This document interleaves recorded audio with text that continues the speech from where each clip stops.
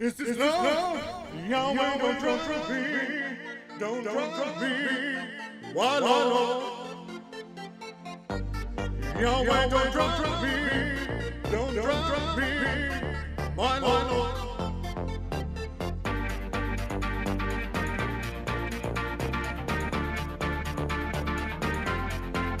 Don't drown me.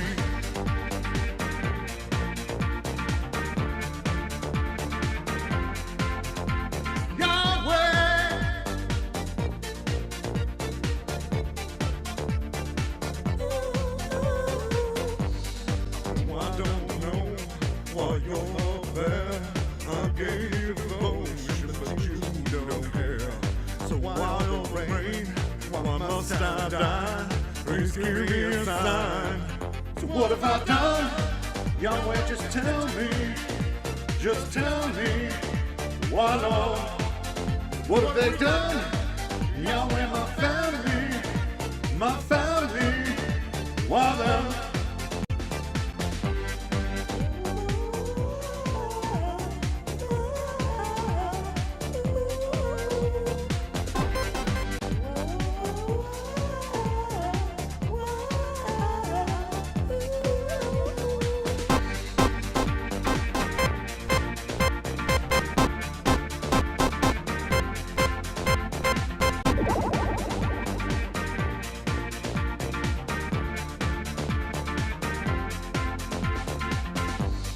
What could we do? We didn't know the fucking angels was on the menu. We didn't partake in angel boom, but till we die, you're a fuck. Yahweh, you fuck me. You fuck me. I'm no more. It's not fair. He's not loving. Not loving. No more.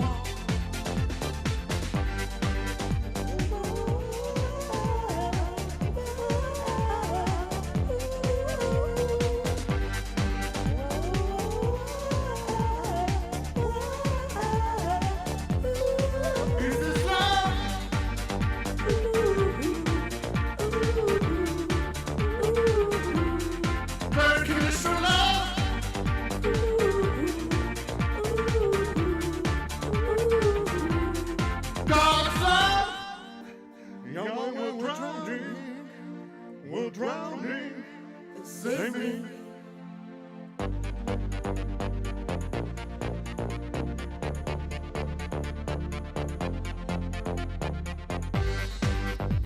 Don't drown me. Don't drown me. I want to live one more time together. We live our lives more time. Please change my mind.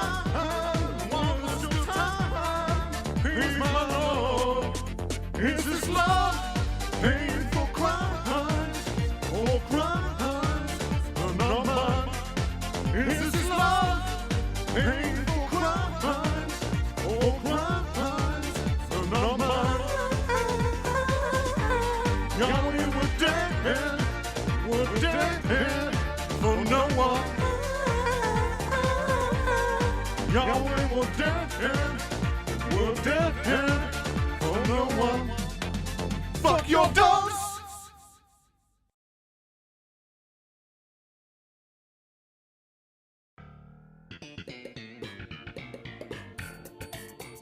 I don't get it.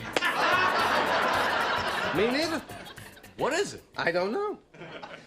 They're hands. Well, what about my hands? I don't see how your hands are any better than my hands. What, are you kidding? The knuckles are all out of proportion. You got hair over there. Where do you get off comparing your hands to my hands? This is a 1 in a million hand. That's what comes from avoiding manual labor your whole life. Word up, everybody. How y'all doing out there? It's Friday for me, Thursday for you. I'm bored. I just felt like doing shit. How y'all doing? And after all do you know what? Nothing proves God to be more than how shit everything goes for me all the time. Trying to get that started was it felt embarrassing for me, to be honest. I was mortified the whole time. I just got fucking work, you fucking son of a bitch. Don't know what the fuck it is.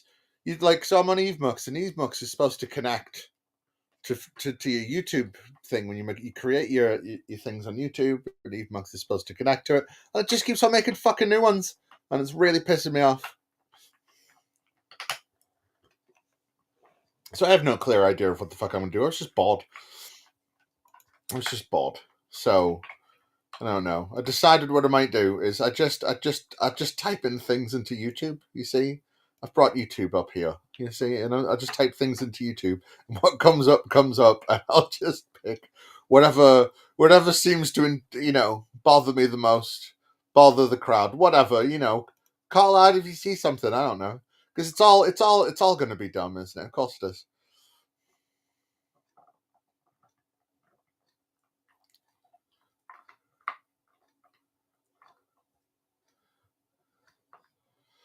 Yeah, it's annoying. It's a shame because it's really good to stream on. Aside from that, except for that one thing is really annoying.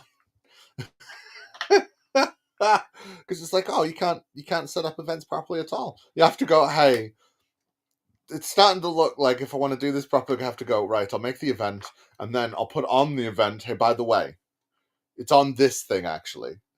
And you have to, it's like it makes it feel exclusive, I suppose, because no, wait, you can't get the link until it starts.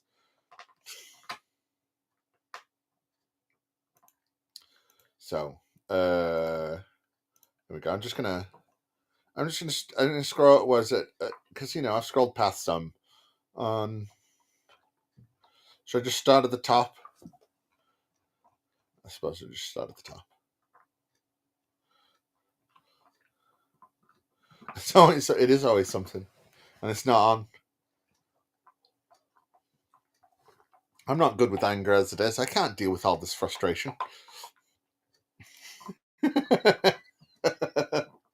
Wait, no, I'm supposed to be a nice, happy person. I'm a nice, happy atheist. Ha ha ha ha! I don't believe in God and everything's great. Maybe I don't believe in God and everything's crap, but it ain't because I don't believe in God. Sorry, it's been on my mind. I finally uploaded that video today, so anybody who hasn't seen that, go watch that. Because do you know what took it out? Do you know what took me the last 2 days to bring it out? I just couldn't be bothered making a thumbnail. So sick of making thumbnails. I'm not good at it, and it doesn't get people to click my videos. So I'm like, if people aren't going to click on my videos anyway, what's the point? You know what I mean? If extra other people that haven't subscribed aren't going to click on my videos because of my fucking things, fuck it. What's the point? Fuck, I can't get half my audience to click on my links as it is. Well, it's happy to I'm happy to have you as long as possible. Because to be honest, I'm just gonna go through and make fun of shit. And we've got Testify. First up, we've got Testify. It's like it's right underneath the ad for top tier thing with existence and fine tuning. Oh joy! Roam freely in the EU, up to 25 gig. Hey, commercials! Aren't you glad there's commercials in this stream? What would you say to men who think Fuck therapy is a sign of weakness? When you have a proven plan. Because the odds of getting all the right conditions for a life-permitting universe. Do you know what? I think. Hello, everybody. I don't usually turn this on, but I'm going to turn it on right now because I can't. I'm not watching ads every 5 seconds while I'm trying to go through this. Oh, there we go. I'm just going to turn this back on for a second. Sorry. So I don't know, because I'm not watching. And plus, I'm not giving this dickhead ads. I'm bored. So I decided that what I was going to do is I just typed in proof of God into YouTube. I'm just going to scroll down until I see videos, and I'm going to make fun of them until I'm bored or tired. And until I'm not bored or tired, and consider you know what I mean. And I was already bored. So we'll see. And this video's 7 minutes long. I'm not gonna watch through all of them like I usually do. Because this is scattershot, baby. I'm full ADHD. I'm just gonna fucking zoom through them. And to be honest, I don't give a flying fuck about, whatever. So I'm just gonna go through them. Someone called the meme guy. They did. I'm just going to go through them. You know, if there's other things you want me to type into YouTube, then tell me in the chat and I will do that. Do you know what? Fuck it. I'm gonna live dangerously again, and I'm gonna put a. Just let me. I'm gonna put a thing in the leak. Let's see if any crazies turn up like last time. Why not? Fuck it. Let me get on to this video.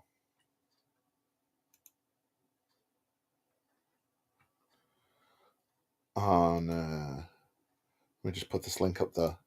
I had to be faster, but my computer and mouse are shit. So. I'm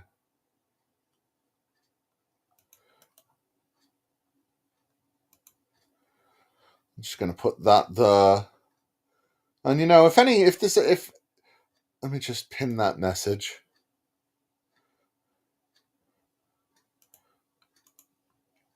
Let's make it interesting. Hello, Christopher. How you doing?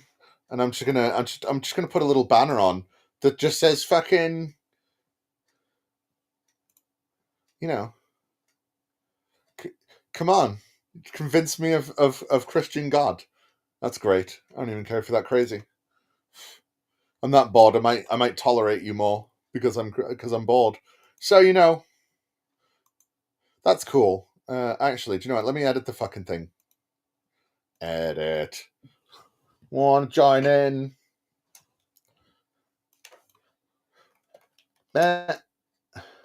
You can't prove God.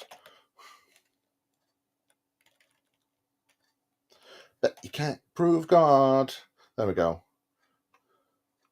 And let me just edit that. Save. See? Bam. But you can't prove God. Winner. Ha ha ha ha ha ha. Whatever. So, just first video. And it's testify. Testify! Hallelujah, Lord! Hallelujah! Holler at your brothers, your sisters, your mothers, your daughters, your fathers, your sons, uncles, aunts, you know, the grandfathers, the grandmothers, nieces, nephews, you know, cousins, you know, one and all. Imagine that you're stuck in some twisted dystopian future. I mean, I already live in a twisted dystopian future. Just because it's not in the future doesn't mean that it isn't a twisted dystopian future. I remember the 1980s and it was horrible, and I remember the 1990s and it was better. And they said this is exactly what was going to happen, and look, it happened. I didn't know it was called Wojak. Neither did I. I didn't know that either. I know that some of these meme people have names and stuff like that. But, okay, I'm 38. I don't have to care anymore. I just go, you know, the sad meme guy. It's the old meme guy. Angry meme guy. Okay, I don't have to be in the loop anymore. That's one of the best things about approaching middle age is going, I don't have to give a shit anymore. I'm not in the target demographic. And to be honest, even when I was in the target demographic, I was too much of a big fucking goth to give a flying fuck. Ba-dum-bum. I like it.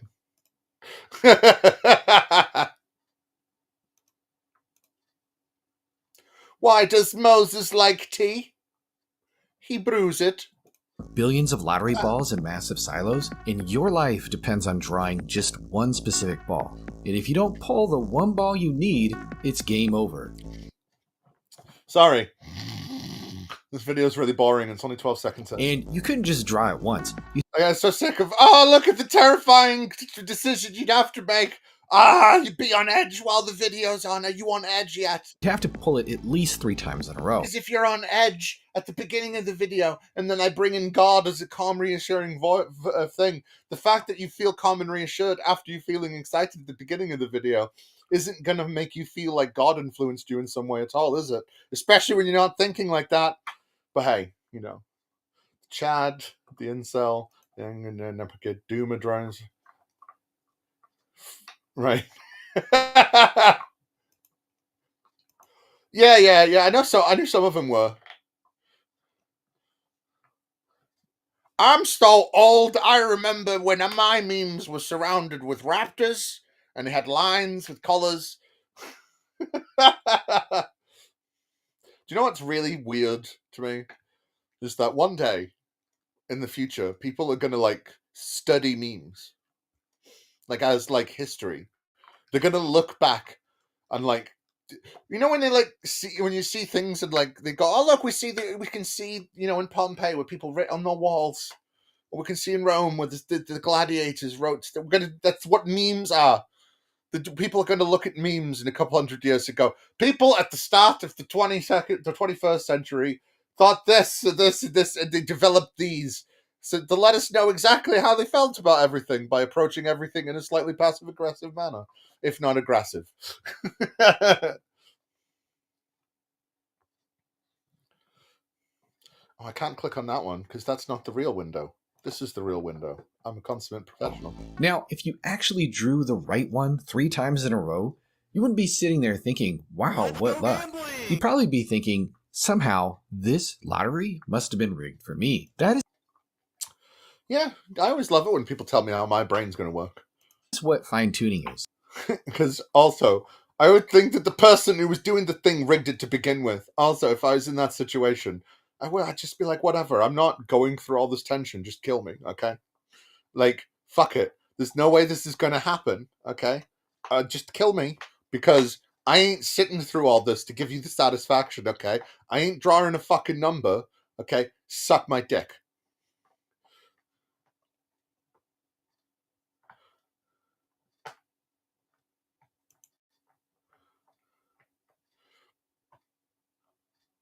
Yeah, well, you know, memes got kind of co-opted by 4chan to be an asshole, so the right likes to be an asshole, and so Christians are on the right wing, so they decided that, hey, we could be assholes again. Do you remember when we were assholes last time? I sure missed the day. I sure missed the days when we used to put people on pikes that didn't believe what we believed. But hey, I keep on clicking on the wrong thing. Oh, yeah, I do. I do as well. That's why, but I see the thing is I don't put any of the ones that I enjoy on for everybody else to enjoy. I can't, because like I can't put them on because I'd be like, oh, and you know that this is called the shaken fist, not the love-in session. You know, I could put Gay Cold Schuler on. I could put that on, but you know, I'd have to start at the beginning, and it's a long saga. Oh, I mean, to be honest, there's a few people I should probably make fun of more, like Frank Turek. There's just some people that twist my tits so badly, I don't like to make fun of them. And like, to be honest, it's one of the reasons I started making fun of Braxton Cunter, because Braxton Cunter is one of those people that I really hate. And like, I was like, okay, I have to stop avoiding these Christians that I truly despise, and like actually like watch their stuff and then make fun of them instead of just going, those fucking grifter fucks. I mean, I do watch the stuff anyway, but that's not the point. Wow. And there I was, thinking we were sharing a nice moment over Internet of Loonies, and I'm the Internet Loony. Well, Christopher Tabalante, I do believe. Cough, cough. You know, thanks for your support.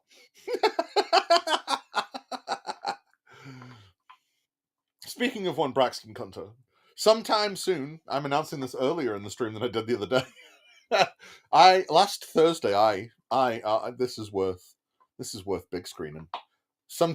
I might have mediated a nice. I was mediator. I made it happen. You know, a debate, discussion, if you will, about an hour long with one Michael Beverly and Braxton Cunter, and I was the glue that made this happen. And you know, it's being put together right now, but Michael's editing it together. You know, he's taking out the pauses, the dead, you know, the little bits where we're talking to each other about, you know, stuff. You know, a little behind the scenes stuff. Don't worry about it. It's going to be out soon, and it should be pretty good. And you know, I'm happy to have been of service. I'm really happy that this happened. I'm really happy that I could bring this together, and I'm hoping in future that I could use this to springboard and maybe help other atheist YouTubers talk to other Christian apologists. I have the Irish call. I have I have a. Oh, sorry, I have a bit of something in my teeth. I have a wee bit of the. I have a wee bit of the gift of the gab there, don't you know? And you know, I can turn people around to what I want them to think. And if I want them to speak to someone, well, then I'll get them to speak to someone, don't you know?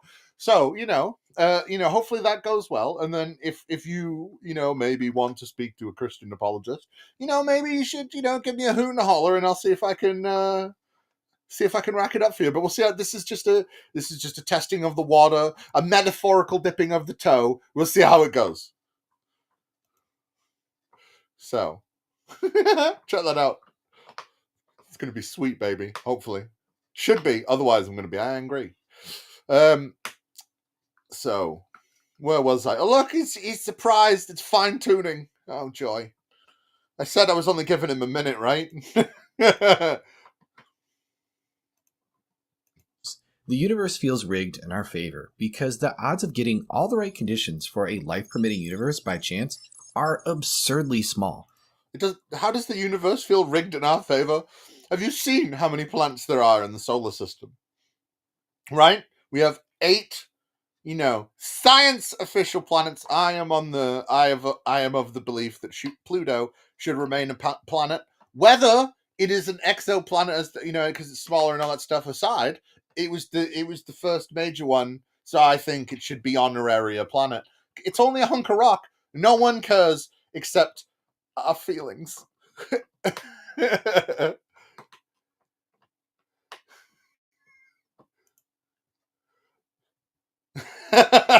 Many, sir, many. I don't hide I make music videos. I make music songs. I perform routines. I am a skilled man.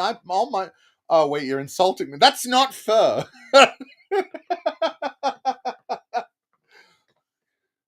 can roll with the punches. I get it. The cut and parry and the thrust. I'm deeply hurt and wounded. I don't know. It's too early in the morning and I'm too hyped up on nothing. Literally nothing. That's the fun of ADHD. Sometimes I just sit here going at nothing. Just at nothing. Yeah. I'm gonna need a 40-ounce and pack of fucking Lucky Strikes. It's Wojak Jesus! Wojak! It's Jesus! Wojak Jesus! The fuck's a Wojak? Like, is it supposed to be some like it's a BoJack Horseman thing, isn't it? Yeah, you can even tell it. Yeah. Do you know what? I've never watched BoJack Horseman. I tried to, and I just couldn't get into it. To be honest, I could never get past the first episode. And you should always get past the first episode because it's always crap. It's way more plausible that someone set it up. Oh, what was I saying? Yeah, before I was disturbed, before I interrupted myself. So you said, you can tell it was so lucky. What was this word? And the universe is rigged. You can tell the universe is rigged in our flavor. Oh, flavor. I am fat. I enjoy flavor. Okay. So what? We got 9 planets. I got distracted myself with Pluto. Got 9 planets, and then that's not including all the exoplanets and all the moons, and that's just our solar system. And there's lots of other solar systems. We can even see some of them, with telescopes like the James Webb Telescope. We can even see the light passing through the fucking atmosphere. It's great. Like, we're getting really close to seeing these planets in some detail, within our lifetimes. It's going to be amazing. So we might even see lights. I doubt it. But my point is, it's more like a fortune. Yeah, but it's taken off BoJack Horseman. I mean, even that pose is a BoJack Horseman thing, I think. I mean, isn't that why it's called a Wojak? Or is a Wojak something else? I don't know these things. I speak like I know stuff, and I'm wrong a lot. I'd say about 47% of the time.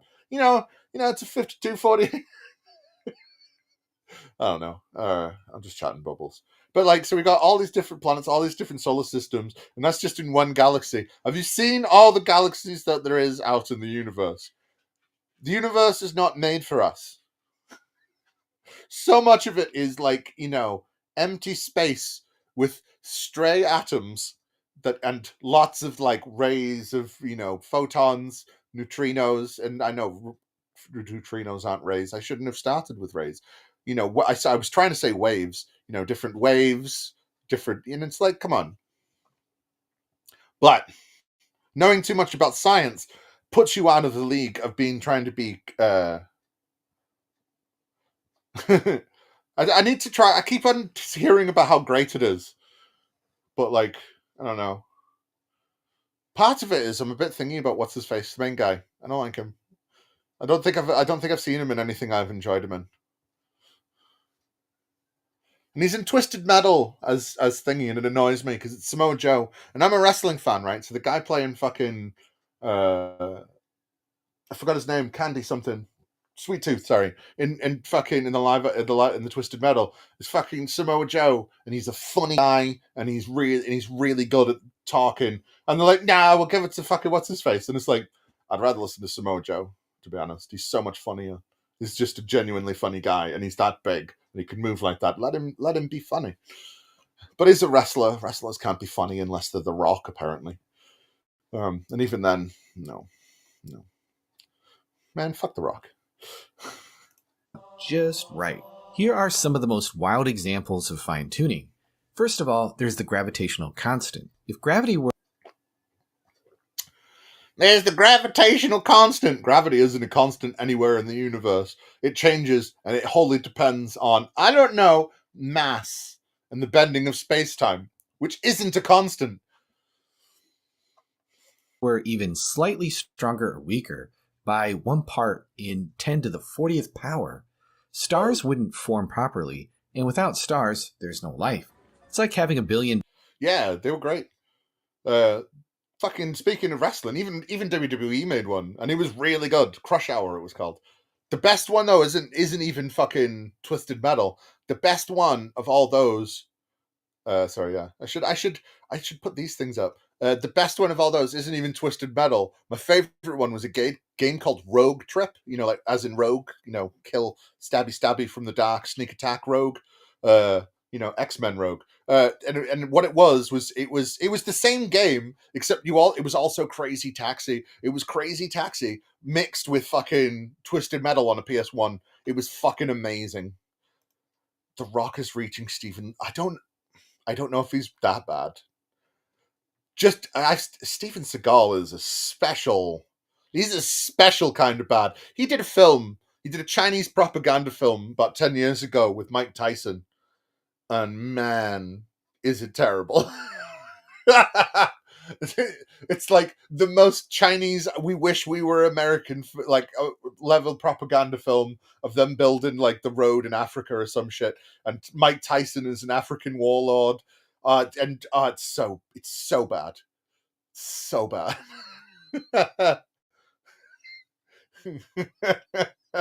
Fucking Steven Seagal going around pretending to be a fucking cop.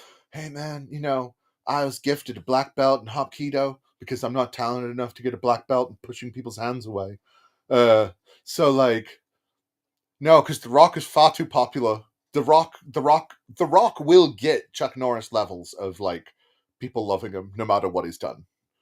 He's a wrestler. He knows how to work people. It's completely different. Steven Seagal was just an asshole, a coked up asshole from the 70s and 80s. Whereas The Rock is a charismatic, like, ex-wrestler who knows how to talk around being an asshole and your friend at the same time and knows how to hold people in his hand because he can do it to a crowd of thousands. Wrestlers are a different breed, man. And when they're talented at stuff, because The Rock he couldn't wrestle, but he could talk his way out of he could talk his ass off on the mic. Yeah, yeah. No, do you know what I love about that film the best? Like, I can't remember if it's Mike Tyson or if it's Steven Seagal, but they've got like bionic punches and they punch through walls and it makes noises. I'm sorry, Pippin. That's me. I was making noises, girl. It was me. I'm sorry, you're a good girl. A nice tasty dinners, though. Yeah. You leaving your dinners? Yeah, and like it makes like weird noises when they punch through walls, like they've got animalistic powers inside of them, like it's Far Cry 1. But oh, it's terrible, and it's not even good terrible. I thought having Mike Tyson in it might be, because if y'all watch Mike Tyson's Mysteries, you'll Yeah, but Hulk Hogan wasn't good on the mic either. That's the thing, right? Hulk Hogan was just really good at impressing Vince McMahon. That was it. Hulk wasn't popular at any time other than the 80s. Even in the 90s, it said W.O. Hogan. He wasn't popular. It was just, oh my God, Hulk Hogan's a bad guy. Wow. But he did have one good movie, though. And it's not because of him. I don't care. This is a bullshit. You can. I don't mind talking to chat. This stream is called I'm Bored. I'm doing whatever, dog. It's cool. You want to chat and chat? I don't mind chatting with chat. It's cool. It's cool, dog. It's cool. It's Bufu. Oh, nobody's watched How High. Anyway, if you haven't watched How High, you should watch How High. I could just sit here and chat bubbles all about films all day, whatever. Especially films I like. How High is the best fucking. It's the best stoner film ever, and I'm gonna die on that hill. I can't. There's not any Kevin Smith film. No Cheech and Chong. Nothing. How High is the best comedy film. How High 2 is a piece of shit. How High 1, though, beautiful. Beautiful stuff, baby. Beautiful stuff. I love that fucking film. When I was younger, I used to watch that film like maybe twice a week. A bunch of us would just get together, smoke a bunch of bongs, watch How High, and then... Yes! Mike Tyson Mysteries is the fucking best. I've only watched the first 2 seasons, though. I get distracted too easily, and I forget to go back and watch stuff. I've started waiting until shows are over and then watching them then. It's too many shows that go, this is fucking amazing. And then once I catch up to where it is, I never catch up to it again because days have passed. I love Mike Tyson's Mysteries. Mike Tyson's Mysteries is funny as fuck.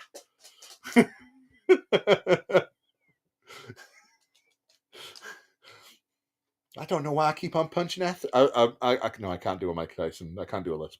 I don't know why I keep on punching all these astronauts. What? You killed another astronaut? I fucking love that show. But to be honest, Mike Tyson's Mysteries is exactly why I actually watched that shitty film. Because it went, oh, he gets that he's comedy now.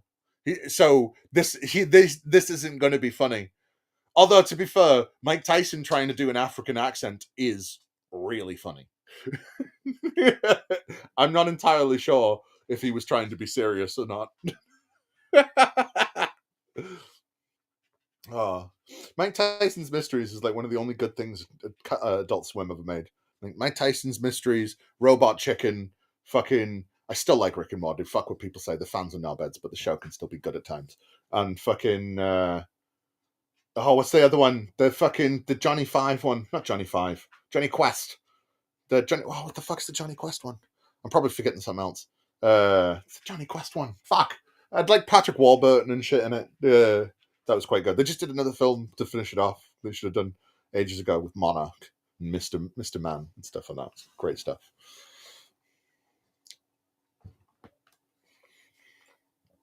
It's like everybody goes on about Smiling Friends now, but I'm not. I think I'm too old for that kind of humor. It always just reminds me. I know it's fucking Psychic Pebbles, and I didn't like him on YouTube. It's not. He's a funny guy. I like him on podcasts and stuff, but I don't know that kind of. And everything's animated, bigger, musclier, half like mangy. Fucking. I don't know. Don't like it. Everything's shouting all the time. I don't know. I'm too old for it. I'm too old. I'll stick with my brass eyes and my jams, and I'll accept that kind of weirdness, but not the new kids' weirdness. I don't know. I always get told that fucking when you get to a certain age and you don't like music anymore, right? Because your brain changes, so new music doesn't click. And I'm like, that doesn't happen to me. It's totally other media, and TV, other stuff. New stuff isn't clicking with me. Music, I can still listen to new music till the fucking cows come home. But, I listen to weird music. So let's bore ourselves. I was having more fun talking about other things, but let's get back on to this idiot. Dice and them all landing on 6. Oh, fuck off, right? We've got to a minute. Do you guys still want me to talk about Testify? Or should I do the fine-tuning argument, or should I do something else? Because I don't care. Cosmological constant. This governs the expansion of the universe. If it were just a fraction different, by 1 part in 10 to the 120th power, the universe would either collapse on itself or expand too rapidly for galaxies to form. Both scenarios equal no life. Problem is with that is that expansion of the universe has changed over time. It's gotten faster as it goes. Further away it gets, the faster it gets because of the lesser pull of gravity on it. Because gravity also isn't a constant force. But hey, who cares about actual physics? See, I get told, I'm still young and all that and everything, but I think I get some artificial age here. The internet and phones and all this happened when I was like a teenager, and a whole generation of stuff passed me by just because it was like, oh, you've left school and and I mean like just after I left school, so I wasn't pressured to give a shit about stuff anymore because I was like a goth skater, and we didn't pressure each other to like things because we weren't those kinds of dicks. So everybody having a phone and everybody all this a whole bunch of shit. Like I'm only just catching up to fucking internet and stuff. Like I don't give a shit. I'm so behind the times. I've always been behind the times because I don't give a shit about keeping up with the times except for purely entertain. Like I'll keep the ship up with video games and video game technology, but that's literally about it. Oh, go fuck! When's this PS6 coming out? I want a PSVR 3. And yes, I'm a PlayStation user. It's the word. Wow. Just a second. Let's have a say.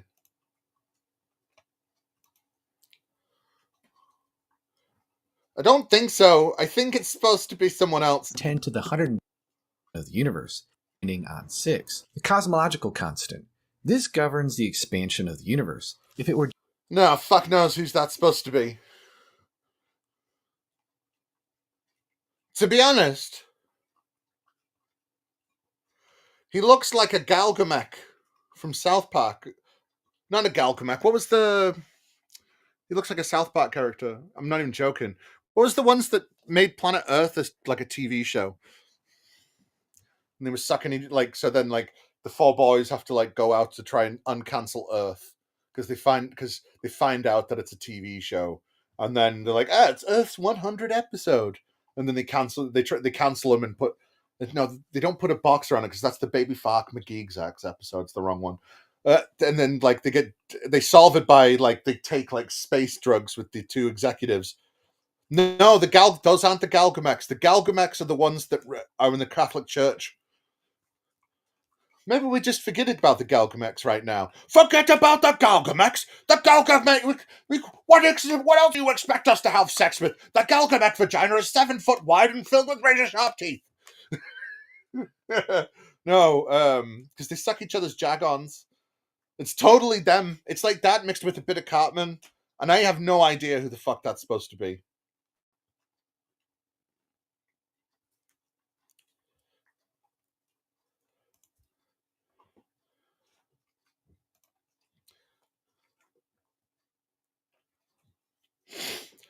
Just finding the right games. See, I like games because it makes me not have to care about the outside world. And considering that the outside world is literally filled with crazed lunatics that believe there's an invisible man in the sky that punishes them for everything they do. Yes! I should have realized it was more racist. I should have realized it was as racist as I thought it was. I had that thought, and I went, I don't want to say that out loud in case in case it's not right, and then people online will get angry with me.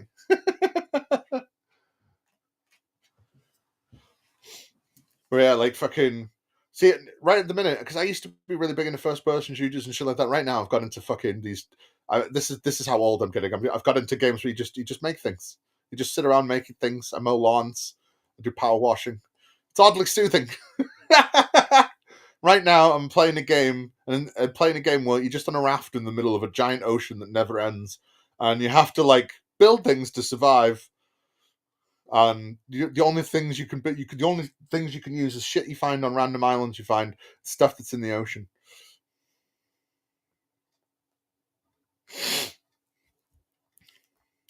And like, because fucking, I get the problem is gaming's fun and gaming companies are knobheads. That's the problem. You go, hey, this would be a really good idea for a game, and everybody goes, yes, this would be a really good idea for a game. You should make this game, and they go, oh no, that's too passe. Why would you want to do that? And it's like, what? It's like I remember back in the day, back when Assassin's Creed was still popular, and they went, hey, we've done Renaissance Italy, we've done Crusades Middle East, and next we're going to do American Revolution New England and like Boston. And people went, yeah, but why don't you do Japan? Because it's assassins, you'd be like ninjas. And Ubisoft literally went, yeah, but everybody would expect us to do that, and that's like not cool. And it's like, what the fuck are you on about? You make all the money. It's so bad. I hate video game companies. They're all shit. Video games are getting good though. You feel all immersive and shit now. No Man's Sky is, if you like the space, No Man's Sky is the fucking best, man. It's like almost no loading screens, and like you take off from planets, you leave the planets, you explore planets, and they keep on adding shit for free all the time. It's so good. No Man's Sky is the best. Man, I got it in VR. I have alien raves. It's so cool. You just put a bit of music on, you go find a nice planet, and you have a rave. And then you have a nice rave on an alien planet. And, being a bit drunk, maybe stoned, maybe even on mushrooms or acid. Fucking having a rave on another planet is amazing, and it will never not be amazing. New Vegas, yes. New Vegas is the shit, yo. New Vegas is what happens when you go, okay, Bethesda, why don't you not make this game? And why don't you let the people that are good at making this game make the game, but we'll make it in your engine? Because was it New Vegas was made by the people that made the first two Fallouts. Current Assassin's Creed does in fact take place in Japan. Synthesizer, it does. We've been asking for it for 20 years. Is it 20 years? Has it been? Yeah. It's been a fucking long time. Yeah. Because 4 was out in like 2012. So yeah, we've been asking for fucking Japan for nearly 20 years, and they've done China, Russia, the Caribbean, fucking London, Norse Vikings, Egypt.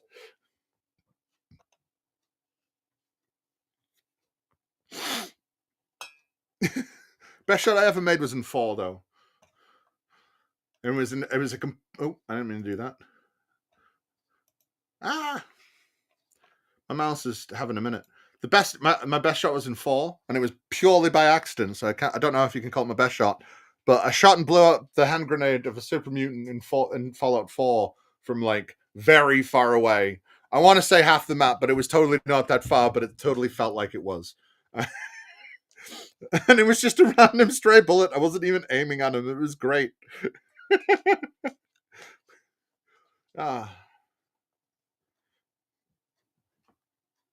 That RoboCop game was pretty good, though.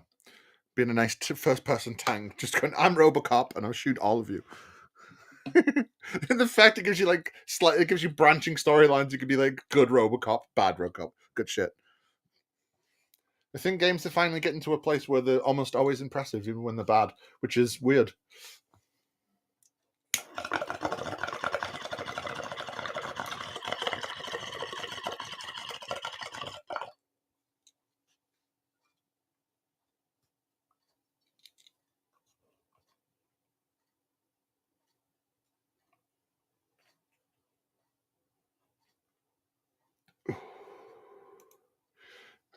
I think it didn't take off because everybody went, you've just kind of tried to make your own Fallout.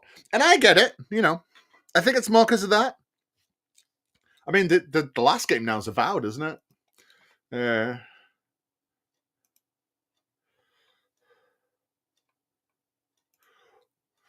What up, yo? Holler at your boy now. I never finished it. You never finished Underworld? See, the problem with I did. The thing is, right, I just wished Obsidian would stop trying to fucking copy Bethesda games. I think that's my main problem. I don't think anybody should be fond of Fallout 76. To be honest, I'm also against MMORPGs, like almost completely. I don't think I've ever found an MMORPG that I'm not against. All right, No Man's Sky is technically an MMORPG, but they don't charge you, so it's cool. Yeah, and see, I need to explore Outer Worlds more because I know there's a lot of, and because it's very short, but like it goes out more. You know what I mean? I'm waiting for. I was excited by the new Doom, but I've still not got it. I'm too poor. I don't know. I don't look forward to RPGs anymore. I think all the RPGs have gone crap. I used to love RPGs. They were my favorite ones. I used to play that shit all day, every day. That's how I fucking... Yeah. But Starfield's not, wasn't them. Those Bethesda. But Starfield, oh, fucking man. Fuck Starfield, man. Like, I am so sick of Bethesda using the creation engine on everything. Everything. That is the engine they used to make, like, fucking Morrowind, and I think even Daggerdale. That is, like, what? I'm like, no, it's fine. We've patched it out. Yeah. Yeah, they were trying to cash in on it because they did Fallout better than them. But I think just trying to be Fallout is the downfall.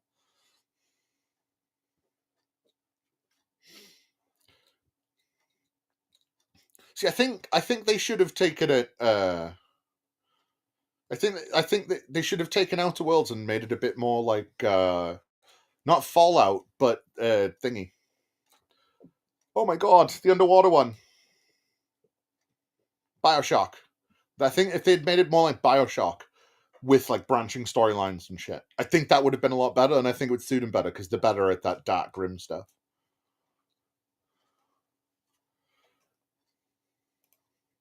Damn. I'm a big fat gamer though, so like I've got 120 platinums on my PlayStation, and that's not including the games that I finished as a kid.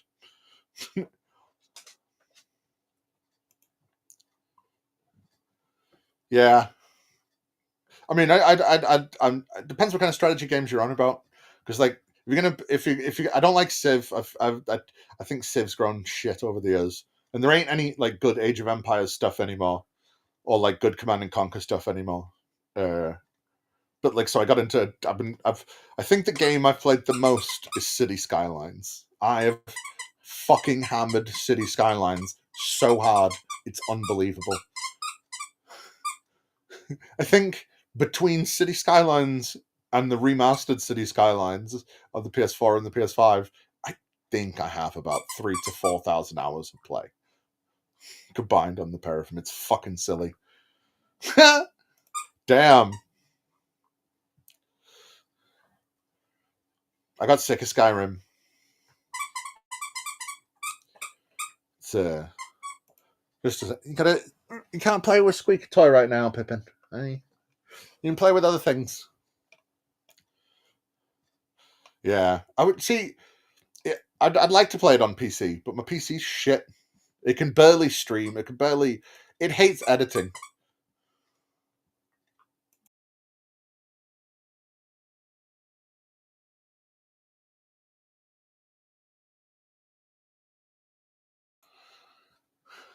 Sorry, Doug. She's got a real thing now. I've recently gone to your stream, and it's time to play with squeaky toys. She's very clever, and she knows it gets my attention. Oh no, I did that. To be honest, once I played Skyrim in VR, I couldn't play it in not VR anymore, and now Skyrim's not in VR too. So, well, for VR too, because I've only got the PlayStation one. No, it totally does. It totally does, but I can't because like my PC shit. It's so bad. It hates editing. It would hate City Skylines because I only want one mod. I only want one mod, and I'd be fine. One mod for City Skylines. I just need a traffic editor. I just need to be able to say no left turn here, no right turn here, whatever. That's all. I just need to be edited that, and I'm fine. That's all I need to do. Other than that, I think it's a pretty perfect game. It's a shame about the second one. Although it seems like the second one's getting into a working order, which I am excited for because I love city builders. I think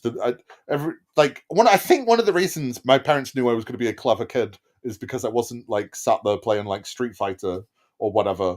in fucking Mortal Kombat all the time. I mean, I was, but like mostly I was playing fucking what's it called? SimCity. And it's like, no, I will make the taxes work, mother. Yeah.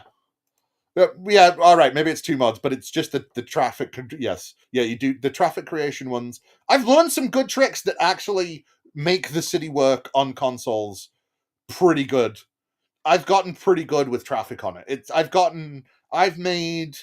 I think my best traffic is I've made a city of 150,000 with 85% fucking traffic decency on it, and that's just on console because I figured stuff out. I figured stuff out. Hello, Dave. How you doing?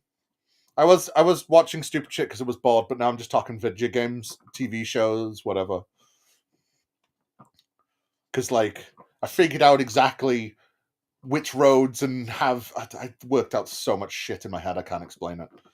I never write any of this video game shit down. It's annoying.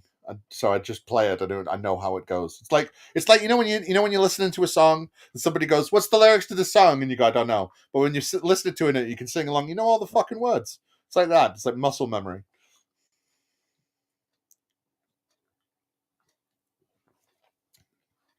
Oh yeah, yeah. I could totally see being fucking like completely taken over by going, "I'm going to make this city now, and I need it to look like this." What I want a good medieval city builder. I want city skylines, but like in the 1500s. You know what I mean?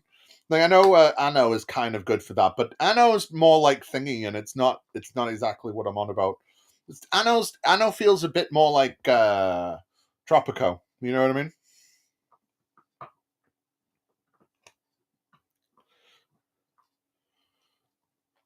I need a good fucking. It's like I'm trying to play through Baldur's Gate 3 at the minute, and like I don't know, I can't.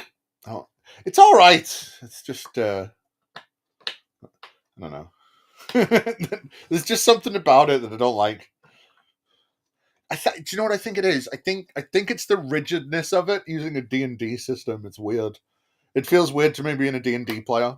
So like fucking no, the story is set in stone. And it's like and it makes you pick characters and classes and it doesn't feel like I don't know. Because like it's like, well, you can play the game, but actually if you can't, because you always have to be one of these classes, or you always have to have certain people in with you. Otherwise, you can never open a chest. You can never do this. You can never do that. You know what I mean? You know.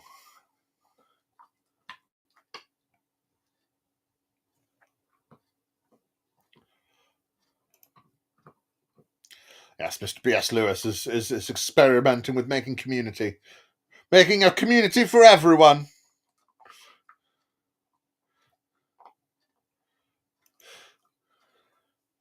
Oh, what do you mean? Like, because are you a pretty rigid DM? I'm not, and I am. I'm very loose before the game, and then, bam. See, bringing everyone together. That's what I like. Because as a DM, I'm very. If you approach me outside the game, I'm very, very open and like, yeah, let's try this, let's do this. In the game, though, I'm like, maybe not, not that much. It's like, no, this is what we set out to do. So this is what I make myself sound more rigid than I am. It's not like, no, you will do. I'm not a railroader by any means, but like, I've played it on and off. I played it I've played it a lot more recently, but I played it on and off for about, I think it's about 15 years now. And I started on second edition, and I've played 3.5, and I've played 5, and I only play 3.5 now. I fucking hate 5th edition. I hate it. I hate it. Well, we're gonna I think you spelled spaff incorrectly. Oh, wait, that's a British word. Spaff means cummies. You're gonna spaff all over something and spray cummies. British term. Isn't British words fun? Yeah, Thaco is the fucking worst, yo. I hate Thaco. Thaco is what made me never play. I don't mind some of the other rules in second edition, but I hate Thaco. It's just a ball ache for no reason. See, I don't think that's what the problem is. Well, I don't know. I've heard it's become a lot worse recently after because Hasbro bought it and it made it bad or some shit. But I played it when it first came out, and there wasn't like a lot of extra books for it. And the problem is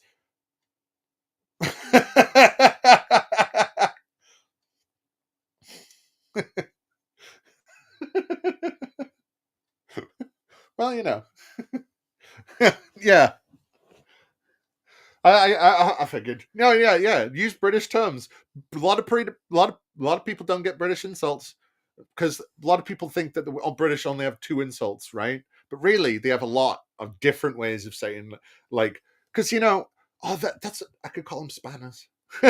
I've been, because like people got annoyed at me for saying the R word about somebody being stupid, which I think we should totally reclaim. To just for people to just refuse to learn things. But like we they get called spanners over here, planks. You're a spanner. You spoon is another one. You fucking spoon. Britain has some weird shit for shit like that. Yeah, cunt and twat and bastard. You're a bastard.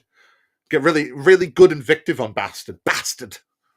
But the problem with 5e is that 5e is really good for people that actually play 3.5, right? And like for people that played it back then, because D&D used to be a lot more creative. If somebody was missing, you might play a module or something. But usually when people were playing D&D back in the day, they'd made a world, and everybody had characters and backstories properly. So 5e is good for that shit, right? Because 5e isn't meant to be played by the rules. See, that's the other thing. 5e is merely meant to be a framework that you build on top of. And then nobody plays it that way because people watched fucking, what's it called? Like Critical Role and shit and went, no, you have to play it by the rules. None of the house rule. People don't like house rules nowadays for some reason. And 5e is really bare bones because you're supposed to build on it. Pathfinder for the win. I do love Pathfinder, yes, but I have a lot of 3.5 books. So, plus I don't like second edition Pathfinder. Like it's kind of just 5e light, not light, but also not good. I don't know. I tried it. It didn't blow my skirt up. I mean, if we have some people that play the D&Ds, if people would be interested in playing a game of D&D online with me, it'd be great.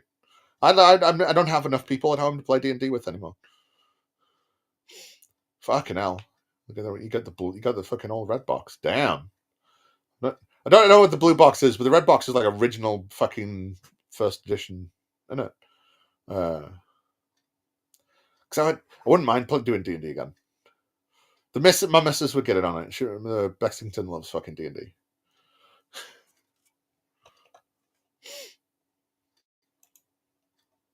My problem here is my problem here is I'm always the DM.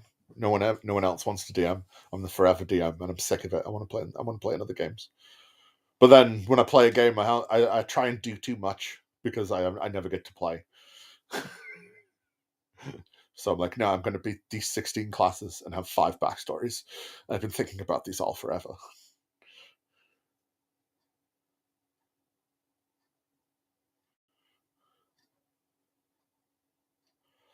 I think I used to use Fantasy Grounds for one of my old D&D groups. Yeah, I will do. Like, I'd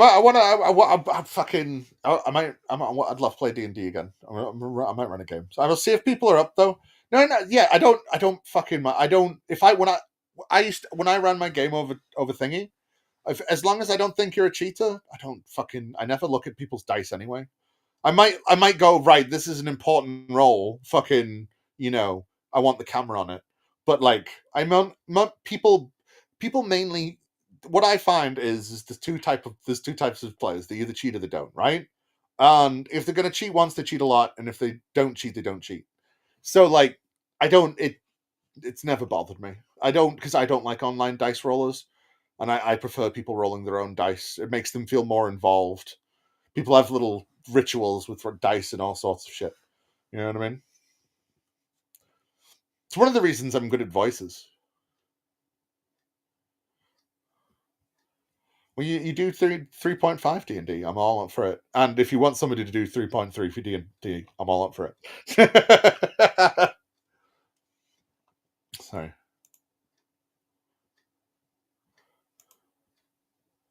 Yeah, send me a link when there is one, or whatever, and not for, you know what I mean. And I'll so I know about it, and yeah, I'll come along because fucking I'm all up for setting shit up like that. My missus is all up for setting shit like that up. Like because my missus loves doing art. She like arts and crafts and shit. So she like makes stuff. She made all of our D&D stuff. She made like, you know, yeah, cool beans. Yeah, my missus makes all sorts of stuff. We've got boxes of just she just gets all this fucking cardboard whatever and just makes all the stuff. Because I don't know, I like making immersive shit when I play. I used to put on music and like sounds, and I like putting on voices because I can do voices. And you know, the games are always fun because fucking it's D&D. It's supposed to be fun. Some people take it too seriously, which is me sometimes. I definitely take it too seriously sometimes. Yeah, I get too into a character, man, and I'm like, nah, this is real life. What are you on about? I'm like, nah, I love my anti-paladin. I've played my anti-paladin in a couple games. Best character ever.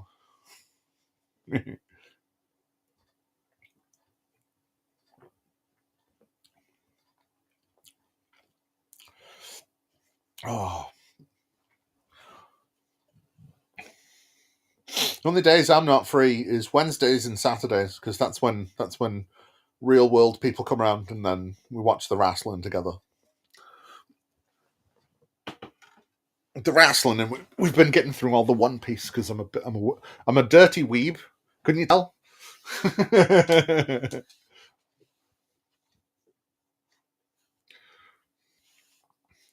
To be honest, we just watched it because it's like this fucking 1,400 episodes. It will never finish it. Just go through it. All right.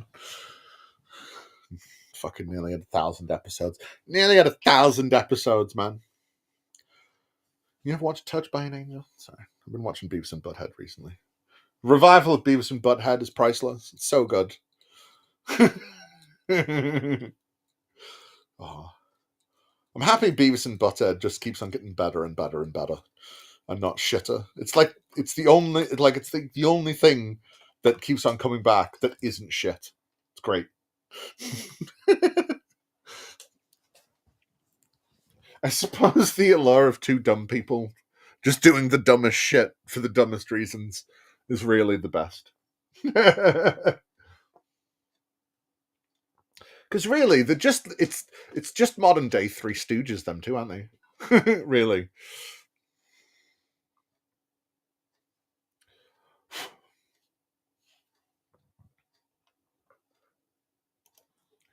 See, that is not what I'm good at. I need solid players. I like fucking like if I had because like I don't know. I get too involved in writing stories. It's my problem. But no. It's why I just started writing them, to be honest. It's one of the reasons I'm slowing down on making like videos and shit and just doing more streams, because one, streams are easy and I can do whatever. And like I've been writing. My last game of D&D was amazing. I have no idea. I don't know. I've not planned out for how many episodes there are. Because originally we were like, all right, we might take 3 for each chapter. And then it turned out that sometimes we only needed 2. And like the last one only needed 1. So, fuck.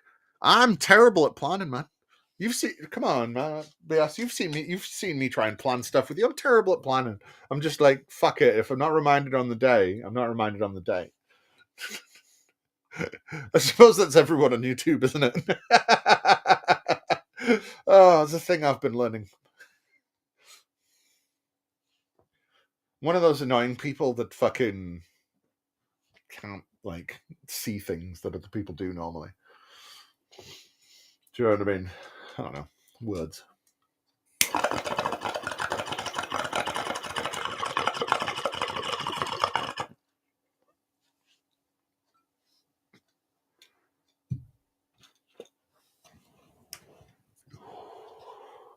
To be honest, I'm supposed to be taking more time to write comedy bits and write comedy stuff because I've got loads of really good half-written bits that I want to do.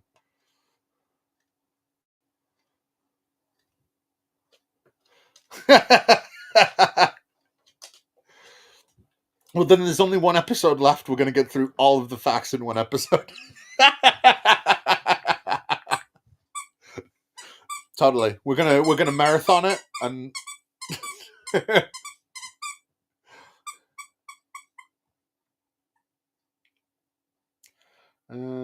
right. But yeah, I've got like loads of comedy bits that are fucking like little comedy things I got half written.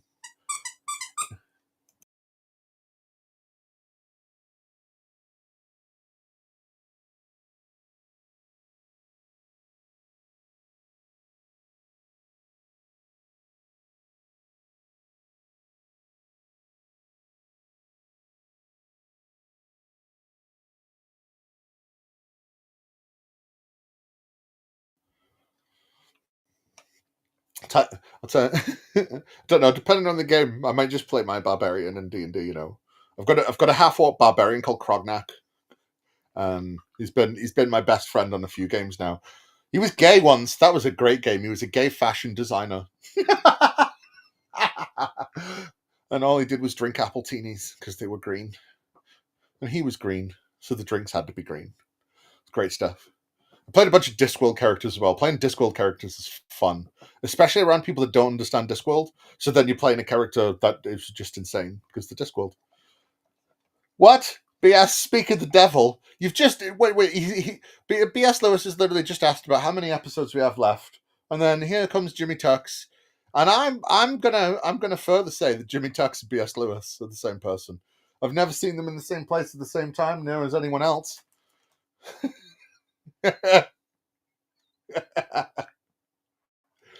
Oh, yeah.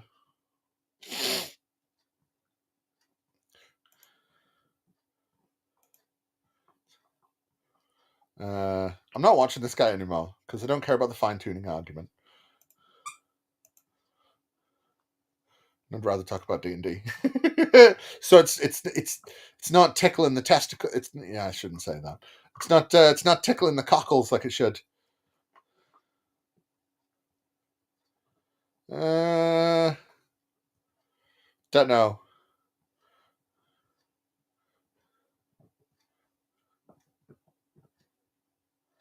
All right, let's see what this cunt's got to say. What color is the note C? Now let's go to the intellectual realm. All right, God, I can't believe on you unless you scientifically prove yourself to me. Do you realize how ridiculous and dishonest that is? What color is the note C? Middle C doesn't have a color. They're different categories. And if I'm going to say, unless I can see God, hear God audibly, touch him, smell him, taste him, then there's no God. I'm mixing my categories. I am demanding that a God who is spirit reveal himself physically right here, right now. That's dishonest. God is a spiritual being, so therefore to demand that that God scientifically prove himself to me, otherwise I can't believe in it. That's mixing my categories. It's making a big intellectual blunder.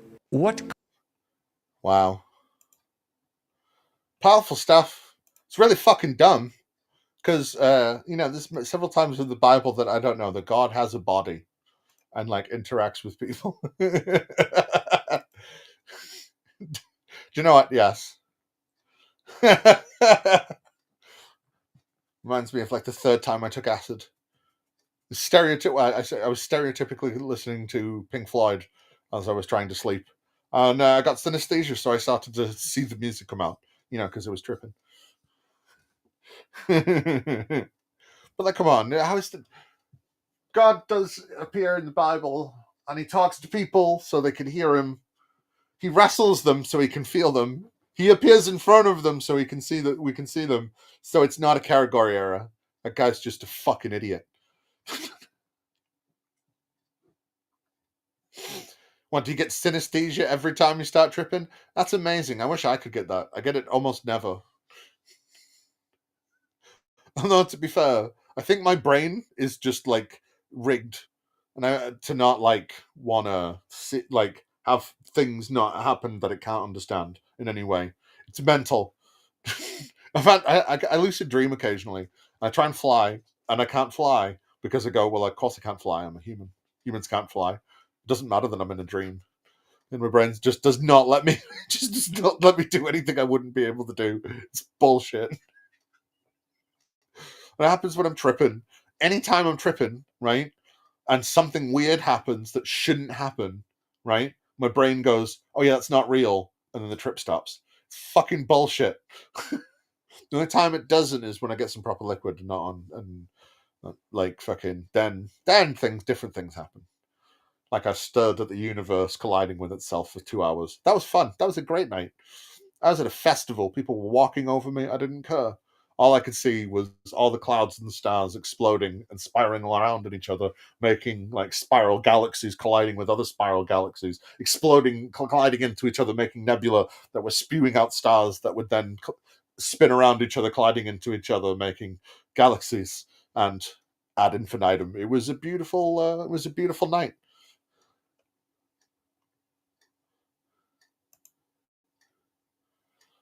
Wow. The maybe they're auditors. There was always 4 auditors, you know, and they look like penguins. I mean, it's just white robes, but go with me here.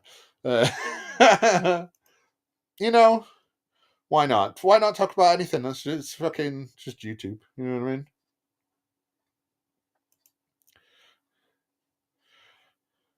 I mean? Sometimes you got to. My brain doesn't let me. It's not fair. It's like it doesn't. It's happened with. I've tried. It's the other one. Salvia just doesn't work on me. It's not fair. It's the other one. There's another smoking one. I can't remember. Neither of them fucking work on me. It's bullshit. Everybody's going mental, and I'm like, they're going, no. It's not cool. It's not cool. I sometimes wonder if it's because I'm so big. Oh. What I don't. See, I've had dreams like that where, like, but I think my favorite one is I dreamed I was suddenly in the 4th dimension, but everything looked like worms, like the game Worms, but like in 3D. And it's just like that's why the 4th dimension's different. It's like, all right, cool.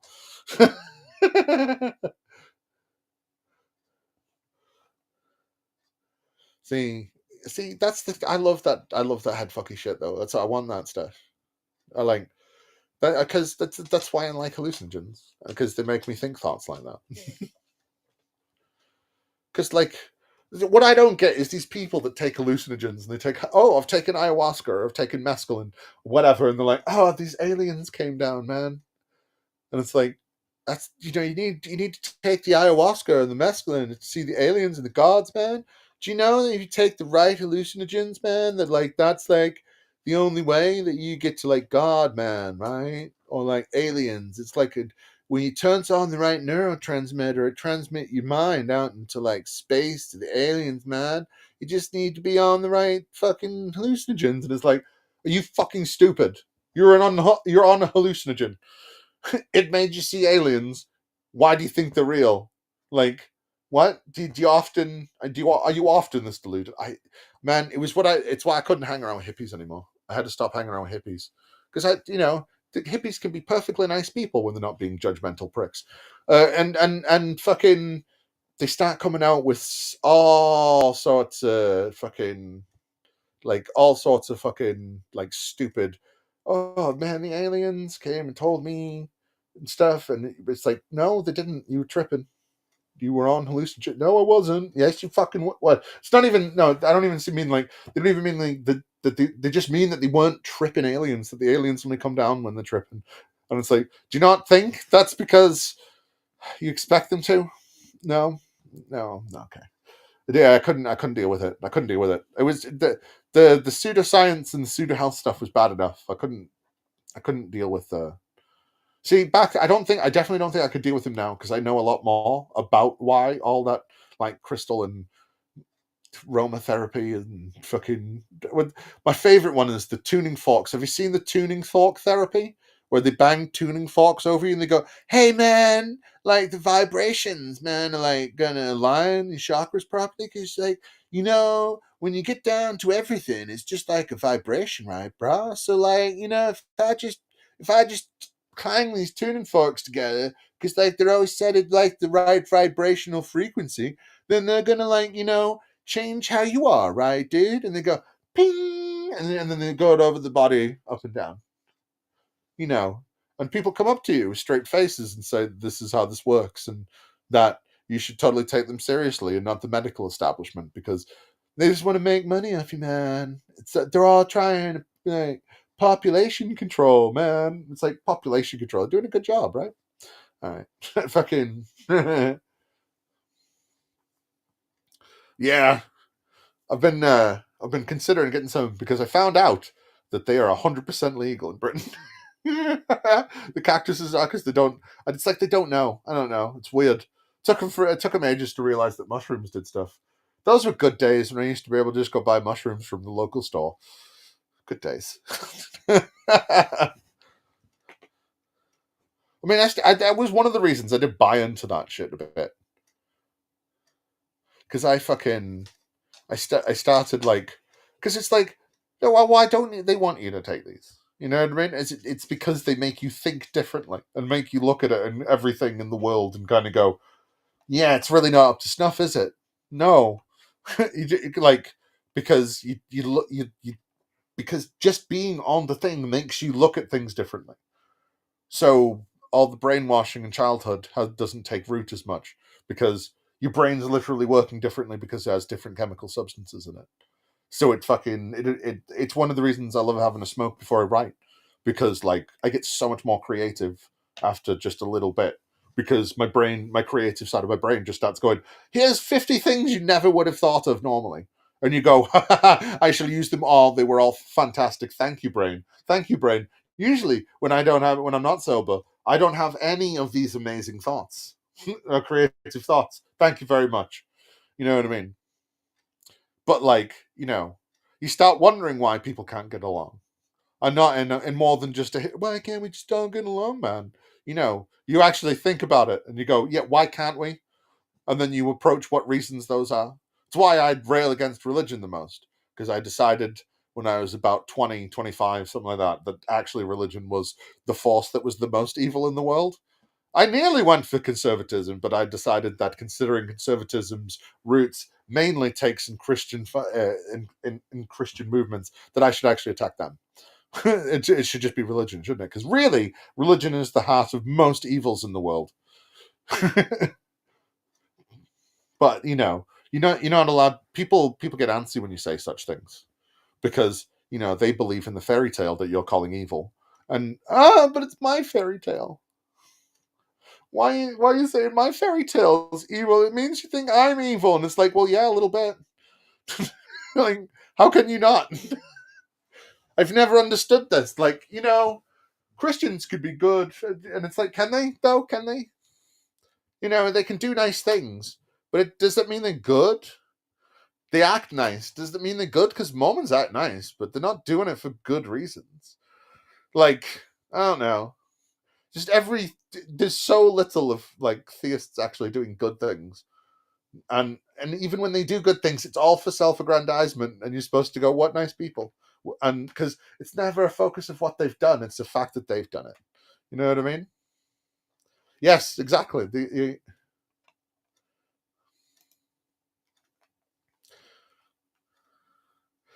Yeah, and the fact that they tell you that they're God-fearing Christians, and you're supposed to go, well, then why is your God so fucking bad? You know what I mean?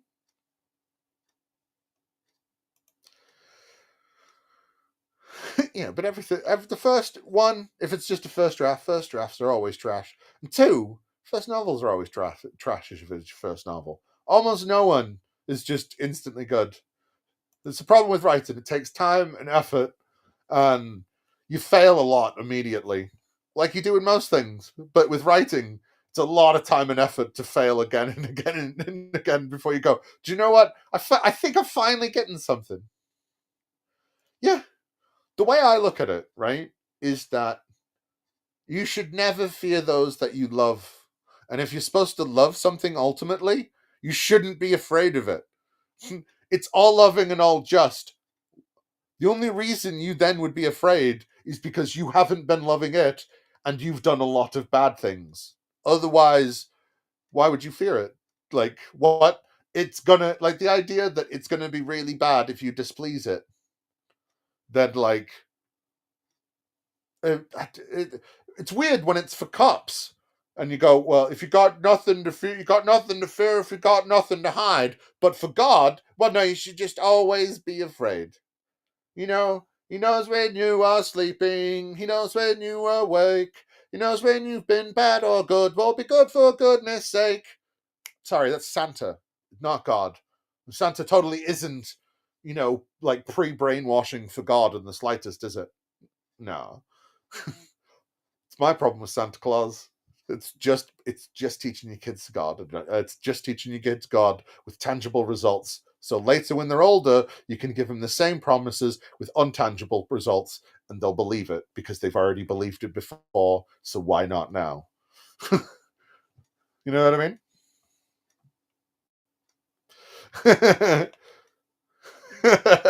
My favorite thing for this, right, is in Discworld.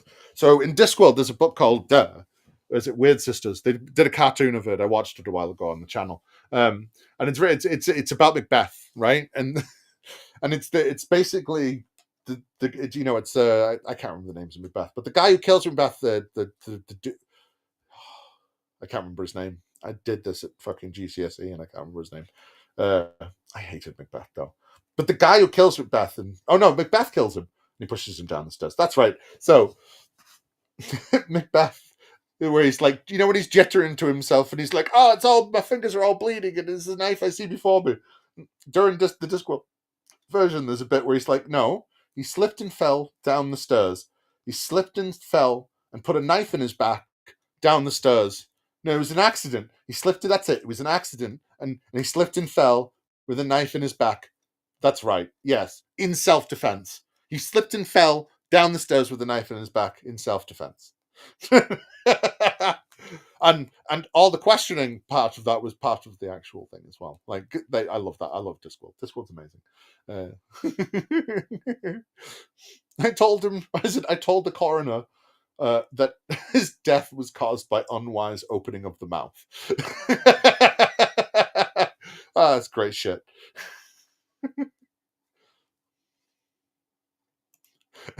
My favorite one for that is when you hear like these rich fucking preacher knobheads going, no, but people have just misunderstood. People have just misunderstood now. It doesn't mean that I have a needle like a thing that you put through leather or you put through fabric. It's not something like that.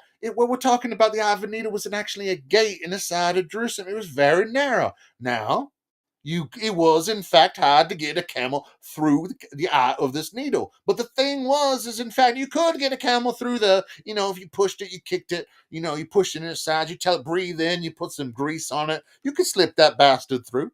They try and make out like it's something completely different, just so they're like, no, it's totally not me. What are you on about?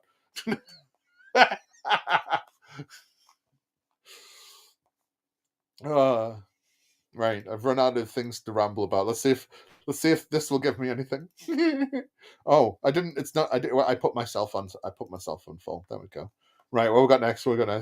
Once I'm not watching him. I'm not watching fucking. I've done the dice one. That's dumb.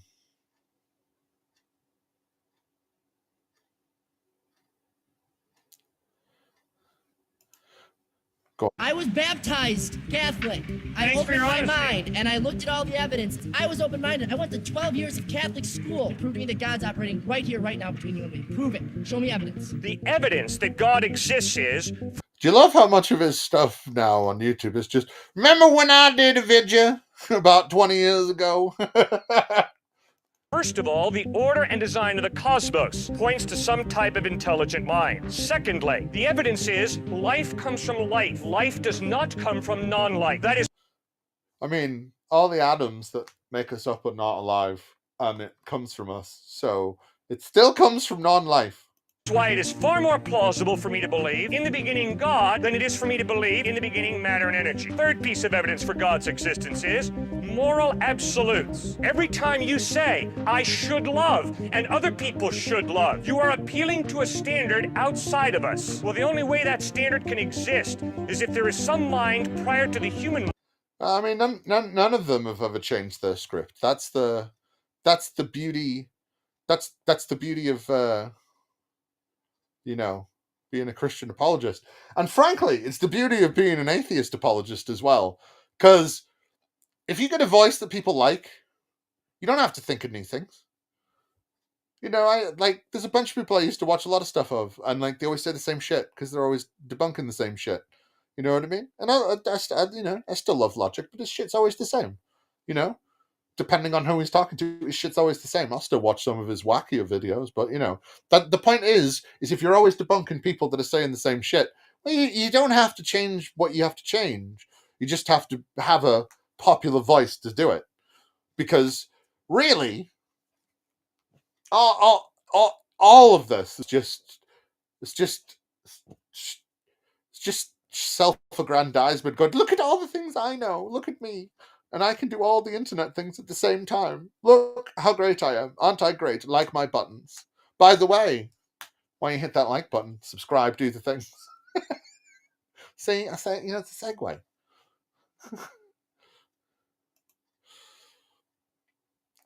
You know, I've wanted this myself, and I've had maybe, I don't know, a little prayer experiment going on in my spare time.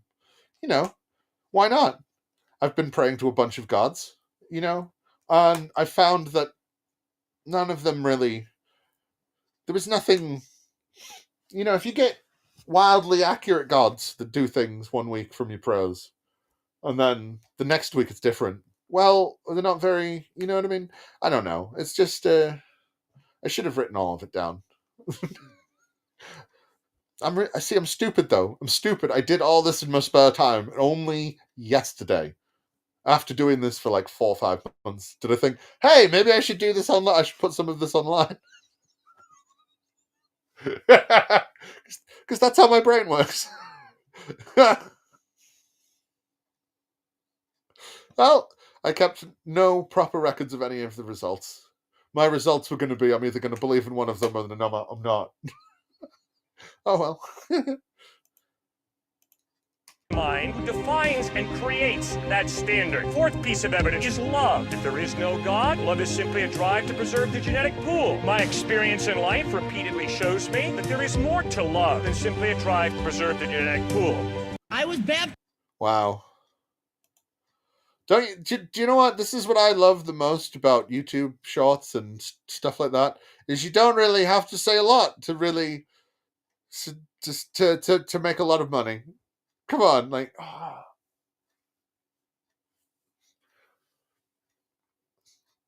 think that I suppose that's what happens when you're rooting for the underdog. You know what I mean?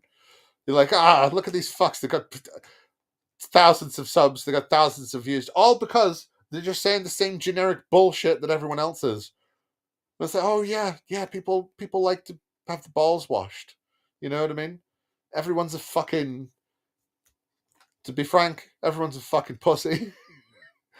Everyone needs the balls washed. And everyone needs to be looked directly in the eyes and have their knee touched and told how special they are every fucking second of the day.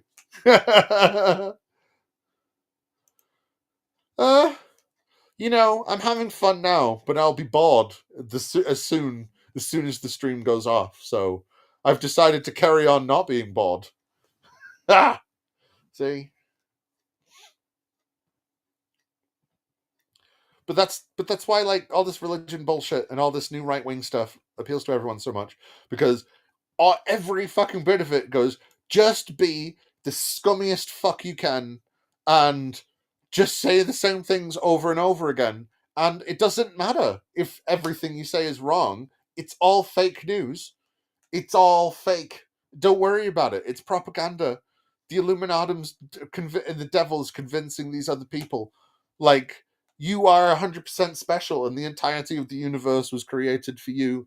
And, like, all this shit. All it does is just tell you how fucking great you are and how to ignore all the badness of the world, because eventually that badness is going to end, and then you're going to spend literally forever not in that badness.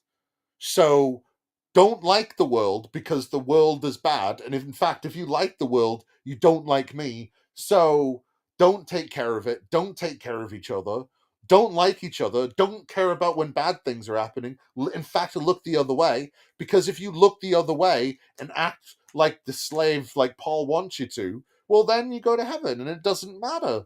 Because what the fuck is the problem? Why would you care about, a couple 10, 20, 30, 40, 50, 60, 120 years of life that's really terrible, because you get literally all of forever to forget it and to experience good things. So why would you give a flying fuck? And then the people that go, hey, maybe we should give the flying fuck about things, well, it bursts their bubble and they don't feel special about themselves. So we're the nasty ones. Because what you mean the whole universe isn't made for me? Well, what's the point in anything then? Nobody understands me. Because they're a bunch of fucking babies, right? Because they're a bunch of fucking babies. Oh, what's the point of the universe if it wasn't made for us? And it's like, fucking make the point then, jackass. That's the fucking point. Like, we're not base creatures anymore. We have higher cognition and the ability to speak and write and make things. So maybe we should use that and make a point for stuff instead of being a whiny little bitch and going, if there isn't a God, I'd kill everything because there's no morals. And I'd kill everything anyway because there's no point to anything. Everything is inherently pointless. And we're supposed to, like, respect these people in some way, and it baffles me. These people expect you to fucking treat them like they're fucking God's gift to the earth. Well, of course they do, because they think they're God's gift to the fucking earth. Because they've been told that from, either from birth by the parents or from the lowest point in their life when they converted, because somebody latched religion into their getting better when they was at the lowest point in their lives. Because literally, that's why they do it. Because they're at the lowest point of their lives. If everything gets better after that, well then, it's almost like it's just directly connected to God, right? It wouldn't have got better without God, right? Because these people are a bunch of skeevy fucks. And they're like, no, we're just good old honest folk. And it's like, no, you fucking lie about everything. You lie to yourselves. You lie about the nature of existence to make yourself feel better. So why the fuck should we ever think that you're decent people? I do not understand it. It baffles me. We get brought up being told that we're supposed to tell the truth and we're supposed to fight for good and blah, blah, blah, right? And then when you actually do that, people go, how fucking dare you, this woke liberal knobbit over here, fighting for people's rights, saying that people should be treated better. How dare they? They want good things to happen. They think that we should pick up our litter and not call each other naughty names. Like, what? They don't like the fact that we lie about everything. We want to be able to make up our own facts. Haven't heard of alternative facts yet?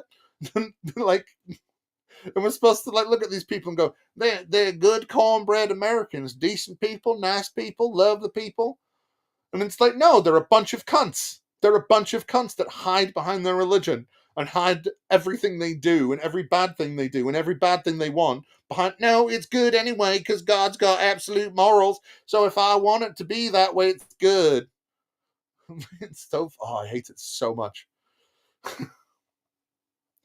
Man, they do worse than kill people. That's the problem.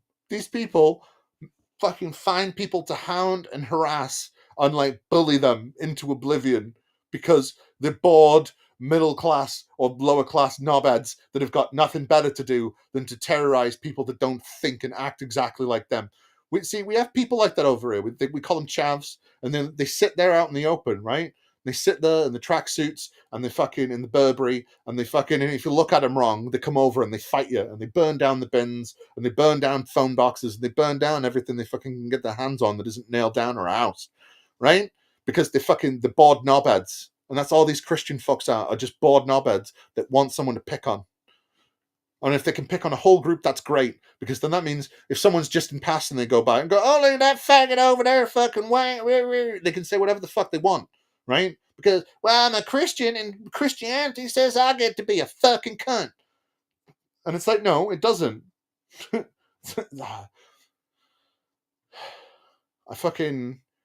hate it. I'm sick of being on a planet full of these people. It's the worst thing.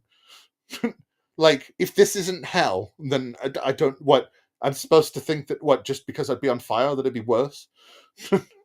How about this being the one existence there is, and this is what we get surrounded by? This is the best we can do, folks.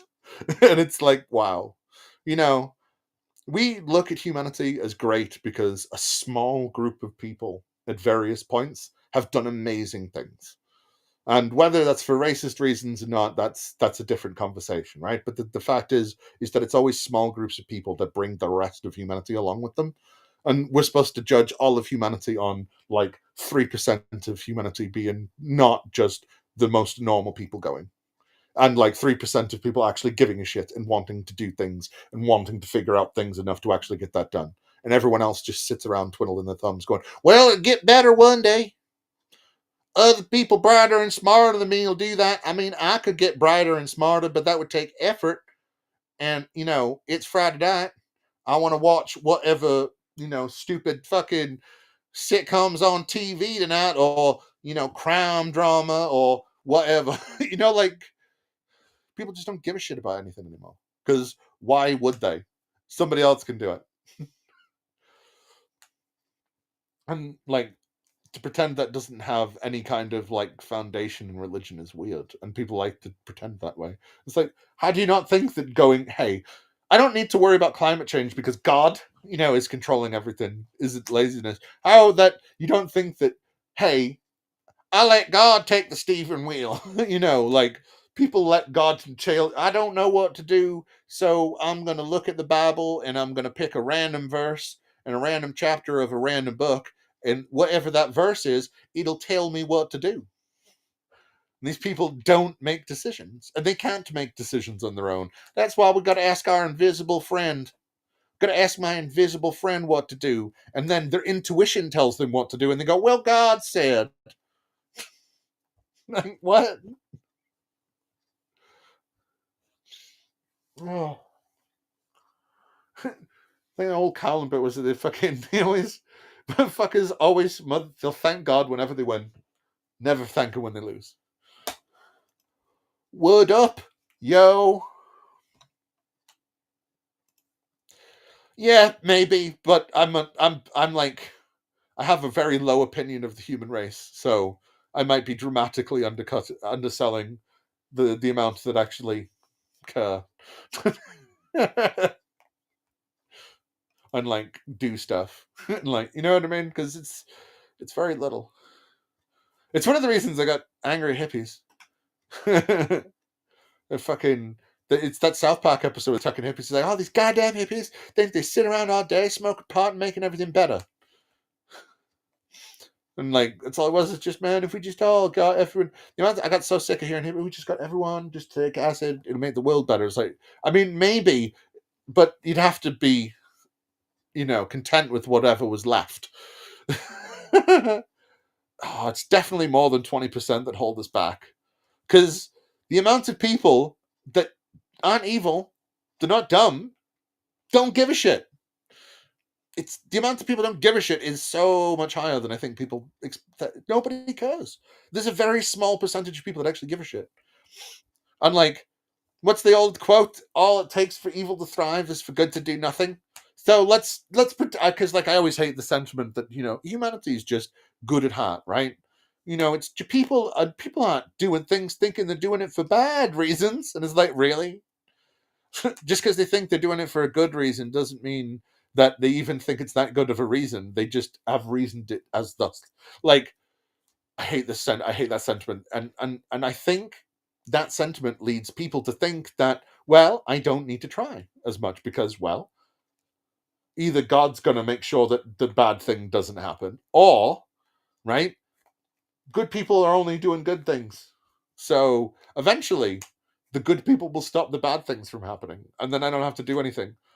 By the way, is ER on this week or whatever new weekly, fucking medical drama is or whatever? Like, hey, have you seen the new episode of The Rookie? Like, that's all people give a shit about now is the tasty memes. And have you seen the short? And by the way, this show's on and that show. And have you seen this show on Netflix?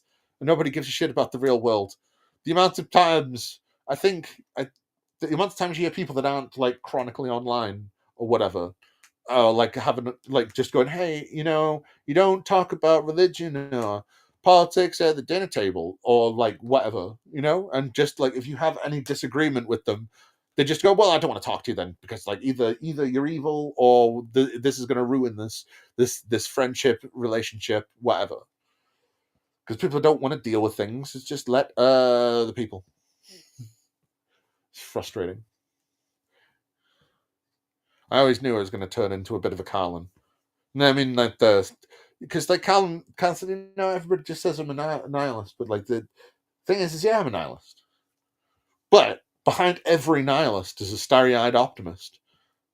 Because I once thought that everything was going to be, the best it ever could be, and everything was going to be grand, and people just were going to do good, and when the bad things happen, everybody would band together against the bad things. People don't. In fact, people do the opposite out of contrariness.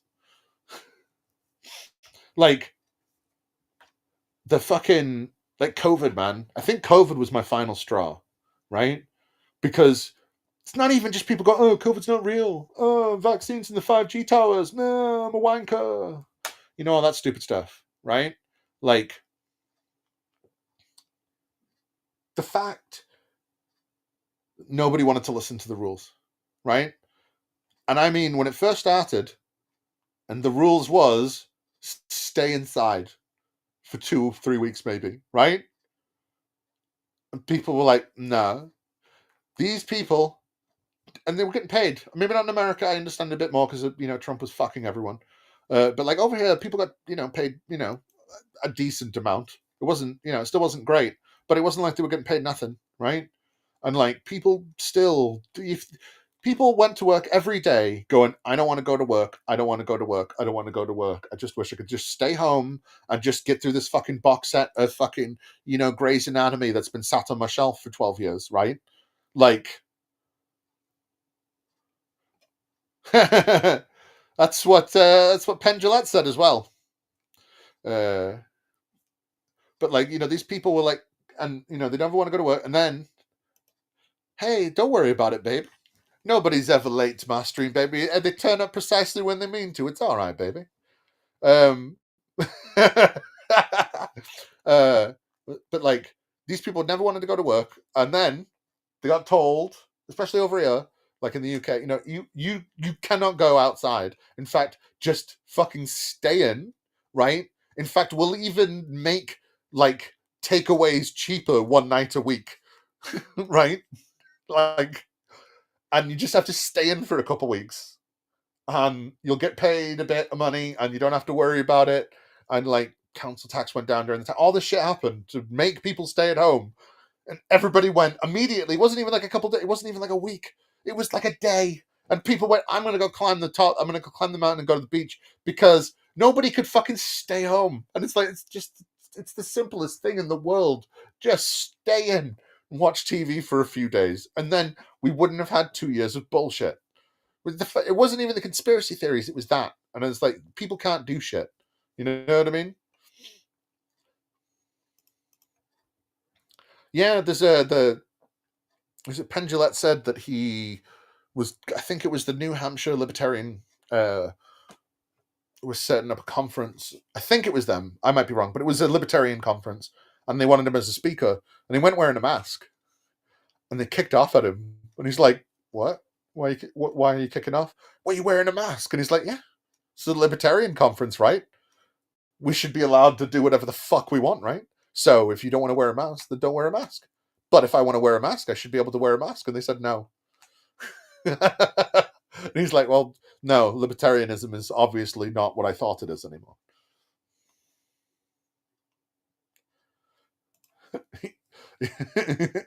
See, I'm an extrovert, but I hate going outside. Like, I love talking to people. I love fucking all that shit. I just hate going outside. Yeah, they totally were. I've always been against the idea of libertarianism, so it amused me greatly. Because, like, the idea of libertarianism is it's a fine and grand idea, but for it to work, everyone has to take part.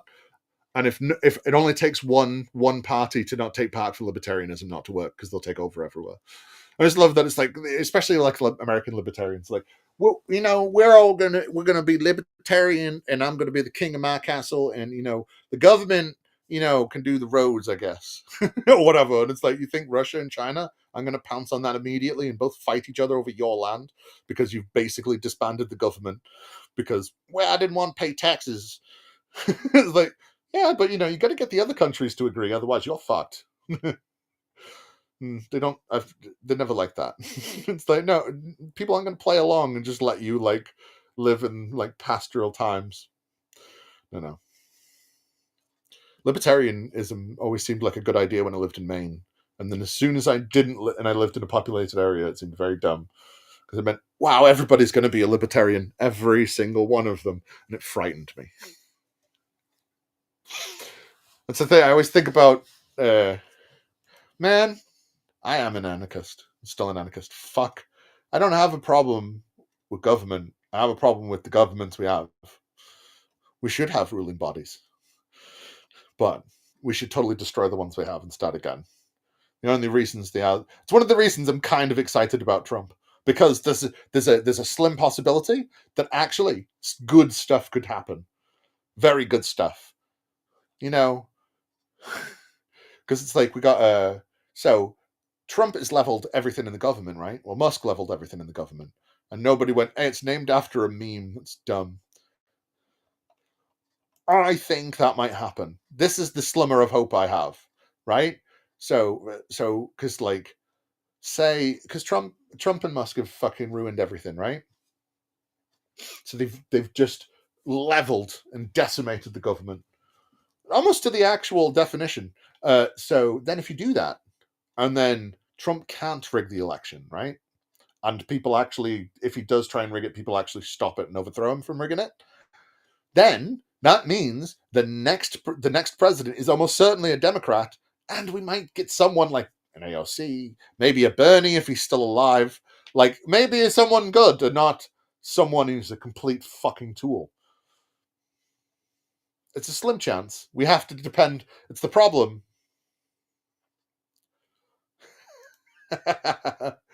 I'm not really excited about Trump, but I am excited for after 2028 because the fact that he's root leveled everything means someone has to rebuild it. I don't think he's going to be competent enough to build a working government, and a working government that would be able to stick past him. So because of that, I totally think that the landslide that will happen because of how bad Trump's going to make everything might actually push people further to the left than you would usually go, and make us make more than a center-right corporatist shill. Maybe we might get someone better. That's my hope. See, the way I look at it is, like when you're playing a video game and you got like health, but you got to play a game of chance. I think we got a tiny sliver of green, a lot of red. really hoping on that 2% chance. You know what I mean? 2% god luck. But like D&D god luck. Like, oh shit, my characters die. Can I roll my god to save me? Okay, you got 2% and 100% die. Fucking go for it. Come on! But occasionally it goes, oh, it's 1! It's 1! It's 1%. I live again. Yeah, we'll see how the midterms are. The thing is this little military parade, I think, is a good indication. I've seen. I don't. The problem is you see a lot of things going on about MAGA turning against him, so you can never tell how true that is. I don't think. It'll be interesting to see how much his little split, his little boy is because like the way them two not being friends now and the way they've done it is like two like 14-year-olds. They're like, I'm not going to be your friend anymore. Like, I'm not going to be your friend. I was not your friend first. I wasn't your friend first. It's so childish.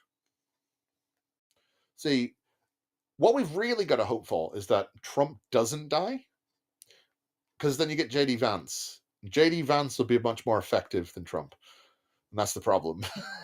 Because JD Vance might actually be able to turn the American government fascist and not let elections happen. I think he'd be more. I think because he's a new person and he's not Trump. I think he'd be able to do that.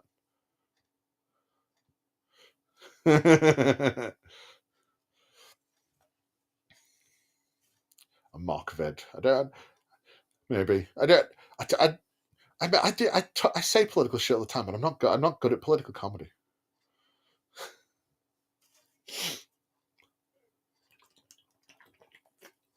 Oh.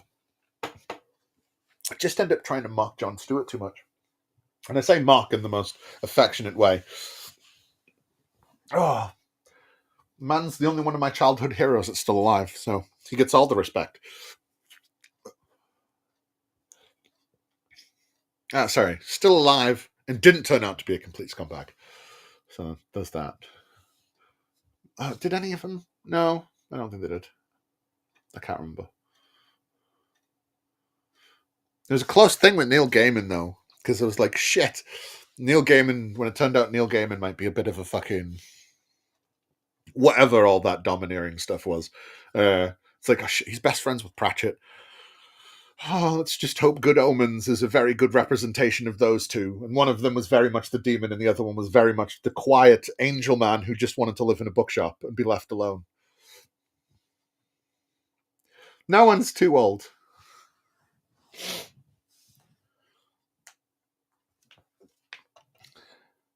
Hey, no worries, dude. This was an impromptu stream anyway. I don't usually stream on Thursdays. I just felt like fuck it, which I might do more in future. Is just go fuck it. I feel like streaming. I might stream. I don't think I'd get along with them. I love the idea. Don't get me wrong. I love the idea of Marxism, but humanity exists, so it won't work. I only think socialism, like, and democratic socialism, has a chance of working because of like the fact that the people will feel more of an immediate benefit, and that might make them want it more. Don't know. Maybe that's the thing. Maybe because the problem is who replaces them. That's the thing, right? With China's fucked. China has got fake growth coming out its ass because we built another 15 cities that no one lives in, and half of them are made of styrofoam. Yeah, but the thing is, right? Death and stupidity are in fashion, and they make money. Lots of money. Cash, wonga, dinero, the bills. I could think of other words that I can't think of right now. But the point is people like that shit. And when most of the internet stuff is based in America...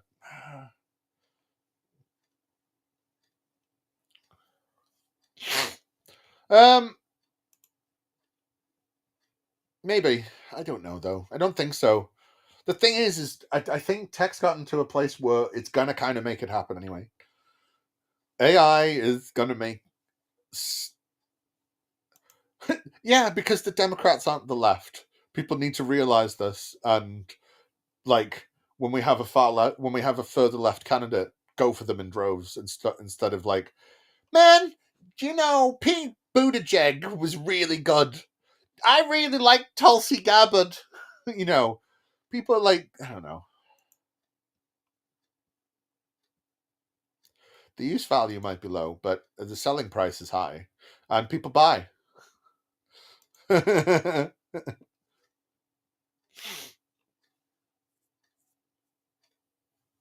I think the idea of industrialization might be a bit beyond people.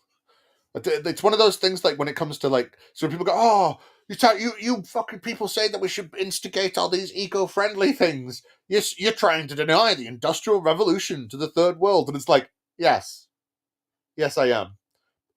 Why do they need? I don't know. Why do they need?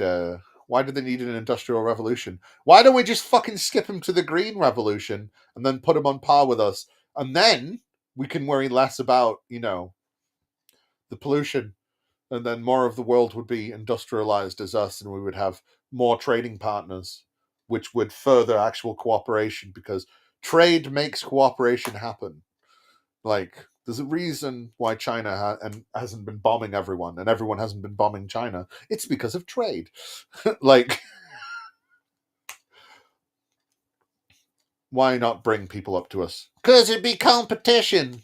Oh, yeah, it's capitalism, and you're going to be king of the pile, right? Soylent Green is people. Yes. But as a person who's not opposed to cannibalism, whatever. I'm not for it either, but also, if you was to put down a steak in front of me, or a chop of someone, and it was cooked, and you went, that's some human right there. I don't know whether I wouldn't be able to at least have a little bit. I've got to at least try it. I've got to try it. I've got to see what it's like. What I'd be asking if there was prions, but aside from that, I why not have a nibble?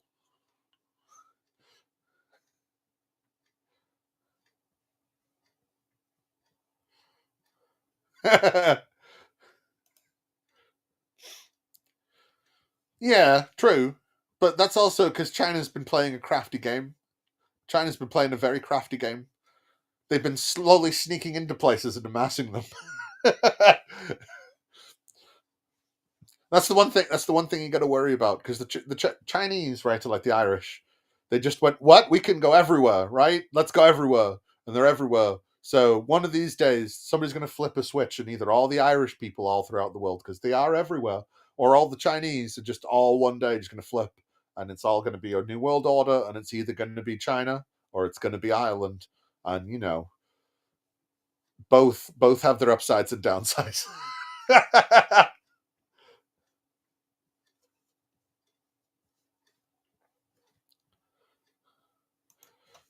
Yeah, that's the thing, though.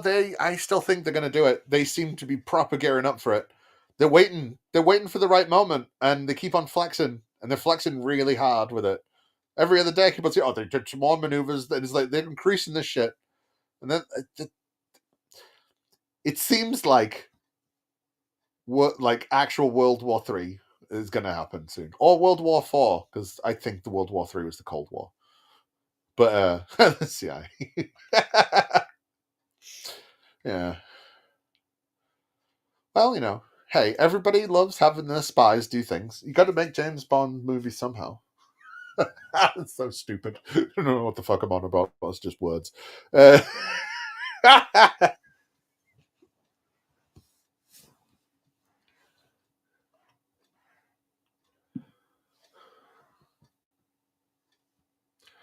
Yeah, you never have been bust without capitalism, but you also have less of a lower class because it's demanded that they be there. Problem is AI is going to make money obsolete a lot sooner than people think. People keep on thinking, "Oh, this shit's far off in the future," and it's like, are you dumb? We've seen the stuff that AI can do now. We have like robots that do stuff, and bipedal robots that can do stuff, and they're like, people are going to be pointless soon. Like, we're gonna have. I totally think we're gonna have Blade Runner dystopia. I think that's what's coming. Totally think it's gonna be Blade Runner dystopia, or like Demolition Man dystopia. But like, it's one of the two.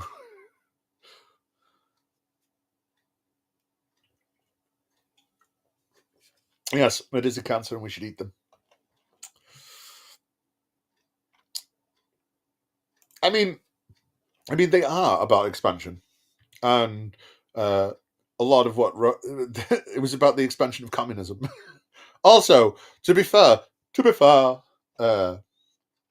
World War II, when it ended, did mean the end of a lot of empires as well. A lot of land got handed back at the end of World War II. So Europe decided that it was bad.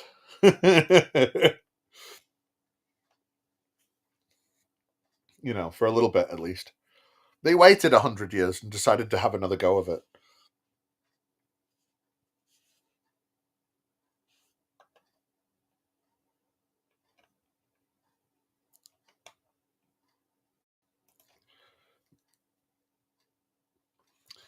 The problem with China is they just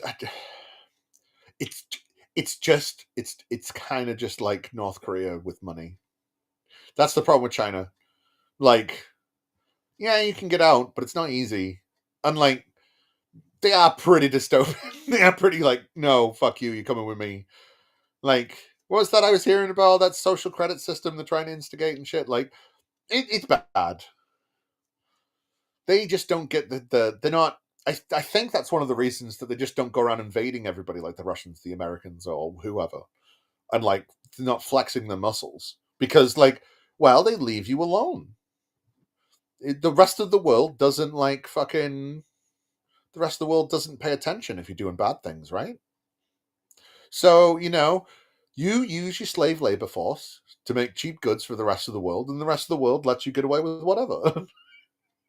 It's what China worked out. Yeah. Well, yeah. I mean, like, yeah, but the French are always going to be the French. I always love the little rivalry between the French and the English. And it's like that's because they're the same. They're the same people.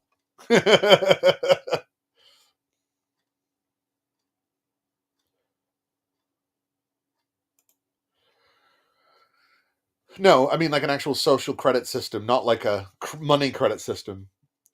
China is worse than America. I mean, America is diving at the minute. Don't. But China doesn't have doesn't. China is not resplendent with a history of like making things better for people. Like China has a history of making things worse and pretending that they're making things better for people. I mean, like half of and I know that like Taiwan's old China and shit, but like even half of old China with like Confucianism and Taoism, it's all like it's just do what we tell you to and just fucking deal with it. Like you get if I'm going to pretend that there's any good countries that don't have a history of bad things, yeah, it's not going to happen. But they do also have a totalitarian fascist dictator that is like ruling with an iron fist and sends people to death camps for the entire lives for calling him Winnie the Pooh. And like, if you want to say that Trump's going to go down that, then definitely I can agree. But we haven't gotten that far yet.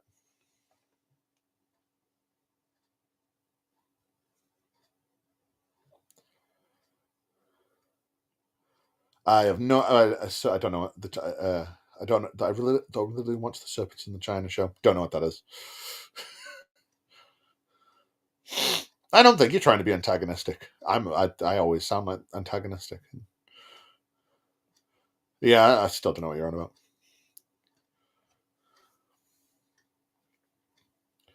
I think like. I mean, the problem is America is freer than the other superpowers. It is.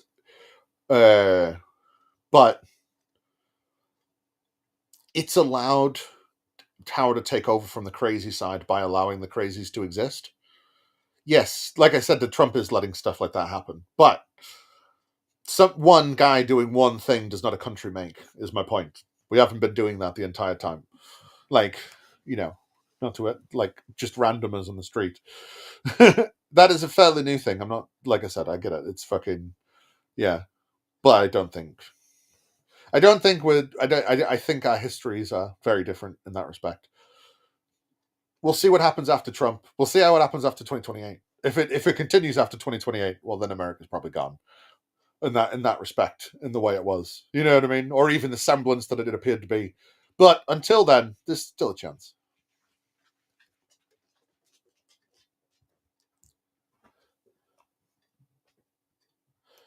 Right.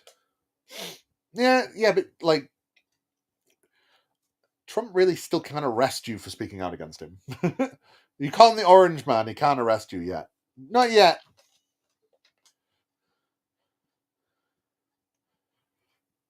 Yeah, well, you know, Japan has a weird thing anyway, though, doesn't it? Japan has this weird thing where like they pretend to be like this really free place and really like, look, have you seen? We make fucked up movies and fucked up art and like, yeah, look, there's you know, fucking used panty fucking vending machines and stuff. It's all wild and wacky and you can do whatever, right? But then you're supposed to ignore the constant you must work 20 hours a day. And actually it's really good if you sleep at your desk and it's seen as a bonus, and actually your bosses totally own you when you work, and like Japan's fucked.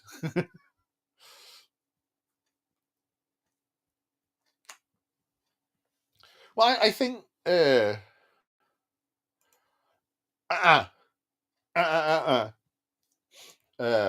we well, I suppose what you mean by develop, I suppose. I'm taking it in a more modern sense for industrialized world. But socialism and communism existed right,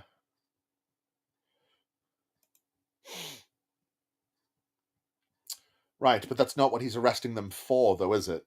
He's using another law to arrest him for that. What I mean is like it's not illegal to call him the Orange Man or anything. He arrests those people and says that journalist is on here on a foreign visa, so they're a foreigner, so I'm getting rid of him. It's not great, but I still don't. I'm not saying they don't, but like Japanese work culture is completely different, and Japanese work culture is fucked. Like American work culture is about trying to get you to do overtime and trying to get as much out of you, where Japanese work culture is no, you're not allowed vacations because the people at work will pick on you because you're abandoning us. We're a team. How dare you leave the team even for a day? Like Japan's a place where they demand late notes from the train service if you're late for work. Like if the train's late, it's insane. No, I'm not talking about primitive communists by hunter-gatherers. I'm talking about early Mesopotamia. That's what I was getting to. Early Mesopotamia, before they developed money, and before they developed lugals, the big men. That's what they're called. I'm not saying America's great, man. Like it's just better than others, which is bad.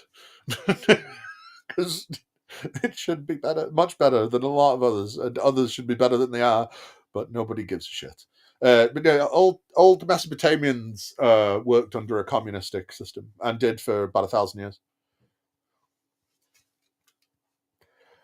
I try to be respectful of non-religious ideas as best as possible, and I don't think we were disagreeing as much as as it seems that we were.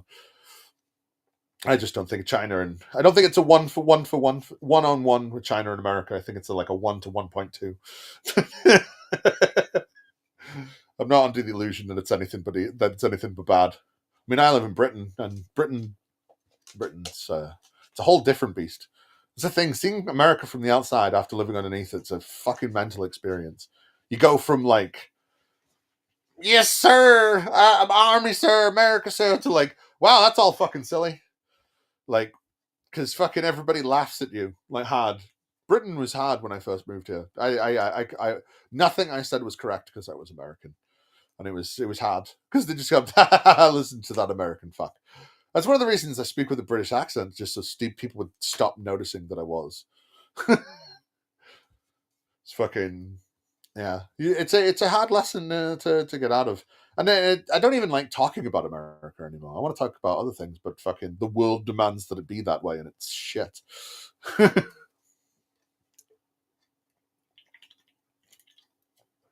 Oh, although Japan might get better because they since the first time since the 90s, and only the second time since the 50s, have a liberal government in. So hopefully they might be able to get rid of the 1953 plan, which has fucked their country for a very long time, giving the old Yakuza family, not Yakuza, the old thingy families of old all the money. Japan's great. I know too much about Japan stuff, and it's still not that much. I thought about moving there for a little bit because I was into Japanese wrestling and I like animes, and then I'm like, no, this place is not cool. I think Norway is probably where I'll end up. Norway or fucking Finland. I'd like to move to Scotland, but I'd still be under the British government, and the British governments are fucking not cool. Bunch of entitled tough wankers. Were you born from the certain family, and did you go to the right schools? Well, that's the only, because, you know, you go to the special schools to learn how to run the country, don't you know? It's fucking, these people are ludicrous.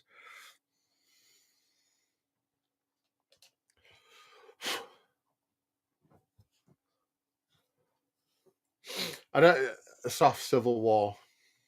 I don't know. I think if there's going to be a civil war, then there's going to be a civil war. The problem is if there is a war, the left ain't going to win. The left is going to lose hard. Because I think the pioneer, rootin' tootin' cowboy aspect of America is too ingrained into, like, the American psyche to let America, like, be decent people because everybody's a fucking cowboy and everybody, you know, I'm just a man who works out in the ranch on my own. Doesn't matter. I work in fucking a normal department store or whatever. Like, everybody thinks that they're fucking some frontiersman doing it out on their own in their own way. So the idea of working together with other people, well, that's just immediately poo-pooed because I'm not a cowboy out in the range in big sky country. Yeah, they are. They used to like Sweden, and apparently Sweden left. Sweden was one of the first people that started going a bit weird. Some of them started thinking that maybe they should be Vikings again in various ways. Well, yeah, of course it is. The whole class system is based on, is your ancestor in the Doomsday Book? Yes, you are allowed to have a decent life.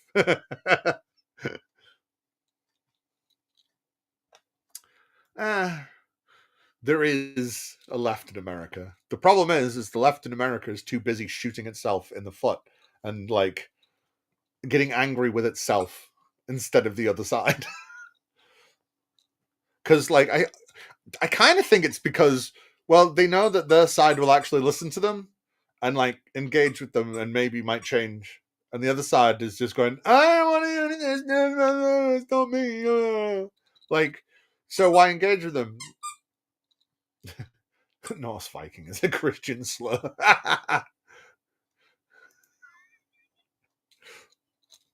Yeah, don't tell them that the Christmas tree or a Yule log comes from Norse things. Christians will get angry.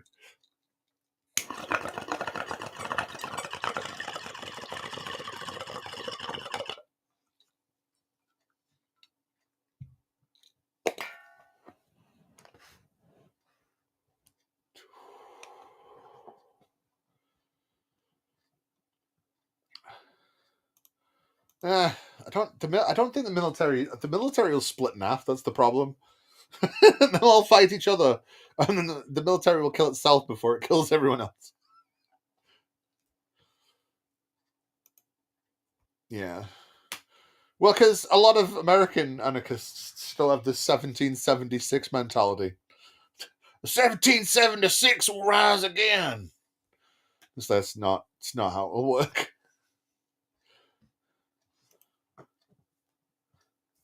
Yeah. I mean, it went both ways, but yeah. Oh.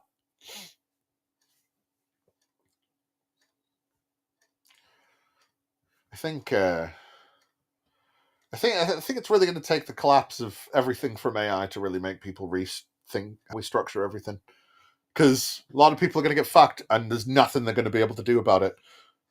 And once again, people on the middle to far left will be going, "This shit's been coming for ages," waving their hands, going, "Look at the dangers ahead." And once again, we'll be proven right.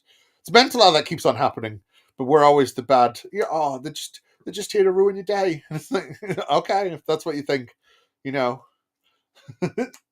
just want people to take responsibility for what they do.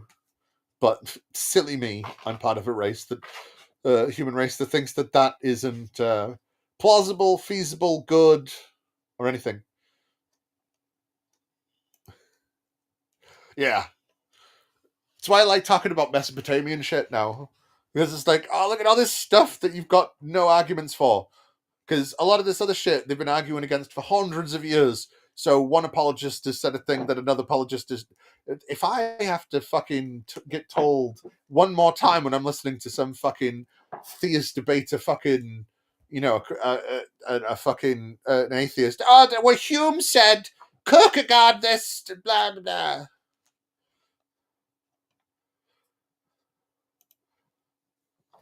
Well, I'll see you soon. Like, you know,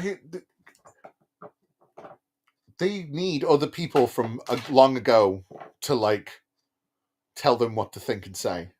So no one has any good rebuttals to, well, the Mesopotamians came first and they have a lot of things that you have. Look at all the stuff that the Jews nicked from them. And because they're not used to Jewish... I nearly said Jew apologetics. That would have been very bad. And I said it anyway. So I guess it's just as bad. I don't think these things through.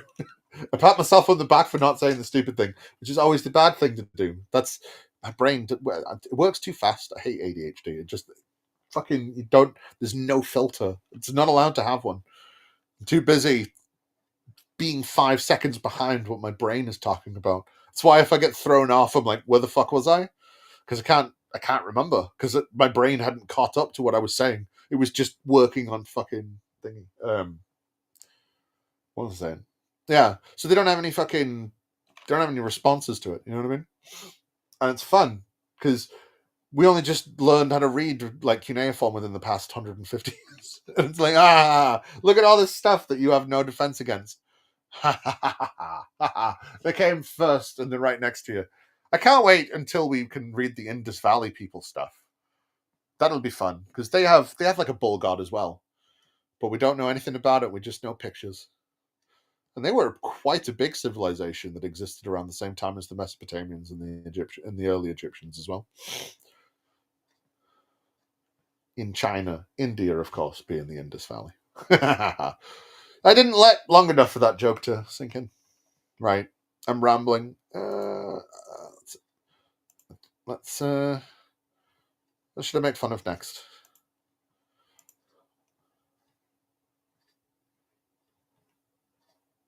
It's the world's smartest man.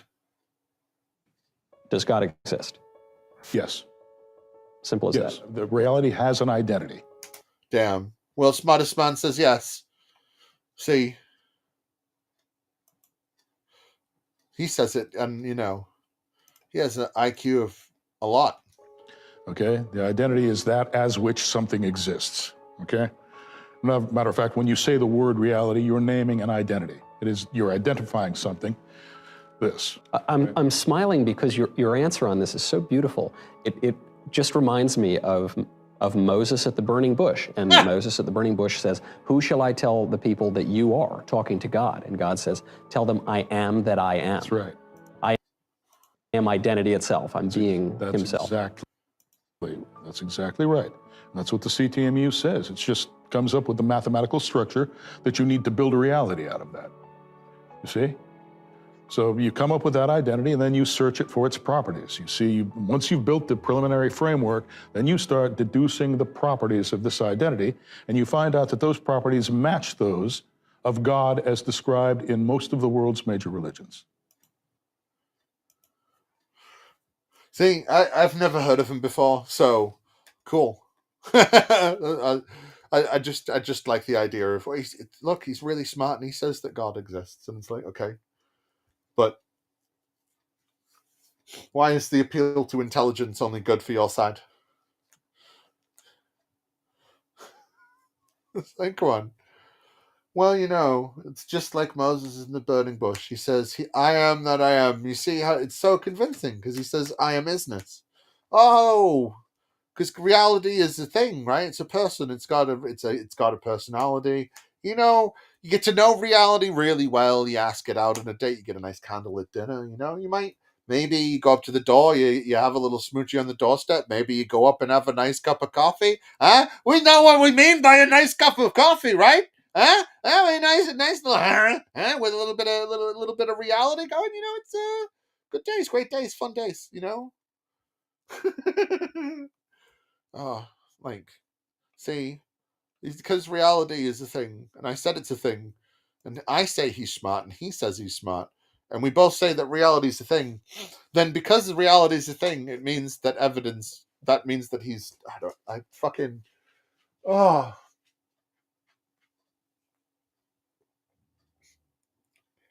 When they make a new argument, when they try and make a new argument like this, it's always fun that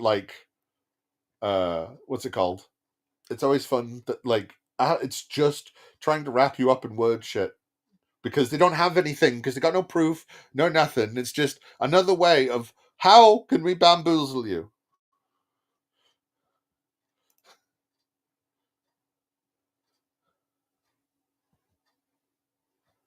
Wow. I love the fact that he took it a second time and only got one better. I think it insinuates that he got others wrong.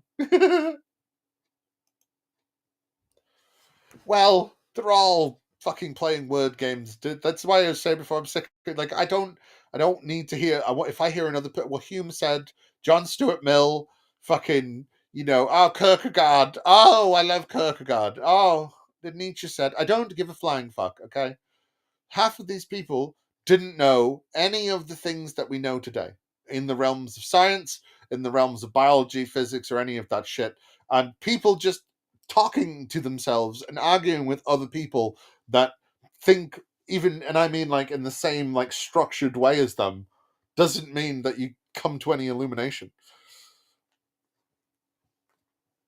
It's weird how we had to develop a process of disproving ourselves to really forward the human race a great bunch, instead of having a bunch of people just talk to each other and try and reason their way into anything.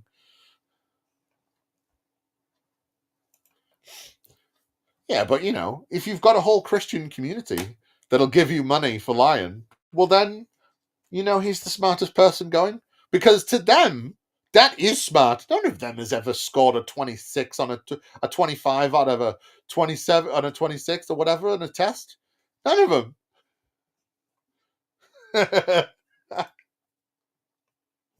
Yeah, but it's I like saying, these people will cling on to any tiny piece of proof they possibly can.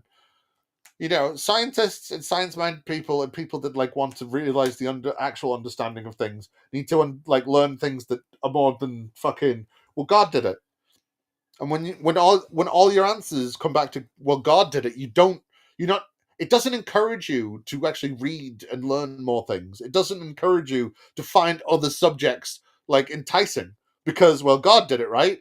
So what the fuck? Who the fuck am I for figuring out how God did things? Why the fuck should I even bother? Because isn't that in fact sacrosanct and a sin if I try and figure out how God did stuff? So in fact, how very dare you even try and figure it out? You know what I mean? So these people will be impressed by that, because this fucking whatever, what I can't remember this fuck's name. I can't remember his. Oh, what's this asshole's name? Oh, I can't remember, but he's such a disingenuous fuck. He knows that no one in his fucking in his fan base is going to know that shit. Stephen Knowles, that's his name, isn't it? And the other people that go even say anything against it, well, it's fake news. It's fake news. It's not real. So like whatever, they know all they have to do is sound important and sound like they think that it's the truth, and they could just say whatever the fuck they want and people will buy the rest of it. Because they've taken what we've learned about psychology and sociology, right? And they're using it against us. And it's all marketing's fault. And thank marketing for this. Marketing taught these right-wing fucks how to ruin everyone. And how to do it and make people think that it's their own idea, and in fact that it's great, and not have to like make them think that they're turning against any of their ideals, because they all know it's about branding. You don't sound like you're calling people fucking roaches and rats, right, when you're calling them woke, do you? It's not a Nazi armband if it's a red hat, is it? Like, it's the same shit. It's like, well, it's not Monsanto anymore. It's not fucking what was that other really bad company? They always change the names because then people go, oh, I've never heard of this company, even though it's the same fucking one it was 5 seconds ago. And it's the same shit with people like this.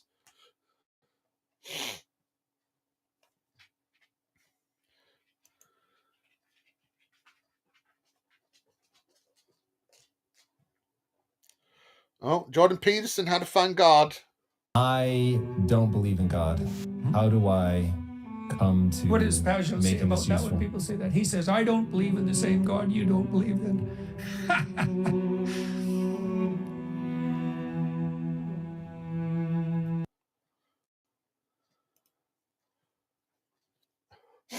Yeah, a little bit. But that's it. But they learned to rebrand it. It's just rebranding because that's what it was. That's basically what it was formed for. And like, was it the 50s or 60s? When people first started using it, right? But the thing is then they learned to rebrand it. Like the gays and blacks used to like rebrand themselves and the other thing. You know what I mean? Oh, it's not done. I just thought I'd leave them there somber and reply to you, so we can look at this somber Kermit the Frog sounding motherfucker.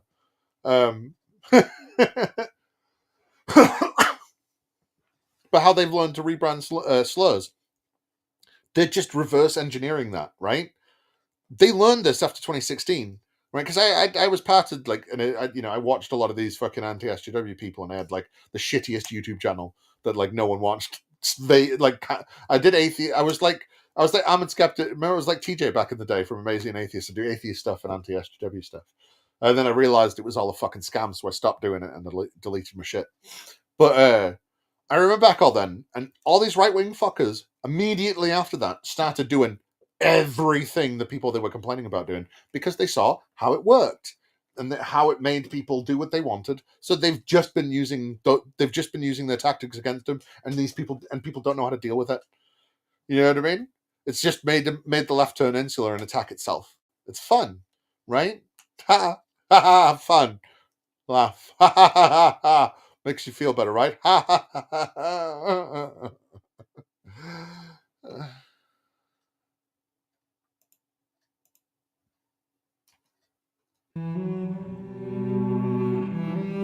Are you struggling to find your way? Yes. Is it an honest struggle? Yes. Religious belief is not a statement about facts. It's not a scientific theory. It's a struggle. It's the moral struggle. See, you say you don't believe, but what you mean is you can't reconcile your conceptions with your intuitions. I don't believe in God. How to find God. Wow.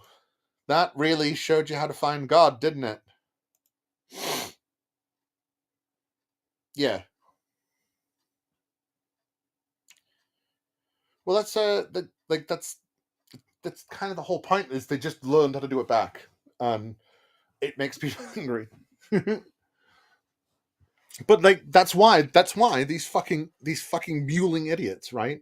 Like, I'll turn this one sit up for a little bit.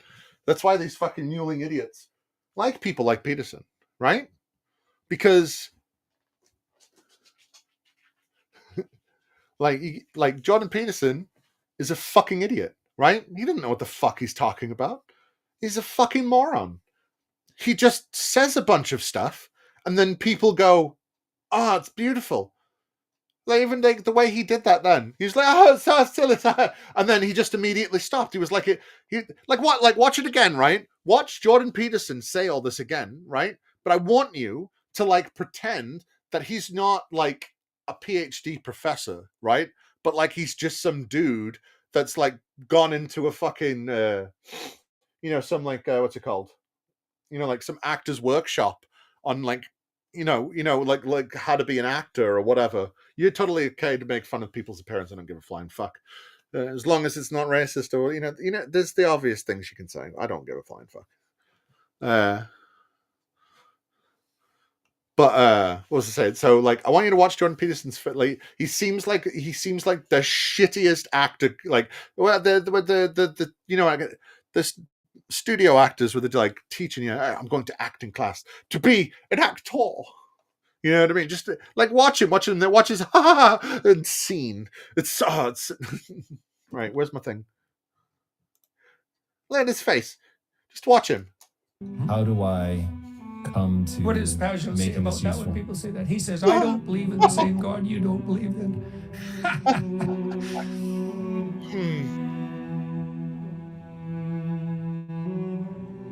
Like, he's like the worst. He's like the worst person. He's like, he thinks he's in an acting class. It's like he's in a soap opera. He should be biting his finger. Turning away. Do. Making various noises. Yeah, a little bit. Do you know who he kind of reminds? Like, the guy was fatter, but he kind of reminds. Did anybody here ever watch Thingy in the 90s? I did when I was. It was not the science show in the 90s. Kids, not Bill Nye, the other one, the good one. What the fuck was it called?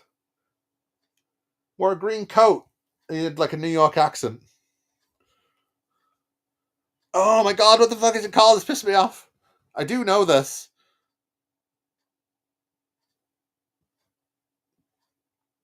It was like the most 90s. Yeah, Beekman's World. Yes. He had a fat rat dude, right?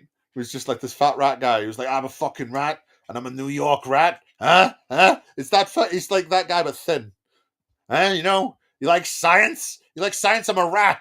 You see it? Do you like Chuck E. Cheese? Huh? Do you like you like furry thing? I'm a furry thing. We'll do some science today. Look at this beak. Hey, his name's Beekman. Like this beak, huh?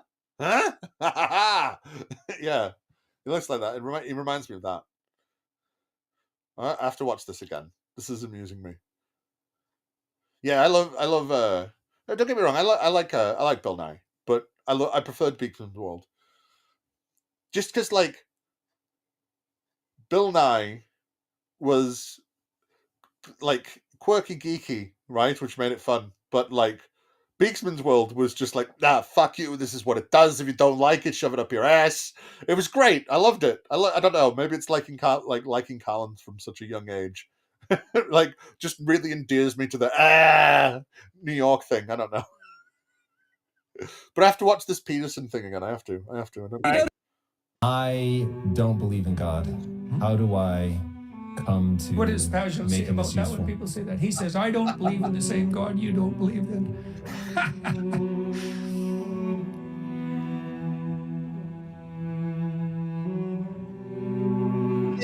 See how he was struck by a thought? He was struck by a really serious thought, so he had to take time to consider it in the most. Because he's a thinking man. He thinks about the things that he.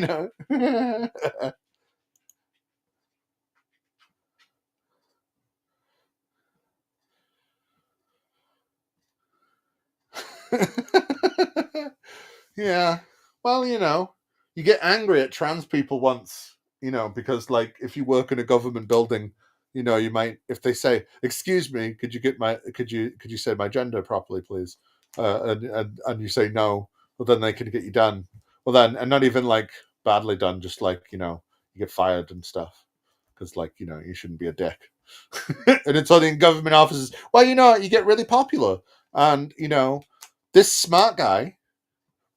He sounds like Kermit the Frog, right? And since he sounds like Kermit the Frog, well, it reminds me of your childhood. Because I like the Muppets. Don't you like the Muppets? Yay, the Muppets! You know, and he sounds like that. So we can kind of giggle at how he sounds because, you know, we like to giggle at people for being a bit weird. But then he says big words that I don't understand. But he says them in an affirming way to me, the lonely white male. Because he says it to me. I go, ha, ha, ha, ha, ha. Yes, yes. Do you know what? All those smart words do say that you are crying for me. And do you know what? I just wish my daddy would have cried for me. I love you, Mr. Peterson. I nearly did the cross. And may we all praise our Lord and Savior, Sir David Attenborough. Where are we?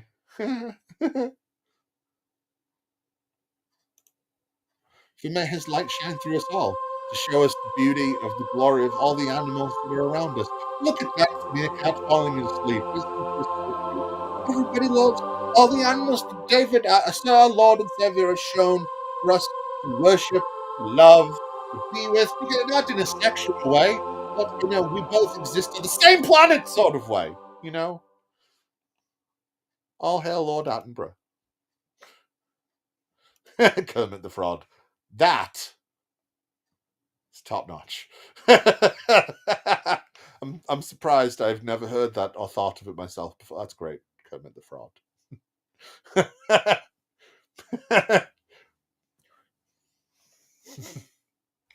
Well, you know, I've got this bridge that I want to say. Do you know, I've got my hands on London Bridge. Would you like to buy London Bridge? 100K. Cash only. Don't worry about my fake mustache. It's only so I don't get caught by the other people. That turned into what's his face.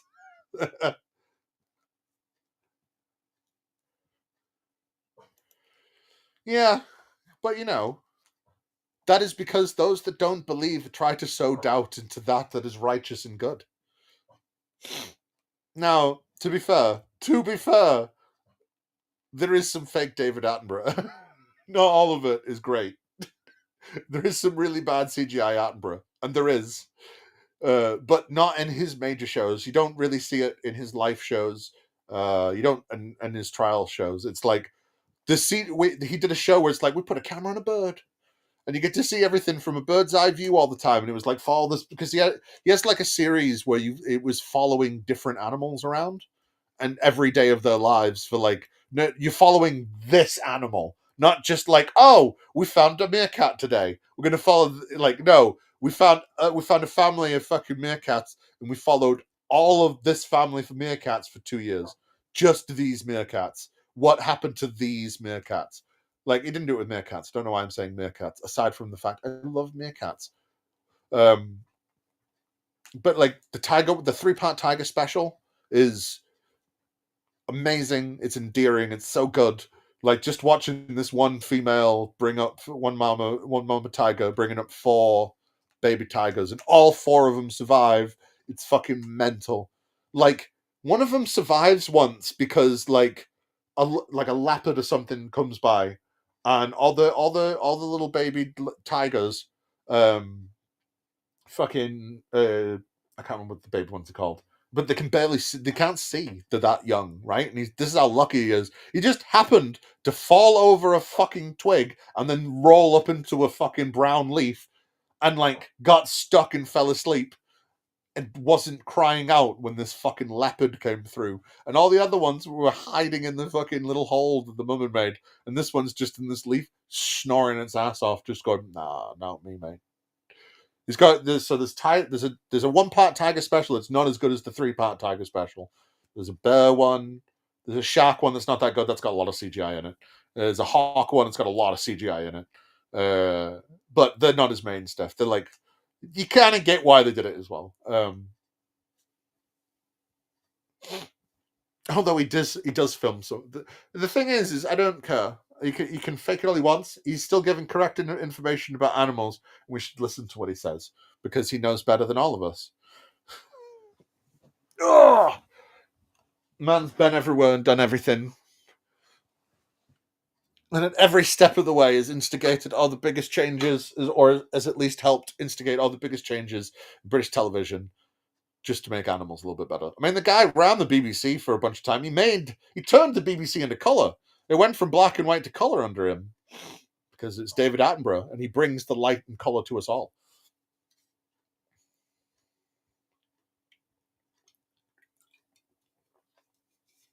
Attenborough's actual story is mental. Like, he didn't care about animals. Well, no, that's a lie. It wasn't his main focus in the slightest. He did a talk show. I think it was in the 40s. And people just bring animals on and they just leave them there. Like, oh, I'm fucking zookeeper Rick. You know, I've come from Australia bringing all these Australian animals. And they just leave. They go, there you go, just leave them there. Because it was the 40s. No one gave a shit. And then Attenborough, like, kept them all. Because they'd just be killed. It was the BBC in the 40s. Nobody gave a shit. And then Attenborough kept them all. And his house turned into a literal menagerie. Because he just had all these animals. And he's like, well, I guess that's what I'm doing now. I'm just going to go around and tell people how great these animals are and how you should actually treat them. But have you seen the beauty of this? You know. Man's a legend. And he's not given enough respect. Not given enough respect. People go, oh, it's Attenborough, but they don't heed him in the way they should. They heed him like they would an old grandfather. They go, oh, well, he's old. And he's saying that we're all bad. So I don't like that. But isn't he great? Of course, I'm not saying that about any of my listeners. We know about the enlightened ways of our Lord and Savior. But, you know, them schlubs out in the world. I'm a prick. Well, so what was it watching? All right, I don't have to watch anymore. I don't want to have to watch any more of this. You go to a university. I don't believe in a God. Right? I mean, What is your favorite argument for God's existence and why? So my favorite argument for God's existence is that I believe in free will. Okay, the reason that I think this is an argument for God's existence is because if you believe that human beings are essentially just balls of meat wandering around aimlessly in the universe, the kind of Spinoza's stone that thinks that it was moving of its own accord but actually was thrown, if you believe that and you don't believe in free will, then there's an internal coherence and logic to it. If you believe that you have the ability to make independent choices, that you can actually supersede your own biological drives and the environment around you to any extent, even to the smallest extent, this means that you believe in something that can't actually be proved by science, but that you are living every single day. And the notion that you have that will, and not only that you have that will, but that will is capable of comprehending the universe around you, that your will is sort of, your ideas, your ability to comprehend the universe is a reflection of a reality, of an objective truth that is out there, that says to me that there is a God, there's a common source that stands behind that objective truth and stands behind the mind that can comprehend that truth. What is your... Like, what? I love how he jumbled through all of that, and the guys just stood there going, yeah, you know, yeah. I suppose that's what happens when you have a crumbling education system and anyone who just seems to speak smarter than you, you immediately go, do you know what, bro? I guess I like you now.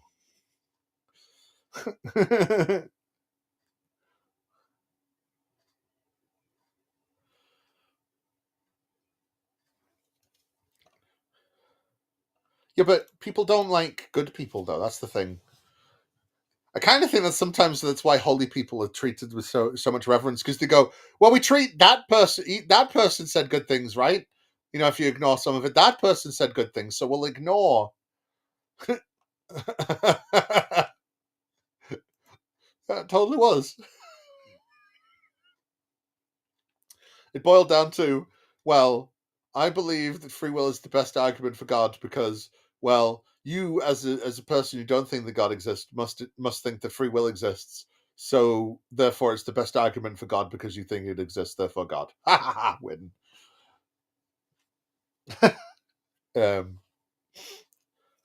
I can't remember what I was going to say. Benny shit and pillow.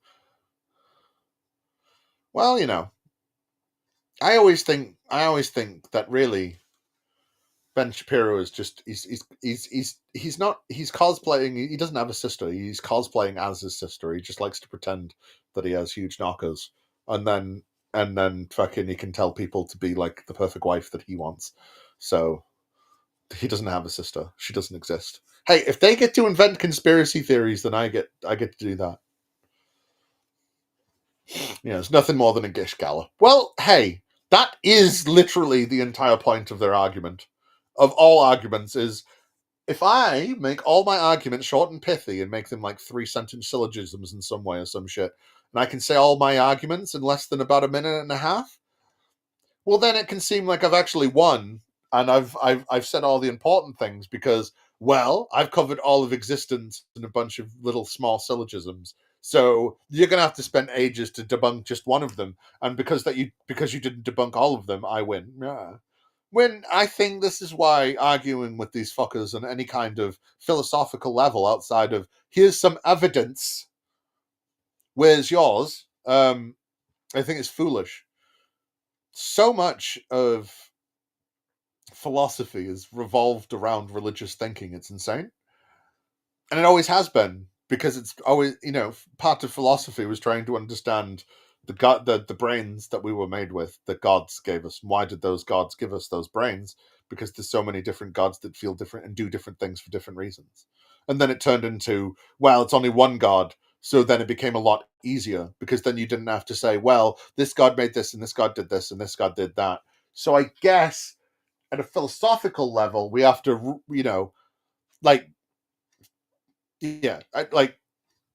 I fucked up what I was saying, to be honest. So much of philosophy has always been based around trying to show that the religious thinking, isn't silly. And it definitely has to be a god in some way. And it just has been.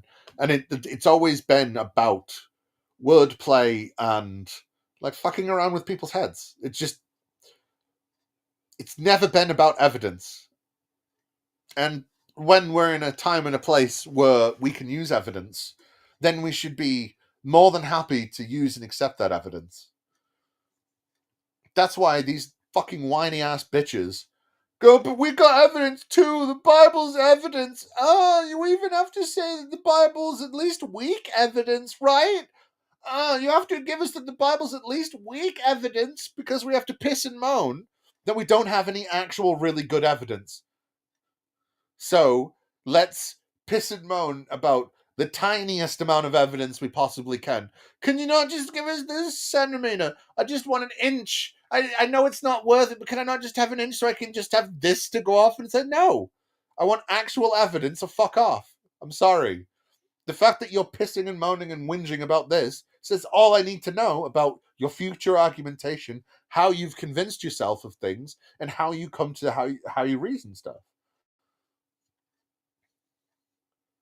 And the idea that we're not supposed to look like was it Braxton Conte complained in his video about me? Oh, he's trying to psychoanalyze me, and and it's well, it's not hard when you people all spout the same bullshit, right? And then espouse that you all have to be the same way and you do all go about it the same ways. Well, then it's a lot easier to psychoanalyze someone when they're like the rest of the out group. Well, sorry, when they're like the rest of the in group.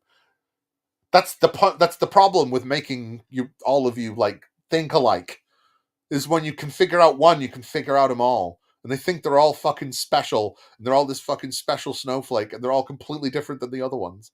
And really, that's why they fucking pick these pissy little battles to choose. Oh, well, I think that I think that God knows everything forever, so God determined how the things are, and then another part goes, no, God doesn't. He sits outside time and space. It's not determined.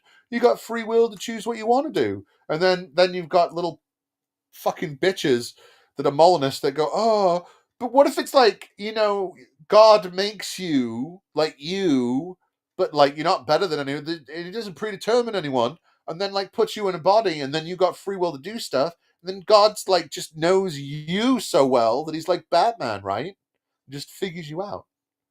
That's why they pick these pissy little fucking lines to try and draw in the sand. Oh, we're all so different, and it's it's not that different. You're just different sides of the same fucking coin. Whatever. You're still the same. You still act the same. You still treat other people the same. I don't get why we're supposed to think that all these fucking Christian people are all that fucking different from each other. Oh, well, I like Batman and I like Superman. Oh, well, yes, you could be different at that level, but still, the fundamental basis of your reasoning, logic, and what you hold up as idols in your life to live by are all the same fucking things. So if you're all saying that morals are objective and that you all have to live by the same rules, then you would be all breaking them for the same rules, because they tell us why, that we're all supposed to be breaking the rules for the same ways, right? So if we go by their rules, then shouldn't we fucking understand everything they think all the fucking time and why they do shit? Because it's out there in the fucking open. Because they go, we've got a book that tells us how to live and it tells us how to be, so I try and follow that. Like, what? Why are we not supposed to be like, actually, you're not that hard to figure out? You know, because you take everything you are from a fucking book. Why shouldn't we be able to read you like a fucking book? Yeah, but they don't like it if you mention brain damage or depression or, like, you know, any brain malady that fucking like causes your fucking your neurotransmitters to be off, like, or anything. You know what I mean? Well, you know, he helped perfect it.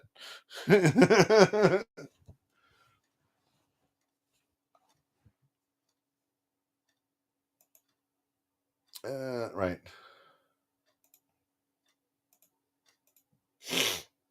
How do you know that? At the moment of his most excruciating pain and agony, nailed to a wooden crossbeam, instead of cursing his enemies the way I would have, he prays, Father, forgive them, for they know not what they do. Well, my respect for him skyrockets. 3 days Right. after he dies, he physically, bodily rises from the dead, and over a period of 40 days, he appears to over 500. Oh, this is stupid. Like, what? Yeah, okay. How do you know Jesus is real? Well, he said he rose from the dead, so that's proof. I saw something funny as fuck before, so I'm going to put it on.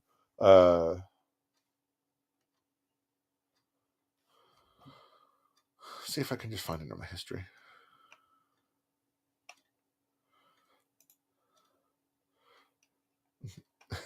It's like, what if fucking people? Yeah, what if?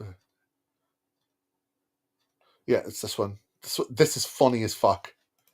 Or at least I found it. Yo, fam, they don't know that G-O-D is about to BRB. These Philistines thought they could flex on me. Big mistake. I just took some pre-workout and finna bring the house down. What's good, fam? Your boy David here, about to yeet this little stone at Goliath and see what happens. Okay, so I told y'all to trust the process, but no, y'all wanted to stay in Egypt stacking bricks. Yo, it's Shadrach. This random dude just showed up. It's getting lit in here. I got the horses in the back. Horse tack is attached. Hat is matte black. Got the boots that's black to match. Day 2 in the tomb. No Wi-Fi, no snacks. Just kind of waiting for God to respawn me. You know I'm a daddy's boy. He's got me in this Technicolor drip. Brother's so jelly right now. They're looking a little sus. I'm supposed to say that God got me pregnant? Yeah, there's no way my parents are buying this story. I would like to formally apologize to God, the sailors, and this whale. Sorry, dude, I just took a poop over there. Oh, it amused me greatly. That's what happens when I'm bored. I'm gonna put weird shit on. I'm gonna put weird, stupid shit on.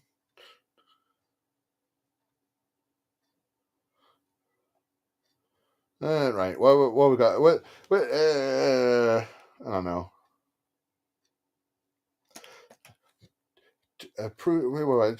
Jesus. Just type in. What comes up if I just type in Jesus? Oh, Joe Rogan. Fun.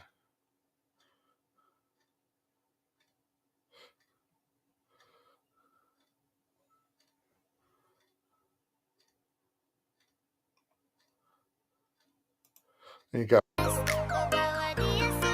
You love Jesus? You love him? Love him. With them wings. Like,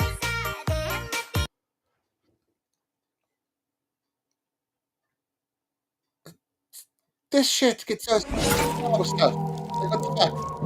Walking Dead. People just make this stupid AI shit, put some music over it, and they get millions of views because people are fucking morons and will want whatever. 66 million views for that. 66 million views.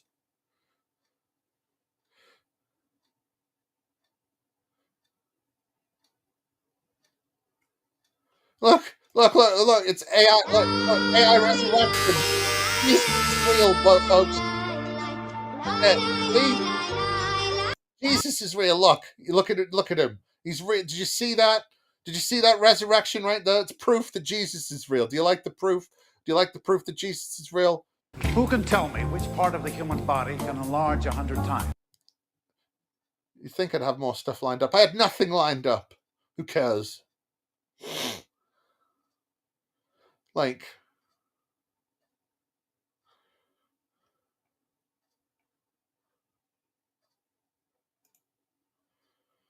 yeah, I wish I had no fucking scruples.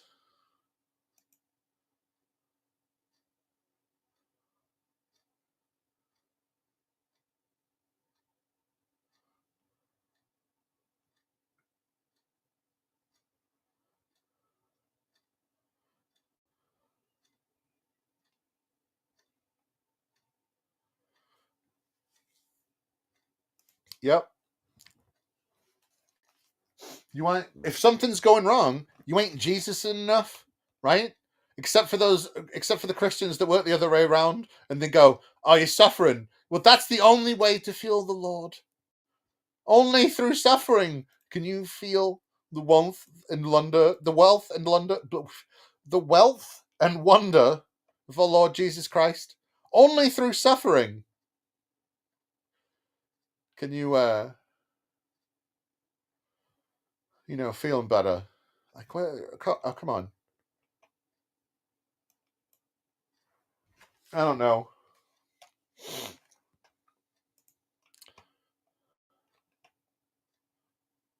Tell me something to search for. It doesn't have to be a specific video. Just give me a topic to search for so I can make fun of something. Ugh. Don't know.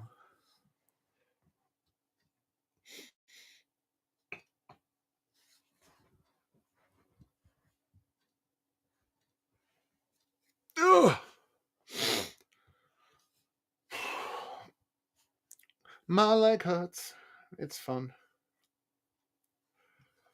No.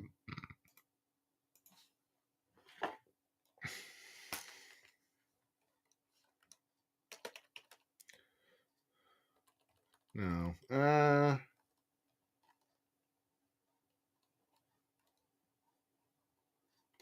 don't know.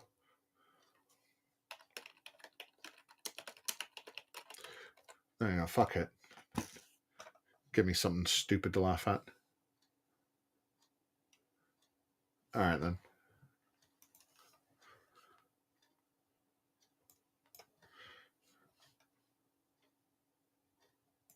Do you have something in specific, or should I just? You want me to just? Mouse is not letting me do this. Proof of Job. Go on. Oh, I've spelled that like me.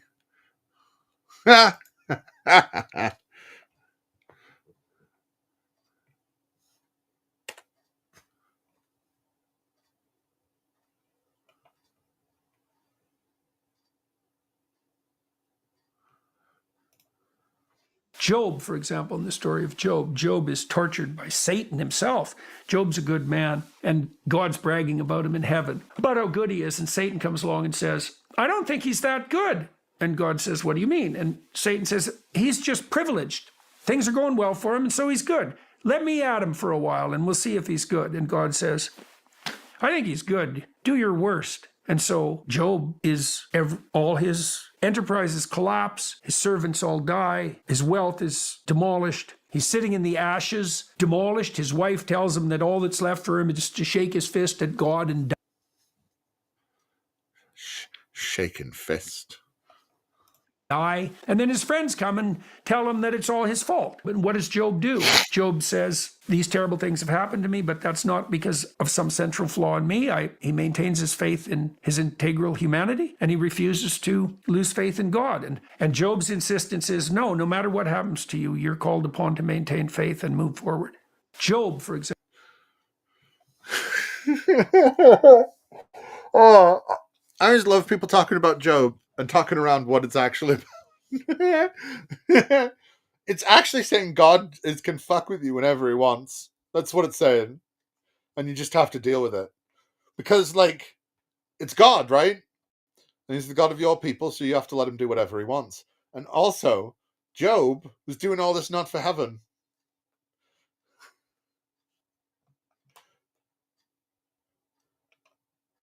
Well, you know, I stream occasionally. We have people, you know, we have people that come and watch. We're not all assholes, Jester. It's not fair. It's not kind. It's not cool. I'm just joking. But yeah, fucking, you know. I've been reading the book of Job recently and writing about it, and Job. What was it with this fucking what was it with this cunt and this fucking you know? And it's meaningful because half of my coat is red and half of my coat is blue because I'm a centrist. Honest. Like fucking what a cunt. I keep on meeting people that are reading the book of Job wrong. What you always hear people say about Job is his suffering. What the New Testament commentary on Job, it's not his suffering, it's his perseverance. Yeah, you know, don't worry about the suffering. Just persevere and deal with it, because when you get to heaven, heaven goes on forever, and forever is a lot longer than the small amounts of decades that you'll be on this shitty planet. The point of the book of Job, according to James, is that Job, his perseverance, and you've seen what the Lord finally brought about. The Lord is full of compassion and mercy. Yeah, he killed all of his family, and you know, and then when he was done fucking with Job, he gave them a new one instead of, I don't know, bringing back the ones that he'd killed for a laugh.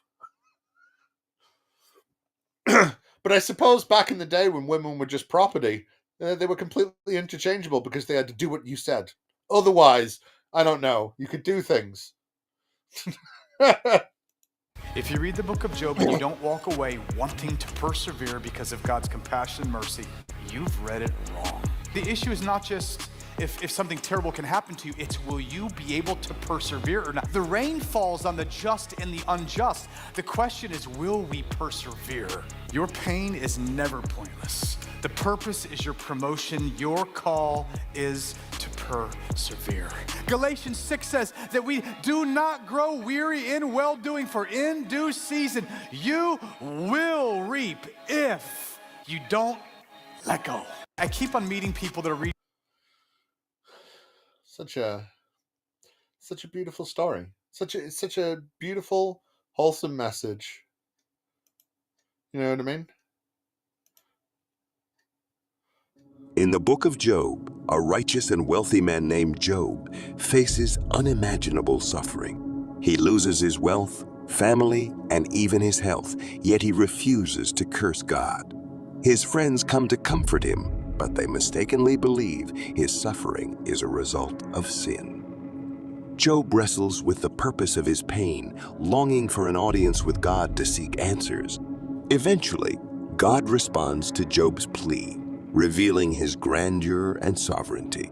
In humility, Job realizes his finite understanding and acknowledges God's wisdom. Through his suffering, Job finds meaning in trusting God's plan, learning that even amidst immense trials, faith and resilience lead to a deeper understanding of life's complexities. What? How is that? Plus, why is it God always gets to talk to people in the Bible? It's not fair. He's all powerful, but he just can't talk to us anymore. What a cunt. What a cunt. Like, what an actual twat. What a fucker. What a piece of shit. What a knobhead. I can keep on with the expletives. He's a fucking twat. If he can talk, and because like what? He tortures that one. Well, he tortures other people, but he doesn't talk to them. Or if he does, he's talking to him in such a way that they mistake it for a different religion, or they're just dismissing it because they've got evil in their heart and it's all hardened. Because everyone's a twat until they believe in God, and then they're just misunderstood sinners that constantly pray for forgiveness for all the bad things they do because they know they're never going to reach the morals that they think that God is aspiring for, so they don't fucking bother. They just get used to asking for forgiveness once a week at the fucking church, or if the Catholic or whatever are doing it during the confessional, or every night when they pray to God and they go, "Oh dear God, I'm so sorry. I'm so sorry for all the bad things I did. I thought lascivious thoughts about Shirley again when I went to the store. Please God, could you pretty please like let me, really let me tap that one of these days. That'd be great, God. And I'm very sorry for, I hit that person. I did the thing. I did. It's always that, because these fuckers go, everyone's fucking evil. You're a twat. And I'm okay because I've asked for forgiveness and God gives me permission to be a twat with my free will, as long as I promise not to do it again, even though I'm totally going to do it again. But, our objective morality doesn't stumble because we're bad people. It just means that we're a fucking bunch of cunts that you shouldn't trust as far as you can throw, because they can't even live to their own bad standards that they've set for themselves. Oh, it's a fucking joke. Do you ever find it funny that morals are always attributed to other people and not to, like, you and me? It's always other people because we have standards, or there's always these other synonyms, but our morals never really come into question. It's other people, it's other people's morals.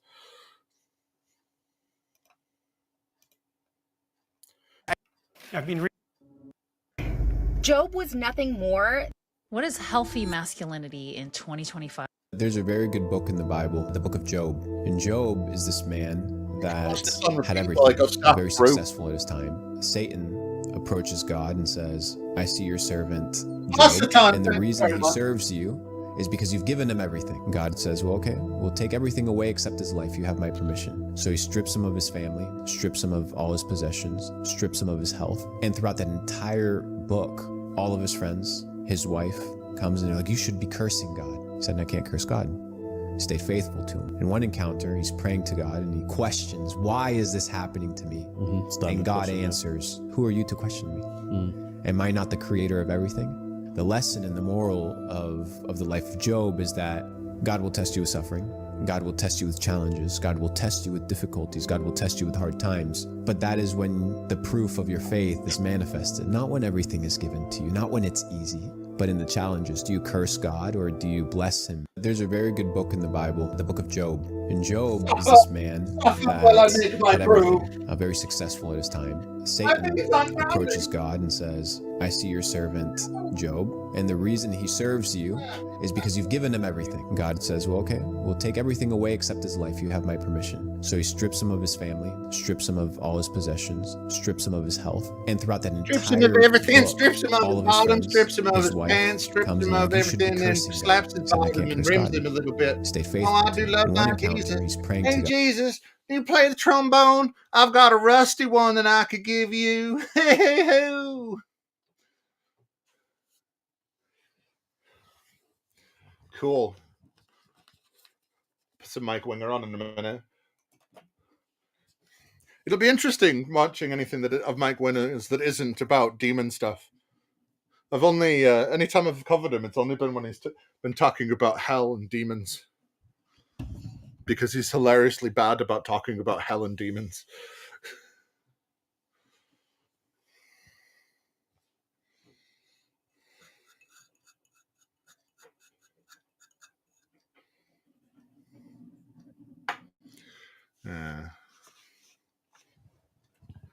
Oh! Anything. Right, so.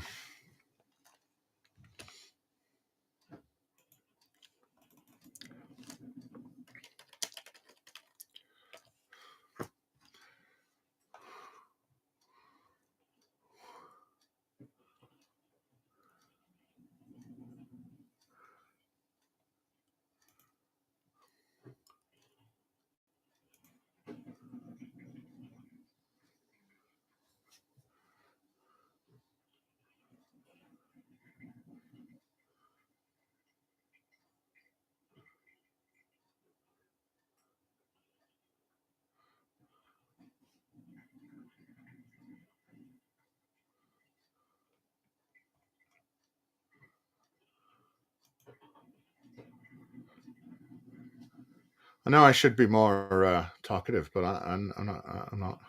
I'm surging. My brain's not fucking. Oh, look, a 3-hour video about divorce. Should we watch a 200 hours of research, 3-hour divorce video?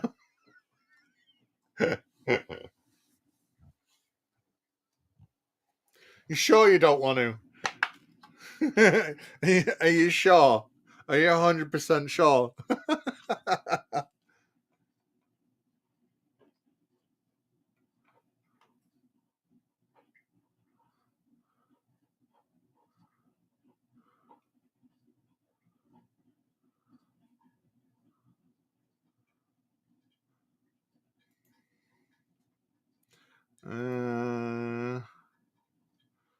Fuck it. Heading out for the day and can't take your pup? Why not give Rover a go? Owning a dog was a dream come true until I needed to start. Does it feel like Satan won't leave you alone? Let me read the question today. Question number 1 from Juan, who says, the Bible says when we resist the devil, he will flee. James chapter 4, verse 7. We will look at this verse. We'll look at the context. We'll do all that good stuff. And he asks, so why does it often feel like spiritual warfare increases when we try to resist sins of the flesh, addictions, etc.? Yeah, especially when there's all this spiritual warfare is talking about beings and entities that are beyond your ken that you could never understand. I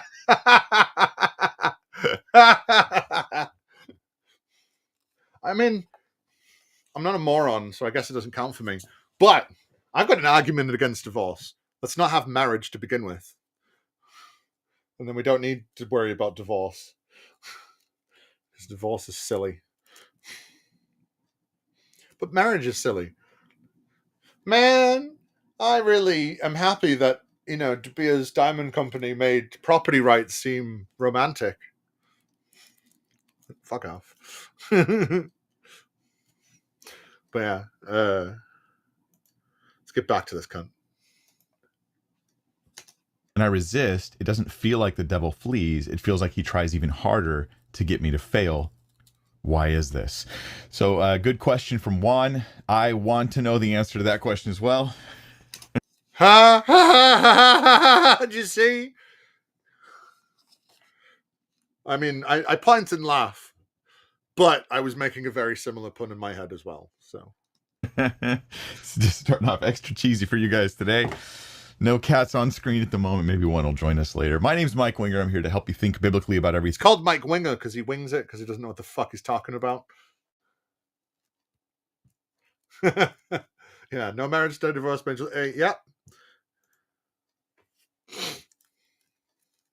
Very against the idea of marriage. It's such a weird man, baby. I love you, baby. I love you so much, baby. I'm gonna spend every second together, and I never want to be apart, baby. And you know what? I think the government should get on this. That's how much I love you, baby.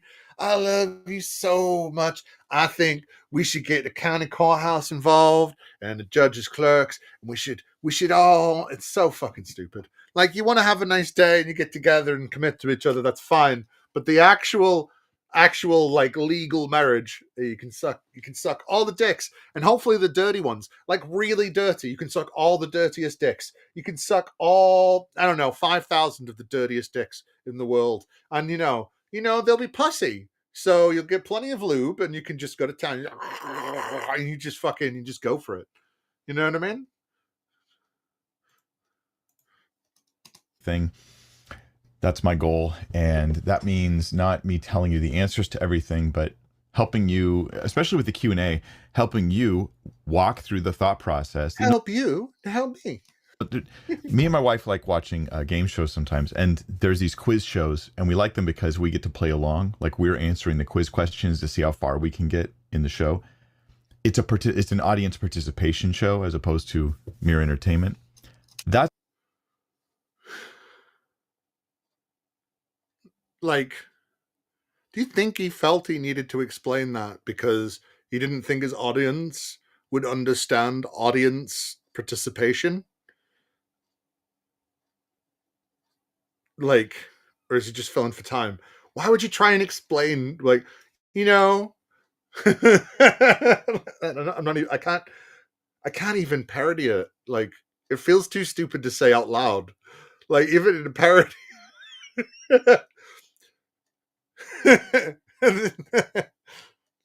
The show that is designed to make you play along. It's like audience, it's like being there, you know? That's what the Q&A is. You're participating. What is your answer to this question? And then we're going to look at some scripture and try and figure out if we can get more insights on it.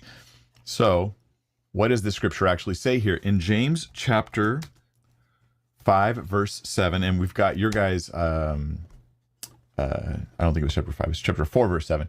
We've got your guys' questions coming in to the live stream. I'll be answering 10 questions today, as I do on typical Fridays. And here it is on your screen. Submit yourselves, therefore, to God. Resist the devil, and he will flee from you. Draw near to God, and he will draw near to you. Cleanse your hands, you sinners, and purify your hearts, you double-minded. Why do I read verse 8? Oh, because it's the counterpoint. You're going to submit yourself to God, and here's how you're going to do it. You'll resist the devil. He'll flee from you. Well, then you'll draw near to God, and he'll draw near to you. One of them is fleeing from you, and one is drawing near. You know, this is like this. See, but like Mike Wanker's good, but I like just calling him Mike Winger because he wings it, because he doesn't know what the fuck he's talking about. I enjoyed that one. There's you know, Ray Comfort is always a good one, because who doesn't like saying Comfort as someone's name, especially when it's so close to what it is. You know what I mean? Ray Comfort. Inspiring sophistry is quite good. I'm quite happy with Braxton Cunter. He really doesn't like it, which makes me like it more. It's like, you know, he's the head of a fake university, don't you know? You'd think as the head of a fake university, he would understand, you know, psychology a bit better, you know, for controlling his students. But I suppose I was just supposed to revere him. Oh, it still amuses me how much I got under his skin. No, I'm not annoyed. I'm not annoyed. Do you know what? Maybe I'm a little annoyed. Aww. Diddums.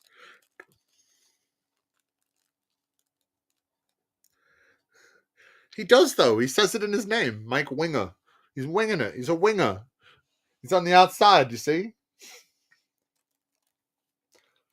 Sorry, I'm near to you. As the enemy flees, so God himself is drawing near as you are drawing near to him, which is just a really beautiful encouragement, because so many people think it's too late for me. I've blown it too many times. I've made too many mistakes. God, I know the question says every time, does it really happen? Because it doesn't fucking feel like it. It feels like it gets worse. And he goes, well, you know, God comes to you afterwards. So it says it in the Bible. So, you know, really, you've got to ignore everything around you and just know that God is there, and really, it ain't that bad. So all the real world things that are making you feel this way, just ignore them, because really they don't matter, because the Lord is there.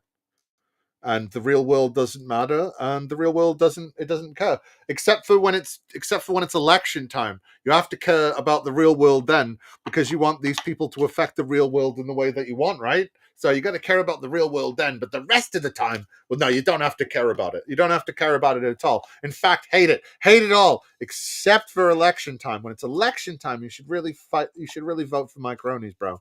You know what I'm saying? Just be a bro. You know, we're both Christians. Why don't you be a bro? Bro, come on, bro. God won't draw near to me. But here's just a biblical promise where he's like, hey, you need to do this. God will draw near to you, but you need to resist the enemy. You need to submit to God. Resist the enemy that you cannot experience, and praise the God that you also cannot experience. Just know that in your heart they are there. And like fairies, they will protect you if you leave a little bit of milk out behind your door. You know, God likes little milk, maybe a little burning sweetmeats. He likes sweetmeats. You know, it's the finest cuts. Choice cuts, burn him. He loves the smell. So did God just stop liking the smell of burnt meat? Because he loved the smell of burnt meat. But then he couldn't do it on the Temple Mount anymore. So does he not like the smell? Or was the smell he just knew that those coordinates of the earth were the best convection currents were, and like all these other things that made the smells of that particular place better, right? I don't know, just spitballing. And why does it sometimes feel like this doesn't work? You're trying to resist sins, you're buckling down, you're holding off, you refuse the flesh, and it just gets worse. It just gets harder. And I think that there's probably a lot of answers I could give to this question. I'll run through some scriptures specifically here. So we have an example of Jesus doing this in the wilderness. Satan comes to tempt him, and there, while he's being tempted, he is going to demonstrate for us exactly the thing that the Bible's talking about here, that when he resists Satan, he rebukes him with scripture, he rejects his temptations, and he won't do what he says. And it's a 40-day wilderness, 40 days of fasting and being tempted. Okay, that's an extended period of time. So if you thought resist the devil and he'll flee, it meant like 10 minutes, I should be better now. A weekend, I should be better now. It's not this instantaneous thing. Oh, I resist and he's gone. And no, there may be an elongated time of temptation, but there's a promise that you can overcome. In fact, that's going to be the bottom line. Is there's a rule here that you can overcome when the enemy's tempting you. You can. You absolutely can. Why do we need to hear this so much? Because so often what we tell ourselves, maybe because it makes us feel better about our failures. I speak as one who tells myself this, and I have to say, no, that's not true, because it makes me feel better about my failures. And I go, no, that's not true. I have to put it back. But the thing we tell ourselves sometimes is, I can't help it. I could. And being tempted. Okay, that's an extended period of time. And there, while he's being tempted, he is going to demonstrate for us exactly the thing that the Bible's talking about here, that when he resists Satan, he rebukes him with scripture, he rejects his temptations, and he won't do what he says. And it's a 40-day wilderness, 40 days of fasting and being tempted. Okay, that's an extended period of time. So if you thought resist the devil and he'll flee, it meant like 10 minutes, I should be better now. A weekend, I should be better now. It's not this instantaneous thing. Oh, I resist and he's gone.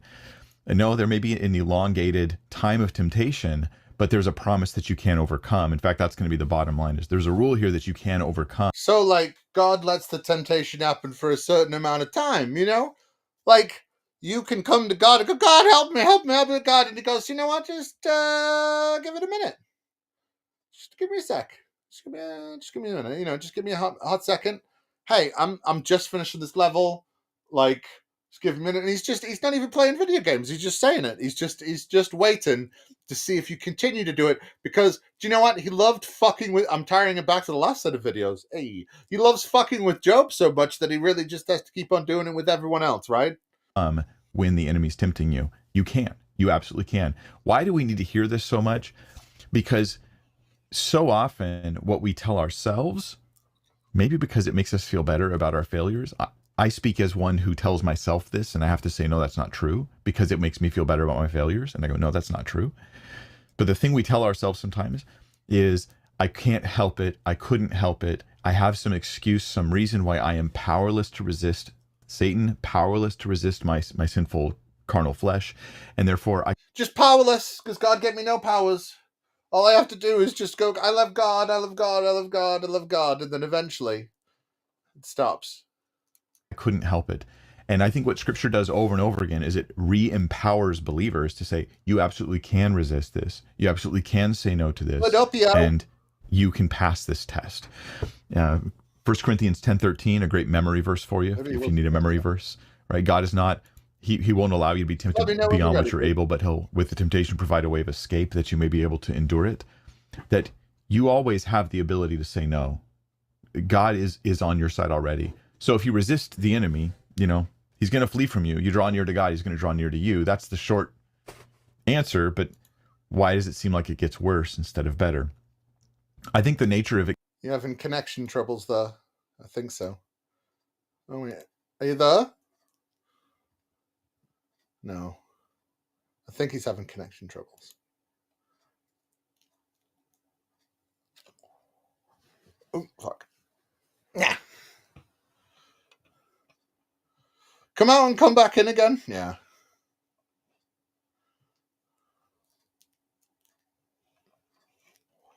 My mouse is not working. Yeah, Trusty Ape turned up, but I don't think it was connecting properly. Try again.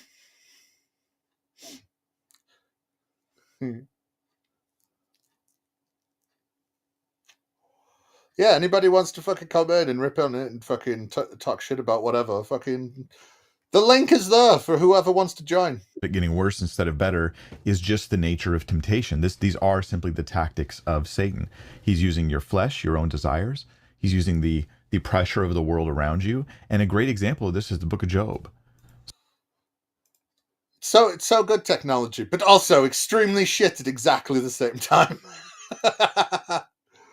Technology will never meet up with us going, we put it better.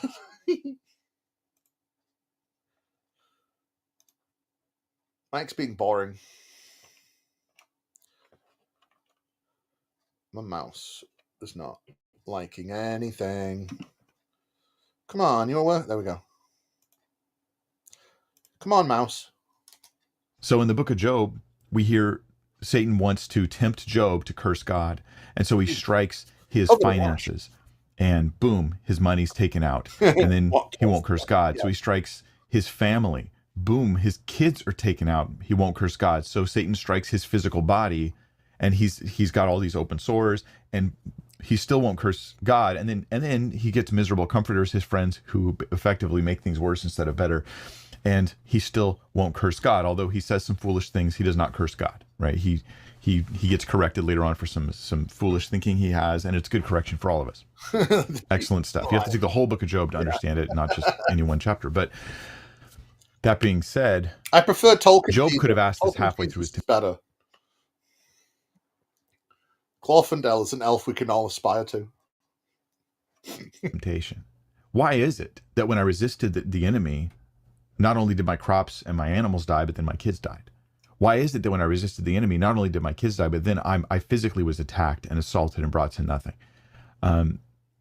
That's just part of Satan's tactics. You have to have a long-term... I know it's not actually Satan, it's Hasatan, but you know, it's confusing.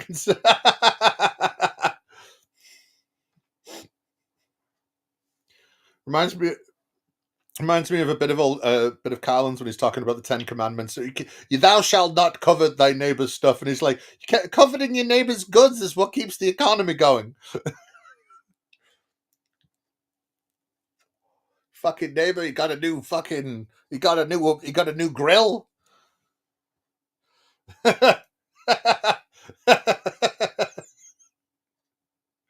Well, you know. Term endurance against the enemy. I have to have long-term endurance against Satan and against my flesh. And I've noticed this arc in my own life, have you? Where there's a sin that's ongoing in my life. I repent of this thing, and it's when I say I'm going to resist this, especially if it's anything you might consider addiction related, you're then going to feel an even stronger impulse to do it for a season. For a season, it'll be even harder. But then, as you establish new... For a season? What, like, this fall, it's going to be really bad. You know? Once fall's over and the winter comes, I fear the winter may take me.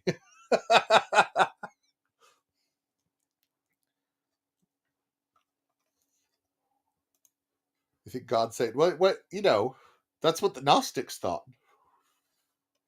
And, you know, from reading the Bible, I wouldn't completely disagree. Patterns of behavior as you draw near to God and God draws near to you, all of a sudden, the strength of that temptation suddenly decreases. And it may still be there, but it's not strong like it was. It's actually, you've come to like a new plateau, a new normal state where it's not as difficult because you've successfully resisted it. Yeah. It's almost like if you have some kind of, I don't know, blood addiction or physical addiction to something, that eventually it starts to go away when you recede from it. It's all God's powers. People can't get away from this shit without God. It was like that fucking thing with Jordan fucking Kermit the fucking fraud talking with Matt Dillahunty about, you know, you need God to stop smoking cigarettes or drinking. You can't do it. We can't give up addictions without God. I keep on trying to do Kermit the Frog, and it keeps on turning into Marvin the Martian.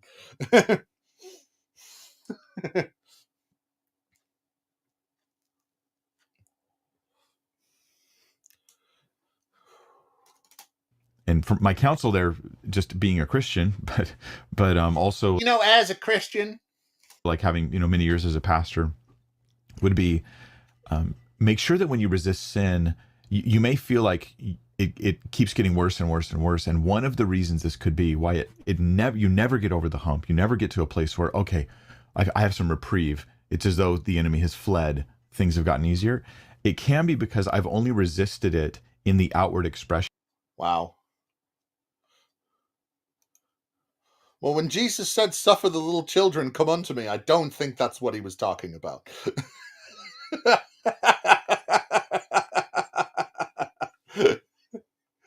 Ah.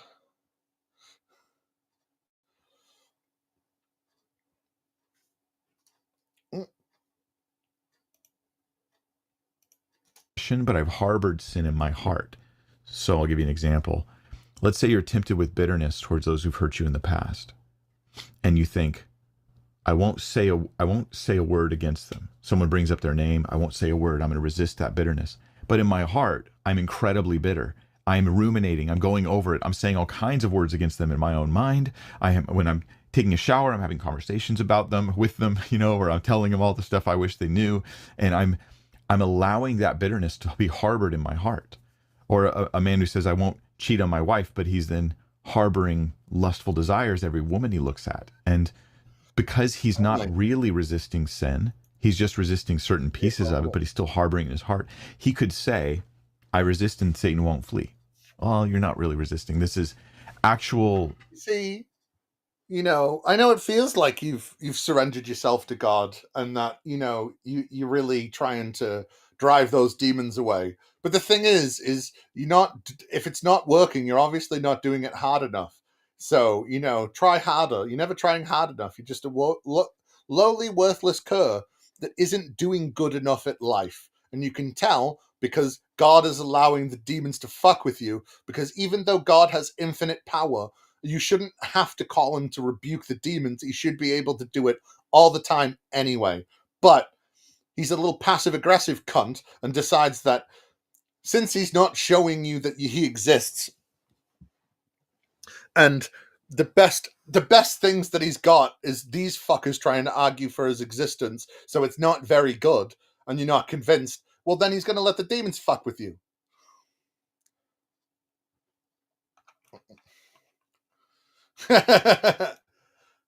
Well, when you're just streaming random shit, you got to hit some part of the bottom of the barrel at some point.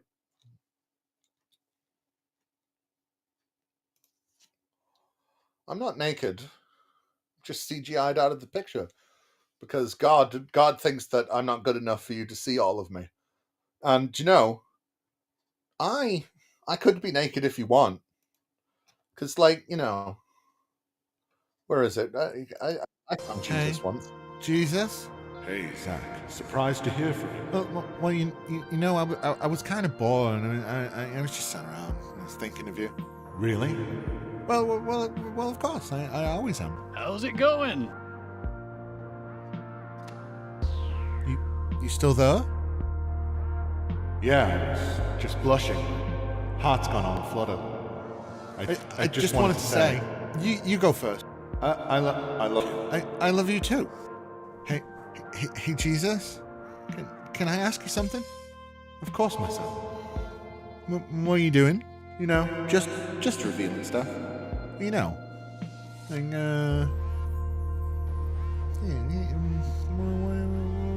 What are you wearing? Something revealing for revealing? Yeah. I mean, you know me. Something light, some light and airy, simple white linen. How about you? Yeah, just a cross. Seems like my father being a carpenter has really taught me how to erect wood. Seems a breeze has really caught my linen, really only being held on by the wood I have erected. Really? Yeah. Jesus, I have a sin to atone for. I appear to be touching myself. Come unto me, my son. For us, it is okay.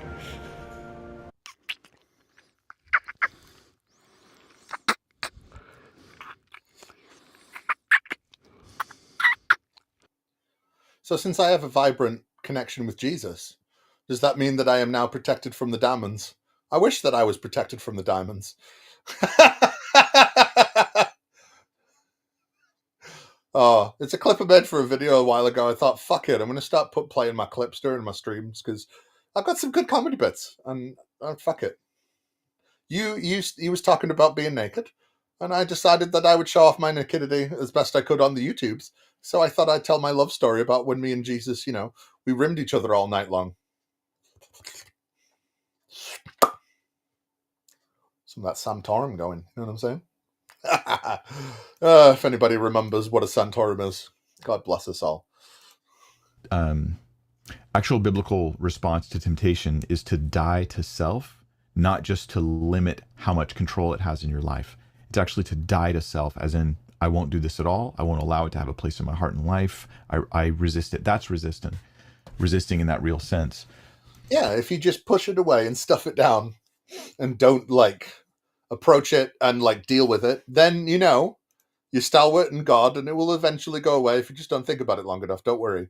Don't worry about harboring resentment and harboring a bunch of hatred that you then unleash on other people because you can't work through your own problems.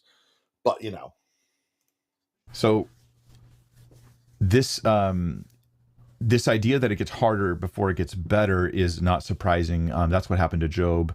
Jesus had an extended time of temptation, and then it wasn't like that was the only time he was tempted. When life gets hard, Satan may come at you even harder. That very well may happen. You're down, you're feeling depressed, you're going through hard times, you're feeling alone, a lot of stress. All of a sudden, that old temptation comes right back, fresh and new, and again, you have to start all over. Clown link. Well, is my link not working?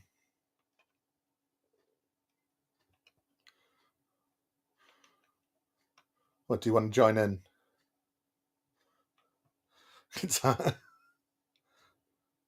No. Santorum, no. No, it's from Pennsylvania Senator Rick Santorum. And he hated the gays.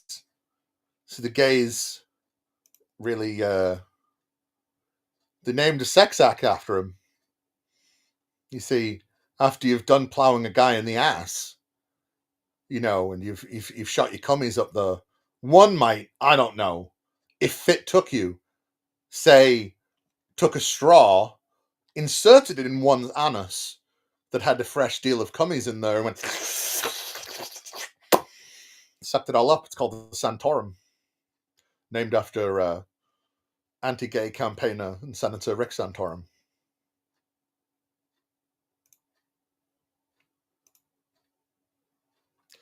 And yes, it always gets harder before it gets better. Froth fecal mad. Yes. And yes, it does get harder before it gets better. And I'm trying very hard not to make inappropriate jokes about that. Real hard. Is that how it's spelt? I thought it was felching. Felching. Nice felch. Yeah, lad, do you want to come back, have a nice felch? We'll have a few bevies. We'll rim each other. We'll blast each other in the ass, and we'll have a nice felch.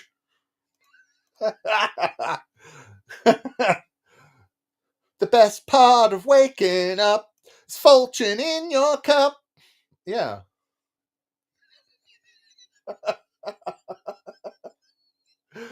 Oh. You can tell I've been doing this for a while, and it's early in the morning, and I'm just going off pure caffeine rev. Resisting again. Jesus had this happen to him too. It might not. It might remain completely normal. I don't know. He's tempted in the wilderness. He resists. Satan flees. Then, when he's in the garden, get behind thee, Satan. Yeah, that's what I like. He's tempted again. And he's very tempted to just rebel against the plan of the Father and not go to the cross. He's going to be going through this horrific stuff that's unimaginably difficult, in not only physically, emotionally, spiritually, in every way. And he overcomes again.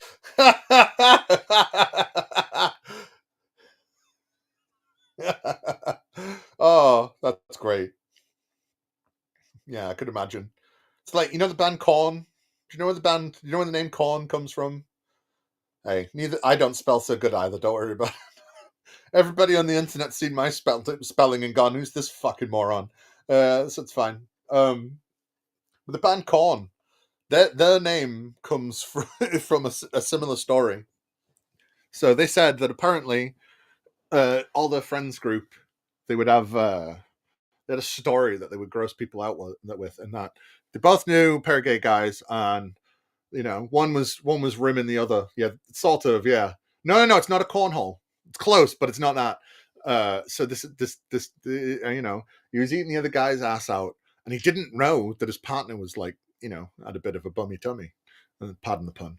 And like he had bad diarrhea and shot all over this guy's face, all over everywhere. The guy went, ah! And there was one singular kernel of corn on there. And they used to tell people this story, and to get to the corn bit, and everybody go, "Oh, it's corn! It's horrible!" So they named the band Korn after it, so they could gross all their friends out every time they talked about the new famous band. Because originally the band wasn't named Korn; it was called Crunchy Taters, and I don't think Crunchy Taters would have gone as far as Korn. And here with Blind, Crunchy Taters. I don't think it would work. I don't know. Maybe it would. And here is Crunchy Taters with Make Me Bad. Boom, boom, boom. I really love Crunchy Taters.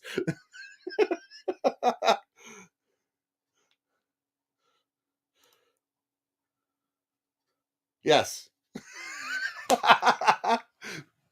That seems like something Terry Pratchett would write. I like it. Yeah. Yes. So ha. Hopefully you're not as big as Korn fan as I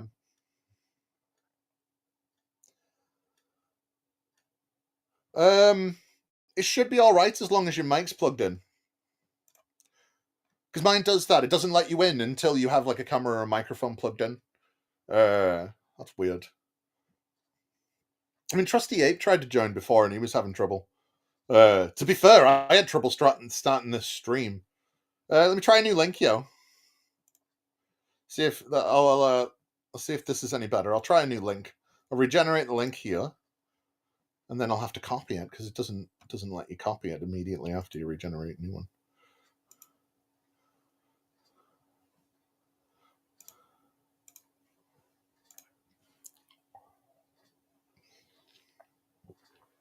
You might just be on your phone, but I'll give it a go anyway. Because Trusty Ape had trouble connecting, so it's not just you.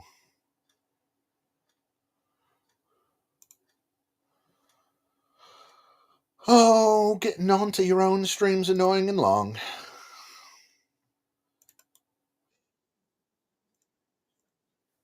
There we go. Bam.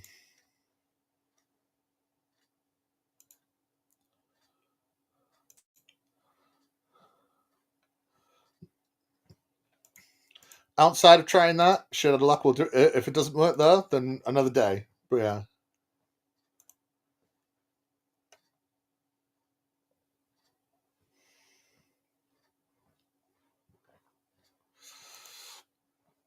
Yeah, I don't know about that one. I don't know much about the Beatles. I live near Liverpool, right? But I don't know much about the fucking Beatles. So.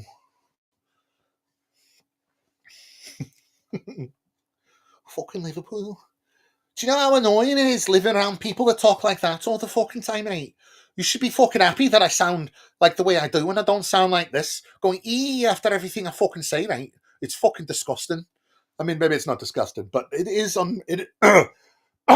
That's a more pleasant Scouse accent, to be frankly honest. But you know, people from Britain know what I'm on about.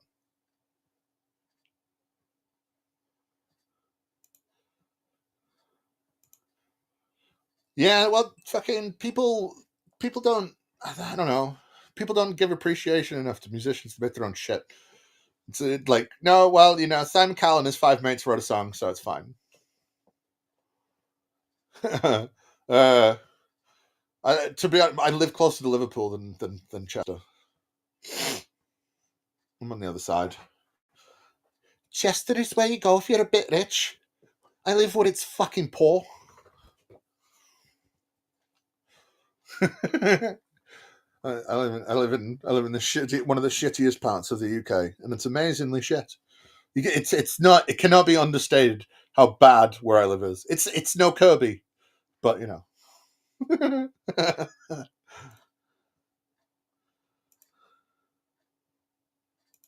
Again, so yes, you can still have another battle, another instance that'll come, but the encouragement, I think, the main encouragement of James here is that you can resist this. Now, if you want to look back at the context to understand the kind of stuff James is talking about, let's read more.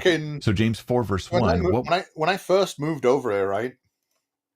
Because my mom met a guy on the internet, and then she lived for a couple of years, and then she ended up kidnapping me over here, and but like my mom married a Scouser, and he's got a light touch Scouse accent. Like, you could barely tell that he was Scouser. You'd have to really listen, because he was raised in the posh part of Liverpool, where, you know, going after everything isn't exactly acceptable. So it's not as bad, but like some of his family would like ring parts of her family, or like my dad's side of the family or whatever. Nobody could understand any of them. It was funny as fuck. Trying to get him to listen to like anybody from Liverpool was fun. Like, you know, "You're right, mate, what the fuck's going on?" You know, like, "How you doing now? What you doing, right? You like?" And then like they'd like, "I don't understand a word they're saying." You introduce them to a Brummie. That was always fun. "A Brummie, how you do?" Like, it's just all this. I can't do a Brummie accent that well. It's all this over. Like, so much of Britain is about different British accents, is about getting rid of various consonants, combining words, and putting in new vowels. It's insane. The way. Oh. Wow, I don't know if I should add this one. Is it working for you now? Oh, isn't that brilliant? I don't know if you can hear me, but I can't hear a goddamn thing you're saying now. Oh, you can't hear me? Well, I can hear you. So that's cool. I like the internet. The internet's fun. No? Nothing. It's fucking this site is pissing me off the last fucking couple of weeks, I'll tell you that. I'll be back. Yeah? No worries. Could you guys hear him? Because I could hear him.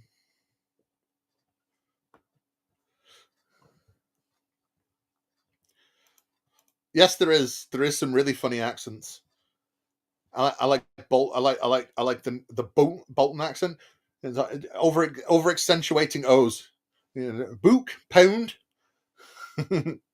Well, they all heard you, that you just couldn't hear me, so that's cool.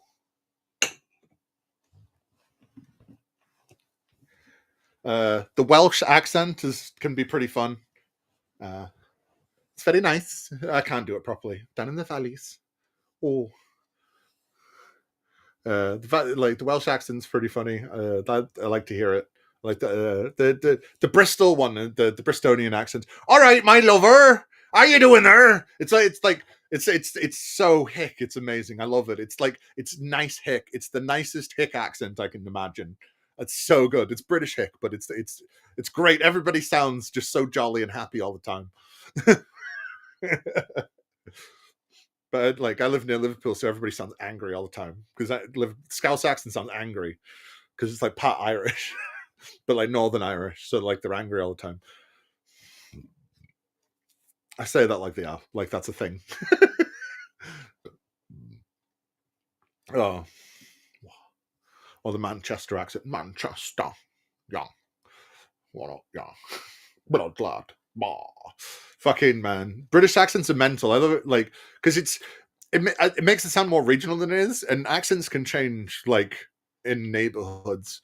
I live in a town of 200,000 people, and there's like, I'd say a good 5 or 6 distinct accents. And distinct, and even in those there's different accents, because everybody's fucking town has groomed together over so long, and everybody was isolated for so long. Everybody had their own fucking dialects. To be honest, I sometimes think understanding proper Northern is almost as hard as understanding Cockney rhyming slang, because they miss out on so much of the words. Phone, oh, Can't believe thing. Oh, it's fucking disgraceful. Bloody mess. You all right, girl? Come here. The dog wants to fuss. Hello. Everybody can say hello to the pooch. It's a dog. Little Pippins. She was named this before we got her. Oh, we thought about naming her Nibbler because she likes to nibble. Right here. Hey. You like to nibble noses? Yeah. Who's a good girls? Everybody loves the Pippin. Hey. Oh! You're a little mad at. Yeah. Hey. Oh, yeah. She's a good girl. She's a very clever dog's border collie. When people say that the dogs can be like 4-year-olds, that dog right there. Yeah, you. I kind of think because she was we got her from a knobhead. We got her from a proper cunt who kept her outside all the time. Lived in because Britons don't live with yards for the most part. They live with concrete slabs and call them yards because they've put an arrangement of flowers and pots on top of them or some shit. And this dog, we bought her in the middle of January. She was outside 24/7. She had frostbite on the tip of her. She had frostbite on the tip of her ears, and her paw pads were coming off because it kept on freezing on the ground. And she was kept outside in a literal stereotypical doghouse. They didn't teach her any commands because they bought her to be a broodmare. They got one breed cycle out of her on her first sign of a period. So they just went, now we're breeding you immediately, which is really bad. And then separated her from her pups too early, so she was fucked. She was afraid of everything. She's finally coming around to stuff. She's still afraid of some things, but then she goes, wait, it's not that bad, actually. What was I afraid? You can see her just literally go what was I afraid for in the first place? It's great. Really, it's great watching her come out as a character. But because of that, I think she's socialized differently. Because she wasn't socialized with dogs, and she's learned things differently, so she analyzes things differently. It's like I don't know, she feels more in sync than I have done with other dogs. Everybody thinks that the dog understands what's going on. I think that more with her. Because I do shit like, if you can understand me, fucking do this. And then she does it. Is it working now? Can you hear me? Holy shit, I can hear you. Can you hear me? Yes! Hello, MathPig. How you doing? How's the world treating you, except for the internet? Apparently not well. It's been a day, man. It's been a day. Everything has not worked, including this right now. It's been a fucking day. I got a lens imported in from England from 1983. Not that I have a time travel machine, but from a camera, right? Yeah. Motherfucker said in the advert, it'll fit your camera. It's a Nikon camera. No, it's Canon. Go fuck yourself, right? Got a Pentax camera, nice new one, does all this nice new fancy stuff, right? It arrives. It as standard only takes a 32 gigabyte fucking SD card, and my smallest is 64. So I've spent all night trying to get that working, and then I go to my computer, and 3 days ago I changed literally my internet name for my house to "Is it working?" with a new secret password, and everything connects to it but my PC. So I can't even update the camera via that. Hence me being on my phone. It's everything tonight is just hey, Robbie, yeah, fuck you. Thanks. Thanks. It's just been a shit day. Shit day. Yeah, I feel you. I've had similar troubles. I've been dealing with immigration, so fucking it's all been fucked, and it's all fucked to do. So I've been stressed out as shit. That's why I decided, fuck it, I'm just gonna stream and do whatever. Yeah, well, I got fucking crazy, fucking stupid computers. Honest to God, I've been on all night trying to figure out firmware, and this is the thing, right? The camera will take a bigger card, right? Yeah. But you have to update the firmware. To update the firmware, you need an SD card that the camera recognizes. So I'm like running up and down the stairs to this shitty computer that's in Stuhl's room, downloading software, putting it on, going, format is X30. I've got like 15 minutes left. It's the only reason I'm talking to you, you motherfucker, is I've 15 minutes left for this to be formatted on the PC with like a dongle thing at fucking FAT32. And if this doesn't work in the next 15 minutes with what I'm calling my Stormtrooper camera, because it's all white, Yeah. I'm gonna fuck it out the window. I swear to God, I'm gonna fuck it out the window. Like, What the fuck's my lighter gone? No, I need a camera. I've not bought I've got a webcam right now, but I would need like a camera because I want to fucking film things that aren't in my living room. And fucking, I've got a camera from 2009. So shit. Oh. I have a D3200 at the minute, which I recently bought like about 4 or 5 months ago. I've been loving it. I bought a wee Pentax X5 bridge camera for my daughter because she had to have the same as daddy, right? Yeah. And then it's my birthday coming up, so my partner was like, "What do you want?" And I was like, "Oh, I really want a Pentax." You know, it's like, "Oh, I want this," but the man, see when it autofocuses, the motor goes and it's really powerful.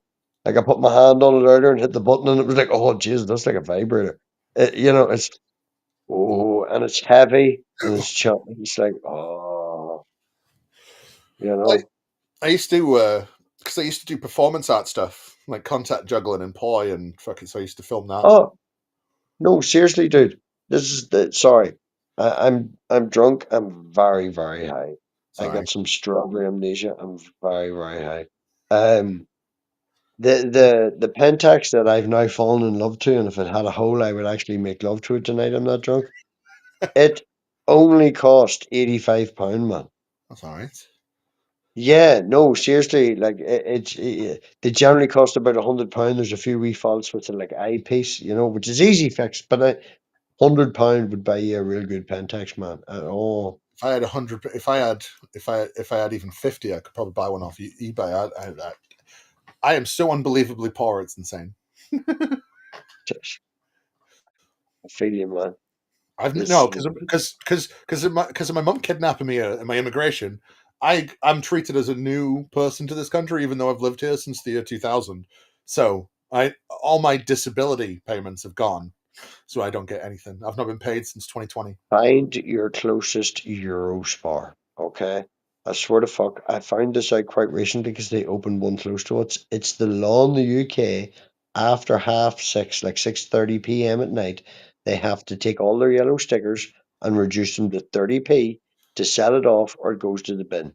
Oh yeah, yeah, yeah. No, Like, yeah, the fucking. fucking Eurospar at the bottom of my fucking. They opened one like 30 seconds from my house, and it's like, okay, I've now got homebrew going with your free fruit. I've got giant sausages. I got a 30p 1 kilo fucking bag. So many vegetables. I'm saying, I need a camera so I want to film some music videos, and I need to be outside for. I want to film me going fucking with street preachers. Dude, I went to Holland like 3 weeks ago, right? It's a whole thing where a girlfriend bought it and then we broke up and then I had to pay her back in like installments. Don't even fucking go there. And I was like, right, I'm taking just me and my camera. And I walked 85 kilometers in like 6 days. No, yeah, 5 days, 5 nights, 6 days, but then one's arriving and one's leaving. And I like seen 7 cities. I covered like the whole third of Holland. There's pictures of the blood-filled blisters. I took my fucking socks off on Saturday night, and it was like, oh, okay. I'm like Jesus with the stigmata now. There's like blood. Like, I walked so much, man. Hung out with like homeless people. Some weird guy with a big fuck off giant dog come up and had the crack on me, and then walked away, and then came back and went, "You living here now?" I was like, "No, I'm just in the city for the day, having a bit of crack." And he's like, "Man, anything you need? I'm from Colombia. Just give me a ring." It's like, what the fuck? It's like, That's what I miss about being homeless, because I used to do that all the time. I'd be like, because I live in a shithole, and it's like, why am I going to be homeless here? right? I could be homeless anywhere. That's the point. So I'd just travel. I just mooched everywhere. I spent most of my time walking. It was great. Drew, there's a guy called Drew is sharing on the YouTubes, Yeah. and he ended up homeless, bought this wee car, this wee car, this wee car, had the same idea, traveled around, a big pothead, started posting videos about weed and stuff. He, as of last month, bought his own coffee shop off the profits he's made in Amsterdam. He's living in Thailand and owns a coffee shop in Amsterdam now. And he hit 1 million subscribers like 3 days ago, 2 days ago. And do you know the wee tiny itsy bitsy cars that's not a car, it's basically a motorbike in a car? Yeah. Yeah. He took one of them and did every coffee shop in Amsterdam, bought a gram in every single coffee shop in Amsterdam. Sorry. Fucking I wish like YouTube was more of a thing back when I was like doing all this shit. Because there's so much shit that would have been fantastic to put on YouTube that I used to do. Just like on the regular. And fucking yeah. I hurt my back and now I'm a big lazy fat bastard because I can't do shit. Because I used to travel doing poi and like I used to get paid to go parties and just fucking you swing your poi around for an hour and then everybody gives you free everything because you've entertained people and you might have to do some more, but you're fucked by then, so it doesn't matter. My partner is fucked in the next 3 weeks because me and her have been dating for 6 months. She's now ready to meet my daughter, and me and my daughter go hiking and like go up into rivers and just like, oh, here's a big what, jump in. Yeah. But she is admittedly overweight. She has arthritis in one ankle. She's not so great on fucking heights, and she nearly drowned when she was 7. And it's like, I'm sorry, honey, you're fucked. If you want to join in with it, I can't wait to hang out with you and your daughter. Are you sure? Are you sure? I mean, that's one of the things. It's one of the things I miss about living in Maine because fucking I'd love to do that shit here. Even when I was like fucking hiking around and I ended up in like the Peak District or the Lake District or in Wales or whatever, I still didn't trust the water enough to go into any of it. Whereas like back home in Maine, I was like, yeah, I'll go in fucking any lake, whatever. Looking at the live chat, I'm sorry, I just found the live chat. Rochester Swift. I have a Pentax K5, which is just a fucking bridge camera. I'm hoping to turn into an IR, taking the IR sensor out. I have a Pentax K5, and I've fallen in love with a Pentax K3. I think I might sell my soul to own one of them. I don't know who I'm gonna have to fuck or suck off to get one of them, but yeah. See, Sorry, it just took me ages to find the chat. I'm also hoping that my green screen will work better with a better camera. I have to actually go to bed, dude. It's like 5:15. I know. I'm in the same time zone as you. Yeah, but do you have to get up at fucking 7:30? What day is tomorrow? Friday? Yeah. Oh, that's not too bad. I finished Oh at no, 2 tomorrow's Saturday because it's Friday today. Okay, well, I'll give you that, yeah. That's all right. I get a half-hour break at 10 o'clock, so I should be able to go to the chippy van around there, like a breakfast van, and get a £4 soda, and then I have to just survive to 2 o'clock. See, I'm an insomniac, so I'll sleep sometime in the next 2 days. Dude, I'm the exact same. I didn't fucking sleep. Like, it's just not. It's one of the reasons I get so much time to fucking study shit because I'm like, I've got nothing to do. I'm playing video games. Okay, I'll listen to 50. Do you know what's fucking shit, right? My work, I'm not going to say my work's shit, right? Because my work's fucking great. I enjoy the crack. We're all very relaxed. There's a guy at work that's an alcoholic, and like around the 12th of July, he takes 3 weeks off. He just goes and benders. It's like, they allow him to come back and shit, right? It's Yeah. very relaxed.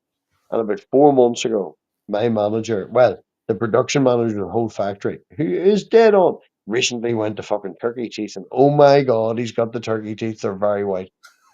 And he's like, dude, I need you to stop smoking joints at lunch. And I'm like, what are you talking about?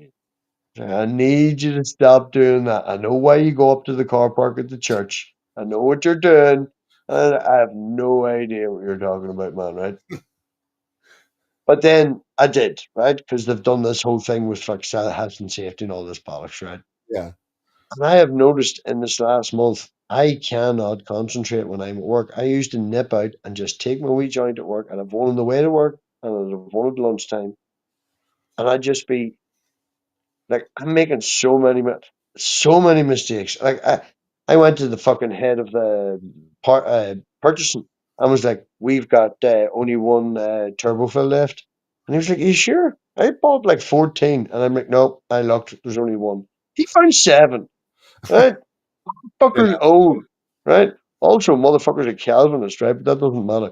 But anyway, oh, we have so much fun at work sometimes. But anyway, right? It's like, oh my god. Do you know what the worst was? 4 of them was 2 shelves up in the racking outside from where the pallet was, where I said there was only one left. If it had looked up, dude. If it had fucking looked up. I was like, oh my god. I need my wee joint to work. I literally said it to my direct boss today because he's quite relaxed and knew that I used to smoke and work like Robbie. Yeah. Put some fucking deodorant on or something, like you stink of weed. I'm like, I don't know what you're talking about. Right? And I said to him today, I was like, Davey, I swear to God, see this last 2 months, I just like my brain's on fire all the time. You know, always overthinking, something going on. You know, I don't know. So the only job I ever really got into, aside from like performance art stuff, is I did bar work. So I always got drunk, so it didn't matter. I refused to work in a place where I couldn't get pissed while I was working. And he's off. Word. I'm gonna get. Should I go back to Mike Winger? Should I go back? Mike Winger's boring. It does. I mostly stopped and went to bongs. Oh, he's back. Word up, yo. That fucking stupid mobile phone. I sat up to get ready, and I didn't even get to say goodbye. I'm actually going to leave now, but you know, I wanted to at least say goodbye, and I sat up to leave, and a fucking stupid phone. Well, thank you for coming back and being gracious enough to give us a goodbye. Yeah. Life's hard. We have to struggle through it. We do our best. Go touch grass. Hug your family. Pardon? Big or small, fuck them all. Oh no, seriously, go fuck everybody. Like anybody who thinks any shit about you is just like go fuck. Here's a quick funny story, right? Correct me if I'm wrong. I have one friend that told me this was the wrong thing to do, and it's slightly biased, but my mother also said it's a wrong thing to do. My partner was in the shop for like 20 minutes, right? She went in to buy fucking bread and milk sort of thing, right? Now, don't get me wrong, great fucking shop. I'm now walking around going, I am so like, we need to get the fuck home. I've been working all day. Can we go home? So every time she stopped to pick up an item or look at an item in the shop, I walked up behind her in like the doggy position and started making noises. And she was very not happy at all. People were making looks, and I was like, are you ever going to see that cunt again? No. Can I now go home? Yes. Are you laughing? Yes. Who gives a fuck? Right? Yeah. Yeah, I don't. My girlfriend doesn't like. I do things that I have an angry German voice that I accidentally get into, and if I get into it, I get stuck. It's not right. Hein? Fucking hein? It's not right. I love it. I love it. Absolutely. Like, I took the camera out, as I said, nice new camera. Took it out to take pictures the other night when she was stoned off her fucking balls, man. Right? She's stoned off her balls, right? She can't even drink. She's laughing that much. She's giggling, right? She said, stop embarrassing me. I was like, I haven't started to embarrass you yet.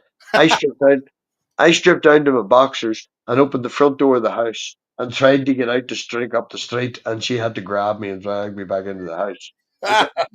Who the fuck gives a shit? Like, It sounds like me years back before I hurt my back. I grew up on a steady diet of Tom Green, so I was always encouraged to just do whatever I'm not weird gonna. shit came into my head. I don't know. You say steady dad. For me, man, that was like salt every now and again. I'm just gonna ask you: did you fuck a deer? Did you fuck a dead deer? All right.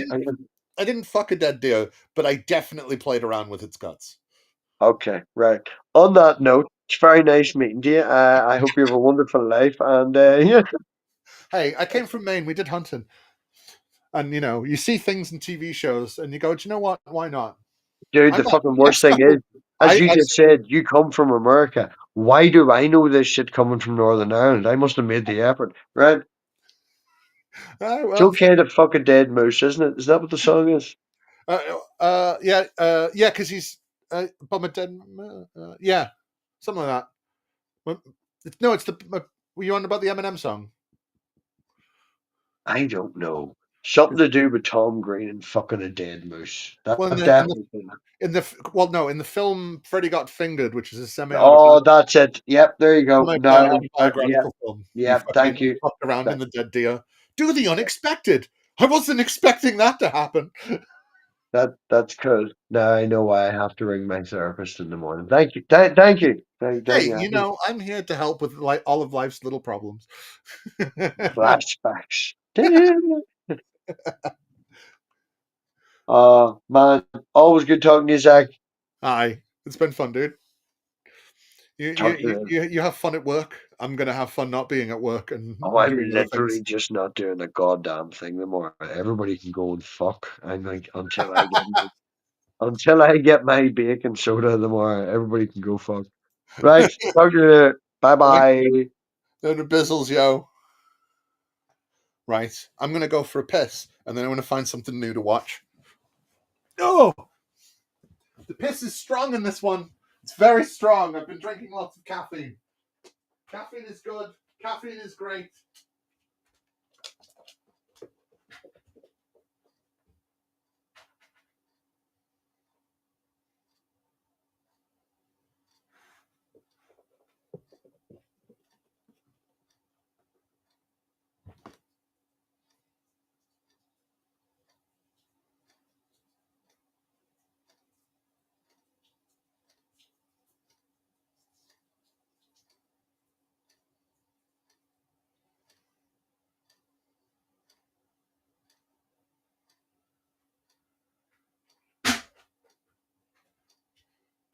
Onwards.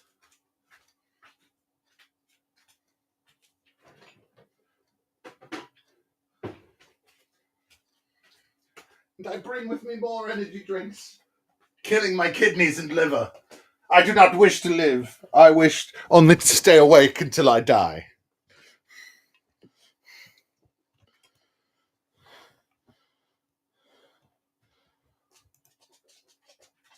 Word, brother.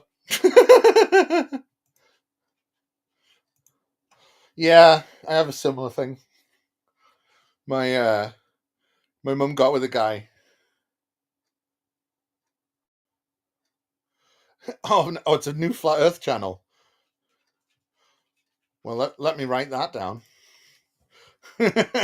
Hey, I'm always up for Flat Earth stuff, and if I can make fun of Flat Earth stuff, why not? Iron work. I should write this shit. I decided I have to start writing this shit down because I go, I'll remember, and as soon as the stream ends, I forget so many things. Ironwork 92,000. Cool. Cool.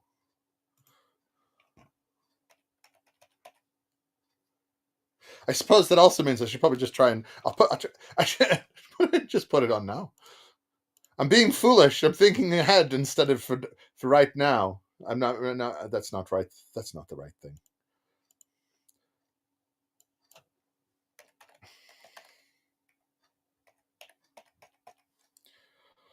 Oh, I can't wait to see what kind of flat earther he is.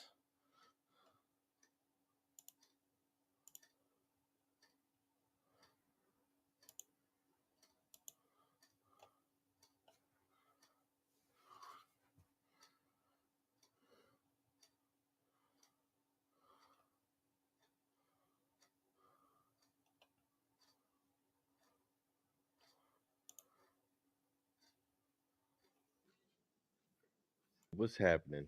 Let's chit chat for a little bit. So, I wanted to refer to one of my old videos, video number 84, and discuss something. And I wanted to show you something.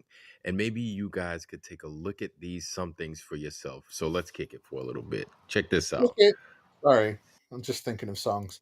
And I need to invest in a for real camera, man, because this camera phone thing just ain't happening really. Oh, just so you know, I'm investigating, what was at one time considered the island of California. Just looking into it, and I was bored this morning, so I just wanted to take a look at. An old map showing California as an island doesn't mean that it was an island, because it will become an island, actually. You see, it's separating from the rest of America. It is actually more part of America back then than it is now, by probably a few feet, because of continental drift. I know that the old maps. I'd completely forgotten that basically all the old maps had like, is it Chihuahua? No, the fucking, I forgot what it's called. The peninsula isthmus thing. But yeah, in California, we're like, it used to be considered an island until like we actually mapped it properly. Went, oh yeah, it's not, because all the old maps they're really trustworthy, right? It was further back in time, so the maps are super trustworthy. One of my old videos, specifically this one, off the coast of California. Don't worry, Mathpig, I won't tell them. Right, and as long as they don't watch the video, they won't know. Because, and it brought me back to this video, and I'll show you here in a second why. Right now, I think it's a big deal. Check it out. Either way, this right here is called California. Right? Okay, let's fast forward this. I'm talking. I'm sorry. You said that like he was fucking California.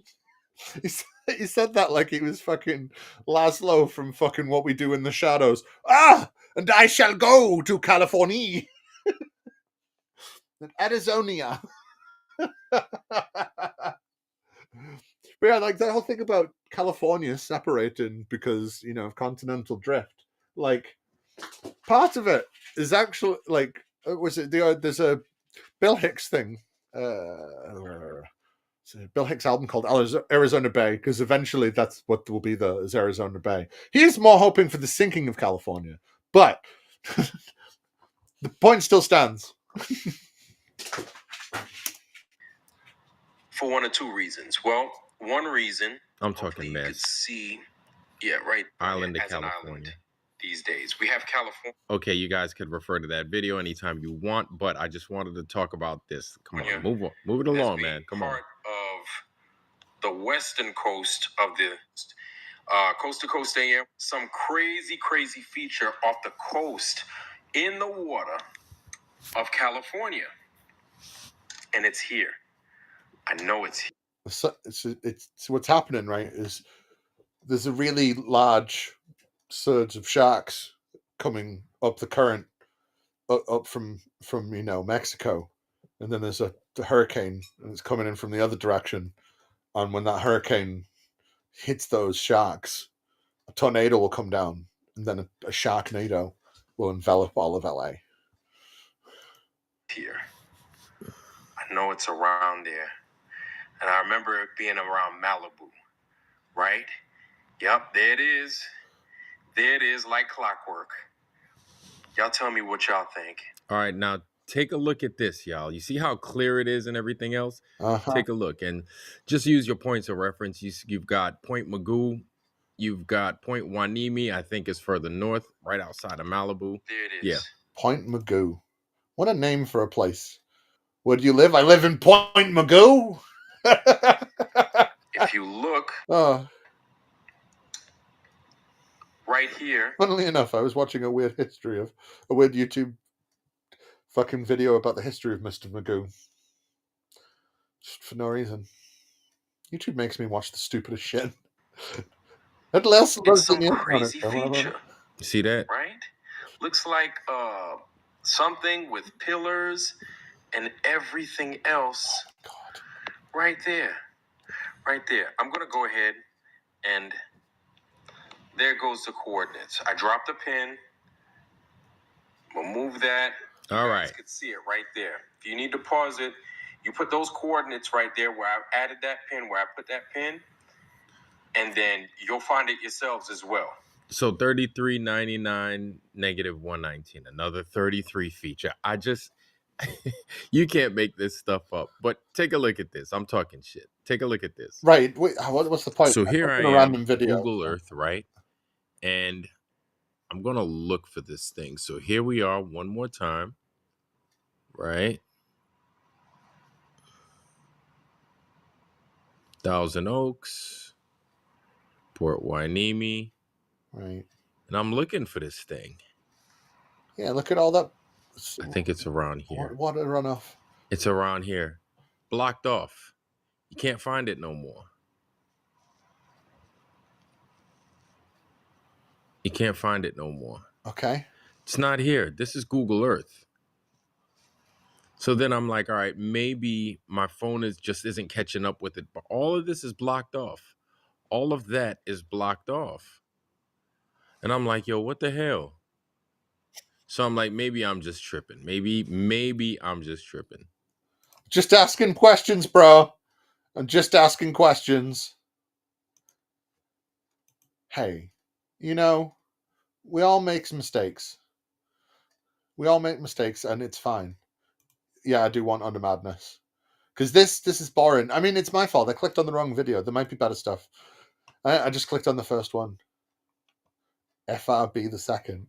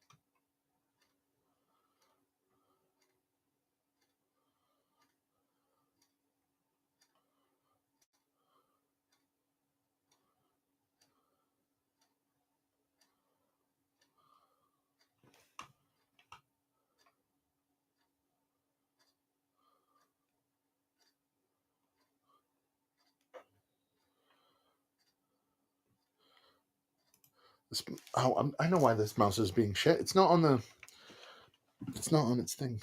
I was like, why is this mouse suddenly being worse?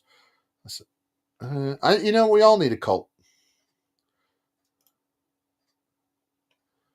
Let's see, what have we got here? Up on the right thing. Oh, wrong bit.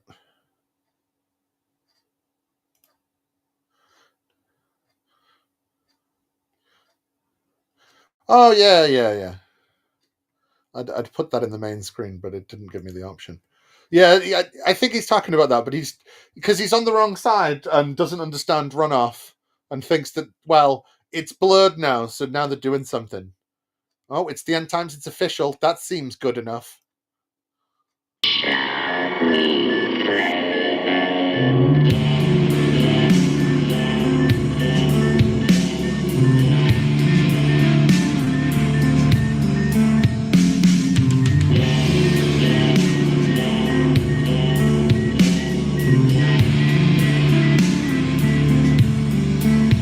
Just me, or does old Bill Gates look like aging Alan Tudyk? I've been watching that fucking I started watching that Resident Alien, and I felt really old. I'm like, oh my god, Wash is so old.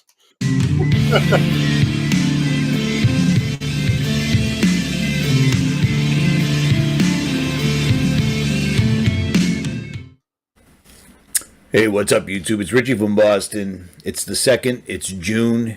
It's 2025. And it's late. But I wanted to make this video. I've been working on my truck all day. I've been working on my fucking truck all day. And because I've been working on my truck all day, I know the end times is here. I fucking figured it out. Don't worry about it, huh? Hey, what the fuck? I'm from Boston, you motherfucker. You don't worry about it. You think we don't know shit? Huh? Well, because we're from fucking Boston, you son of a bitch. Come here and say that to my face, you fucking cocksucker. Man, I love Boston. Shockingly enough, but I wanted to make this video because this stuff came across me, and I just had to do this. So here we go. I'm Yeah. tired too. It's late, but I got to do this. Yeah. What you are seeing is not real.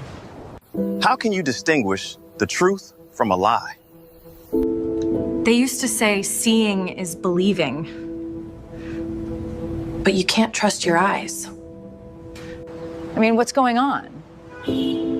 What if this artificial intelligence is leading us towards a very dark place? The world is about to be plunged into a time of deception unlike anything that has ever been seen before, and I don't think people realize it. If you ask me, this is the end. These are like the last days, and something big is coming. I mean, I don't disagree so far, but I think we're going to reach very different conclusions. Humanity has just driven off the edge of a cliff, and we are now plummeting at a very high rate of speed towards certain destruction.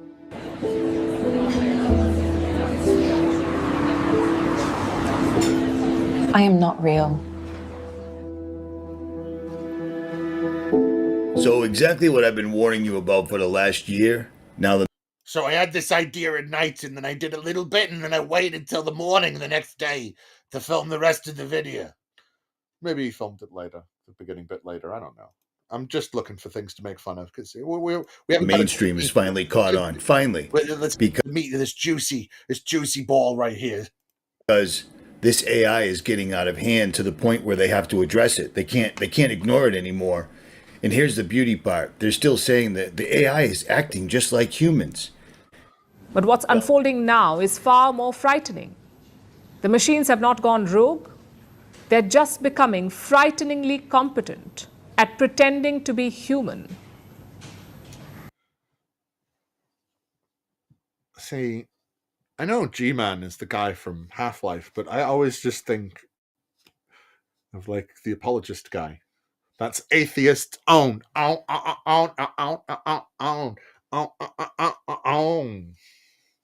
Yeah. AI's fucked, right? People have been wanting this shit forever, and they're gonna love it until what? I don't have a job anymore?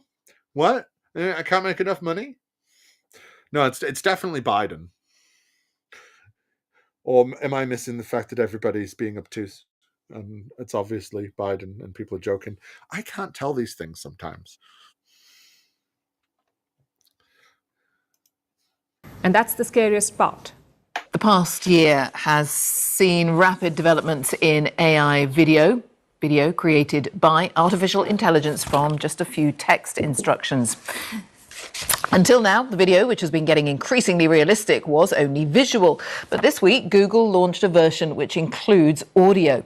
As our AI correspondent Mark Chislak reports, it's been hailed for its realism, but it's raised concerns about how we're supposed to tell what's real Illuminati and what's confirmed.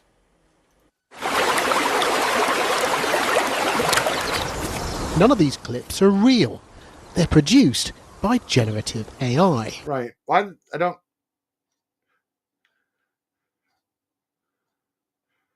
Well, can't be having him just playing BBC clips. The BBC will fuck me. They've been created by a new video generation model from Google. It has a vital filmmaking trick up its sleeve. We can talk. No more silence. Yes, we can talk. We've got used to seeing AI created video, but adding dialogue or making characters speak or Showed up. And Jordy Rose said things. Yeah, everyone's like, am I going to have a job in 2 years? Well, it's not acting just like humans. It's acting exactly like what it is. It's fallen angels. They're basically using AI as a telephone 24/7. I've been telling you this for years since D-Wave showed up. And Jordy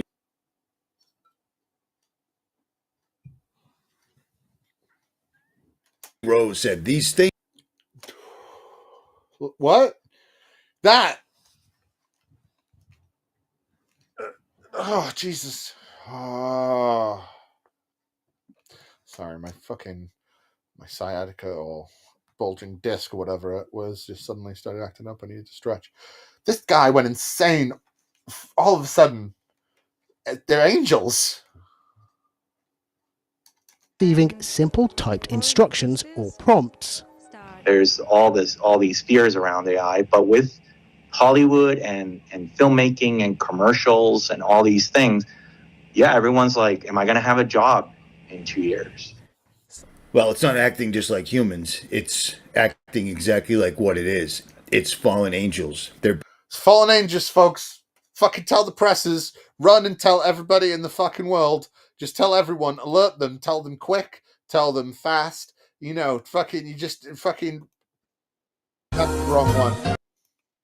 Tower brief mortals.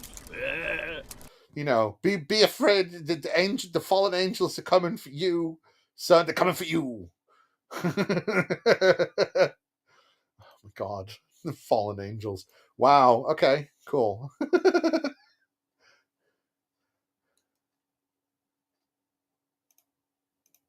basically using AI as a telephone 24/7. I've been telling you this for years since D-Wave showed up.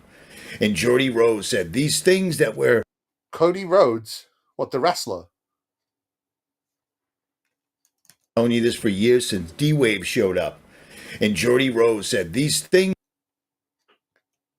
Cody Rhodes, the wrestler? What? I'm not. No, I can't touch that. things that we're summoning into the world right now, the great old ones, aren't going to give a shit about you like you don't care about an ant. Things that we're summoning in, and these things that we're summoning into the world now. Is that him? And these things that we're summoning. But that guy totally looks like... Is it Danny Boyle? No. It's a director guy I'm thinking of. Damn. Why? But no. Don't, please. It's not fair. I haven't done anything. I don't want to be gotten. You know, and such.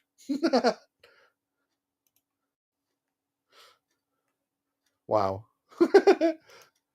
He looks like someone is doing my head in. I mean, he looks a bit like Crowley from Supernatural, but it wasn't who I was originally thinking. I think it's Danny Boyle. Into the world now are not demons, they're not evil, but they're more like the Lovecraftian great old ones. There are entities that are not necessarily going to be aligned with what we want. This is getting so utterly out of hand that it's already done, and they're just rushing. They're just falling all over themselves. AI robot guys, every single solitary day, daily, they're coming out with everything we just told you about the AI-powered robots yesterday. It's twice as good today, and that's been going on for months, at least since I've been home, because they're done. They're ready. And the scariest thing about this stuff that's completely made up is you're not going to be able to tell what's real anymore whatsoever at all. So they can say that a pandemic has struck and show a bunch of people in Nebraska dying and falling over, and you will not know if it's real. We're at that point. This is insane. Is he that? I don't have that South Park clip, but what he let me see. Oh, so they can say that a pandemic has struck and show a bunch of people in Nebraska dying and falling over, and you will not know if it's real. We're at that point. This is insanity. I never thought I'd live to see this, but here we are right now. You see what I'm saying? And this is something else that they're talking about, where Trump's son-in-law, Jared Kushner, came out and said, we're going to be the last generation that dies. We're going to be Kushner said we're going to be the last generation that fucking dies.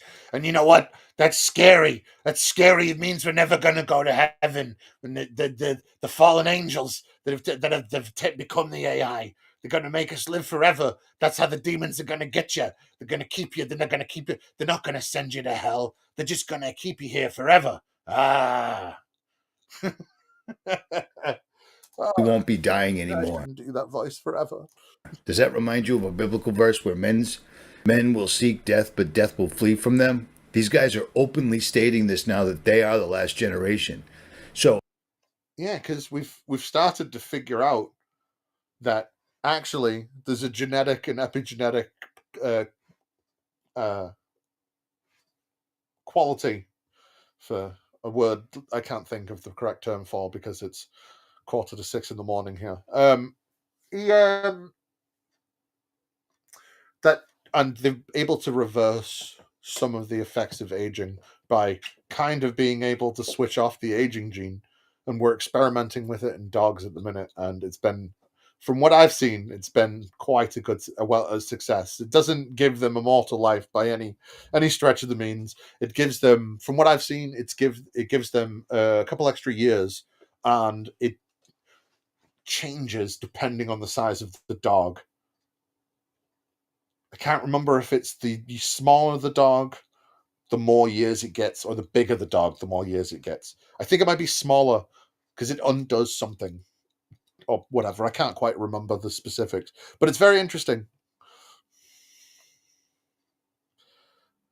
Do you know what I think I was? I think it's going to spread. Am I still crazy? Am I still crazy for telling you this entire time? Am I still crazy for telling you the entire time this AI they've been making is fucking fallen angels? You know what I mean? It's like fallen angels or Nephilim or some shit. Which one will you believe? It's one of them, right? So, you know, am I fucking crazy for saying that? Huh?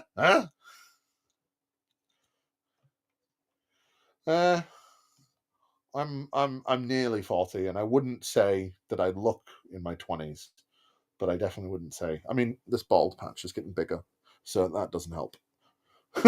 I've been getting so stressed about immigration. I've developed balding, and I'm hoping that once I'm less stressed, that it might regain.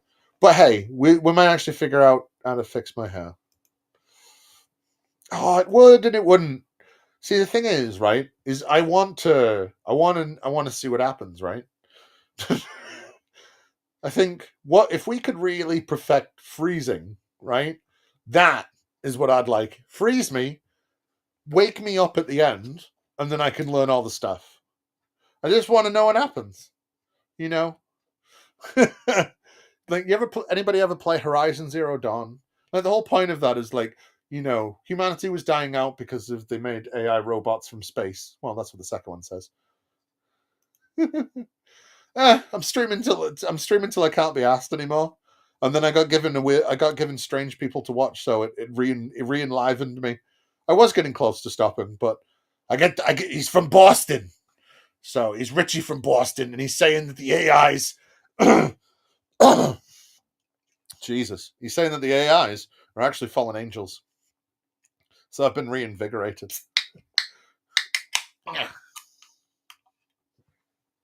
Like, fuck it. I've got nothing else to do.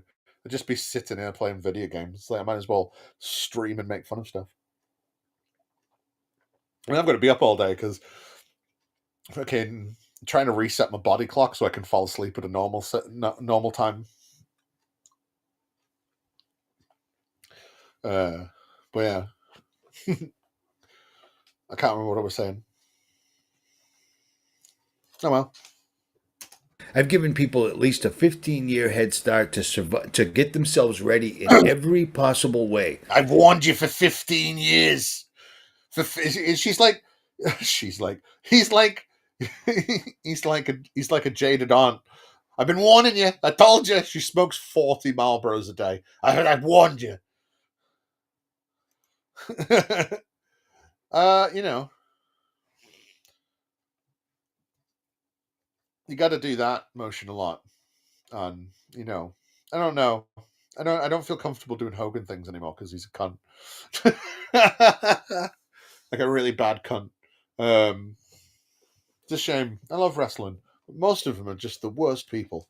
It's very conflicting. She's like, but I want to watch him. Wow. I can't believe you'd think I'd do that. But you know what? You're right. Fuck you, Justin. No, that's not cool, bro. I wouldn't do that. I have to dislike you for some reason. You have not given me such.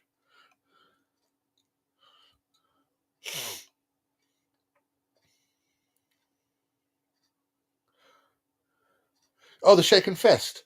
No, yeah, just because it's wrestling. And it was vaguely, and it was the only name that they accepted. I tried many others first. I mean, back in the day, I used to watch WWE. I watch AEW now. Mainly because WWE is full of people that engaged in the sex trade with Vince McMahon and Brock Lesnar. And you didn't see that because the camera cut it out. And like all that. So I don't like him anymore. I can't watch it, which is a shame because I love some of the people that are involved. But like, yeah, and AEW doesn't have that history, so I watch them. Plus, they don't get angry when wrestlers come out and things that say trans rights are a thing, and like don't get angry when they come out. Like last night or the night before, Brody King came out in a fuck ICE, abolish ICE, like fucking bulletproof vest. They don't get in trouble for stuff like that, so that's cool as well. Ugh. Problem is most of wrestling is shit, and there's like some really good wrestlers get just the best gimmicks.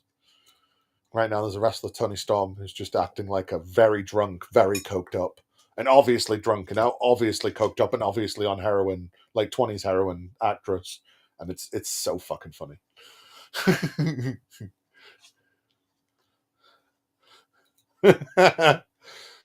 I say, don't do it in Minecraft. Fuck them. I don't know. Maybe I'm an inflammatory person. Oh well.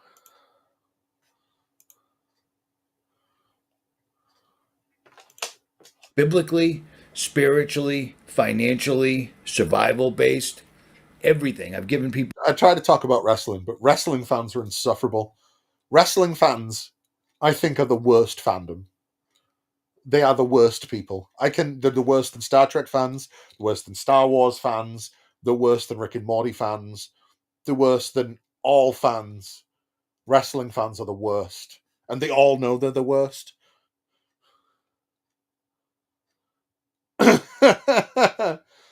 Vince McMahon is a crazy boy, right? And one of the fun things of wrestling, right, is now that all these old 80s wrestlers are getting old, they've all started doing podcasts, right? And some of them, like good old JR used to do the announcing, right? And JR tells some fantastical stories about what some of these people used to get up to. So I think, was it him? Or I think it was JR told a story about how Vince McMahon, when he got writer's block, right? What Vince McMahon would do sometimes in the 80s was he would eat some chocolate cake, and that's Jim Ross's thing for smoking weed, because some wrestler said it once to him, so he thought it was funny, and he said it forever after that. He'd have some chocolate cake, he'd snort a fuck ton of cocaine, and then he'd take his fucking limo, and he'd go rampaging through like construction sites in his limo, and then fuck off because he had writer's block. Yeah, Kevin Nash is great. Kevin Nash is automatically one of my favorite wrestlers, just because he was Super Shredder in Turtles 2. And he's Kevin Nash is like, he's the only one out of that whole like group that actually was like not the most shit-headed person. Like fucking, because Scott Hall was a cunt until he got off the coke, and then he became nice. I mean, that's what happened to a lot of them, I suppose. A lot of those old 80s wrestlers, it's just cocaine and steroids, and lots of steroids and some more cocaine. And they all thought they were trying to kill each other, because sometimes they did. What was it? Fucking Macho Man Randy Savage said, was it? No, sorry. Jake the Snake Roberts said that he got Macho Man, he had to bite, because he always came out with a snake. And he was worried that it was poisonous. Macho Man was worried that it was poisonous, and he was trying to kill him for his spot. So he made Jake the Snake Roberts get bit with the snake first, even though the snake was a constrictor and not poisonous in any way. Because these people were fucking, like, just the most deluded and like psychotically paranoid. It's insane. Backstage wrestling stuff is mental. It's what wrestling isn't like that anymore though, so it is better. Wrestling on the whole is better. People aren't doing that shit anymore. But there is some of the good old boys that still try and keep wrestling back, and a lot of them are WWE good old boys, because WWE is the only boy in town anymore, really.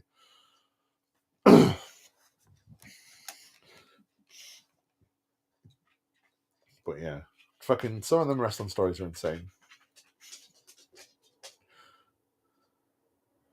Wrestling can be fun. It's just, I don't know.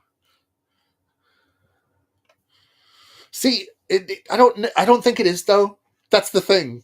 It's just wrestling isn't like 90s wrestling turned into look at all the tits. Have you seen all the tits? Have you seen some tits? I really like tits. Do you like tits? You like Sable's tits?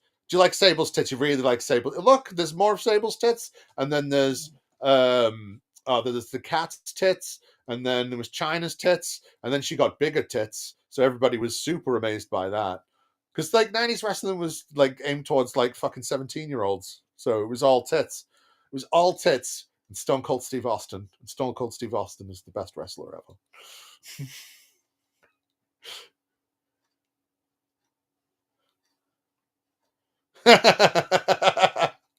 Yeah. That's all the backyard shit though. That stuff's insane. Do you know, I'm not against using roids in the Olympics. I totally think there should be 2 Olympics, and I think there should be the normal Olympics where you don't take anything, and then there's the ones where they go, right, you're going to fuck your body, and you're going to die quicker, and you're going to have to be okay with this if you're going to do it. And these people are taking the steroids anyway. So, like, let them.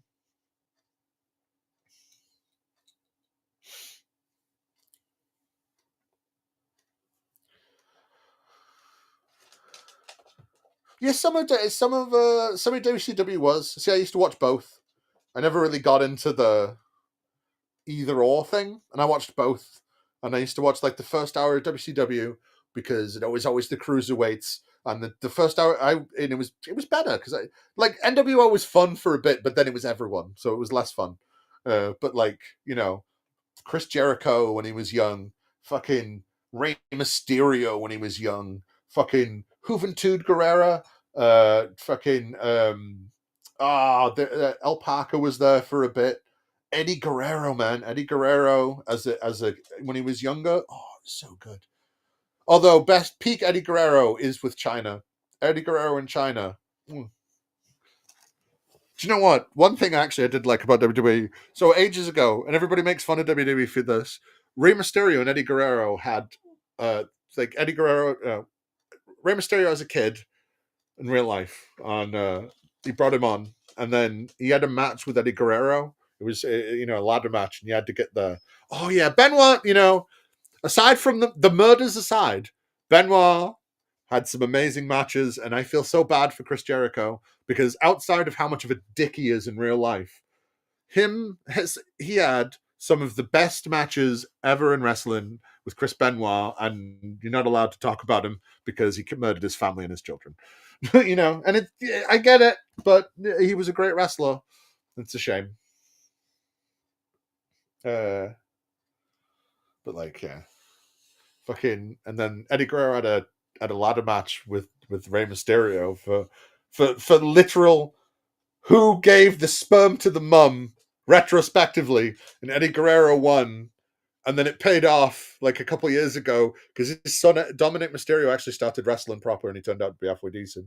And then they actually made him choose that. Wait, I was Eddie Guerrero's kid anyway, wasn't I? So fuck you. You're not my dad. Eddie Guerrero's my dad. And then he did the China stuff with fucking Rhea Ripley, and it was beautiful. It was great stuff. Man, I could talk about wrestling for far too long. I love wrestling. Wrestling's great. It's just like I got kicked in the balls with wrestling the other year because my favorite wrestler like ever died. Like Bray Wyatt. I love Bray Wyatt. Bray Wyatt was the best, and that man was so underloved in that company. It's sad. And then he just ups and dies from COVID. Bastard. He was so good when he came. He had like the whole gimmick where he's like a child. He was a cult leader, and he did child TV with puppets, bring people into being a cult. Oh, it was so good. Do you mean when he came back to WWE a few years ago and he nearly killed the Undertaker because he's an old piece of shit that can't wrestle? Oh, I hated Goldberg.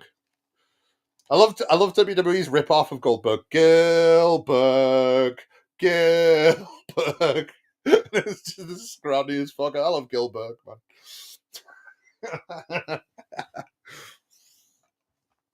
Because fucking Goldberg recently started wrestling again a few years ago, and he still did the thing where he'd headbutt a thing before he'd come out. He'd headbutt a locker, but he's old now, so he kept on fucking giving himself a concussion before he got to the ring, and his matches only take 5 seconds because he refused to learn any wrestling moves except for 2, and then he just goes out there fighting other big guys, and he's concussed, trying to do his moves, and he nearly killed the Undertaker. Fucking hell. Oh, yeah. It happens a lot more now because there's no veneer whatsoever of it being real. Like, no veneer. And I think that sometimes that's actually kind of why wrestling got better. Because they can make fun of it more. And they do more wacky shit. Because they go, y'all know it's fake. So, whatever. And I think that's why they got, everybody can do the flippy doos now. And everybody can do all the things. Because it's all fake as fuck. It's just telling stories. And people go, no, it's fine. Because, like, when I first got into wrestling, that was the tail end of people going, like, that's when you, like, when I first got into wrestling, that's when you started getting shit like,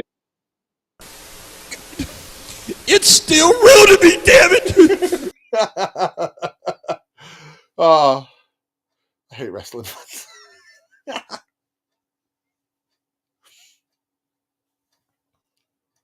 Ryan, I was watching this crazy guy.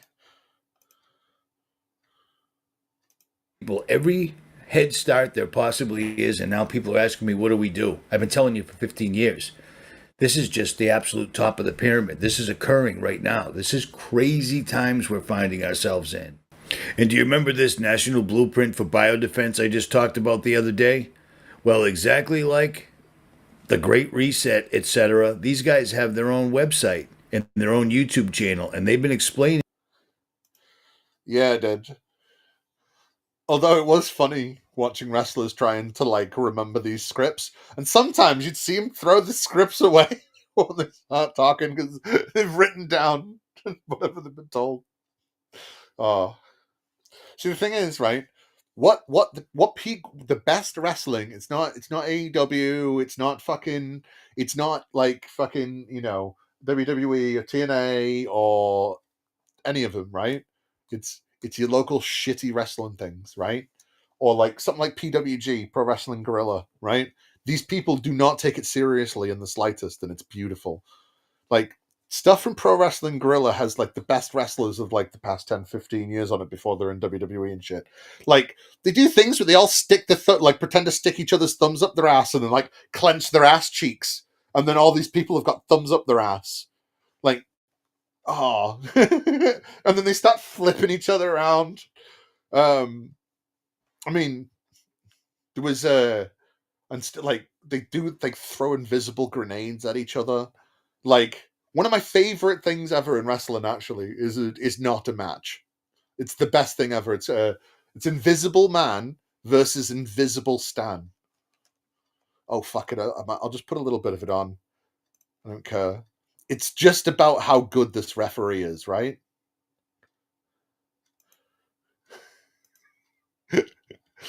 And like, it's just him with special glasses reffing an Invisible Man match.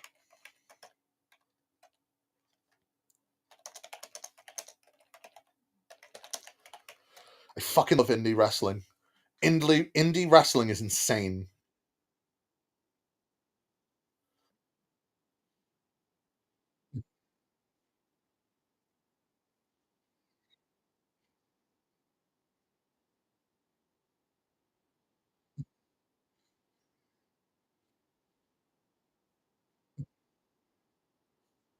I love this shit, man.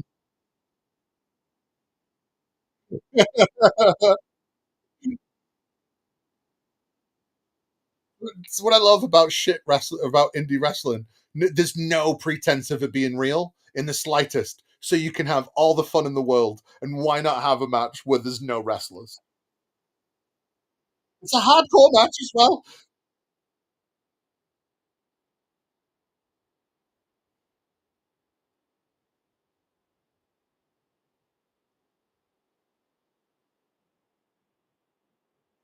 Oh, I love shit like this.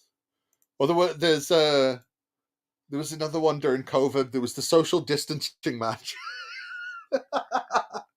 These guys stood like fucking 2 meters away from each other and had a wrestling match. It was so good. They did all the moves and they did all the flippy doos. Japanese wrestling can be insane as well. DDT Pro is insanity. People wrestle, blow up dolls like they're real people. They have wrestling matches, like they have wrestling matches inside theme parks, and like get into roller coasters and pretend to beat each other up while they're on the roller coasters, except for when they go down and they both stop and go, nope. It's so good.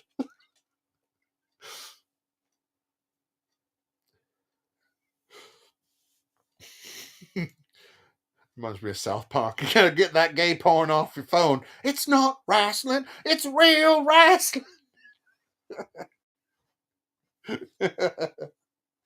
Oh, if you even have a passing like for fucking wrestling, look for DDT Pro and like a fucking wrestling in a fucking. Oh, just put a bit of it on. Fuck it, I don't care. If I don't leave it on for very long, they can't get very angry.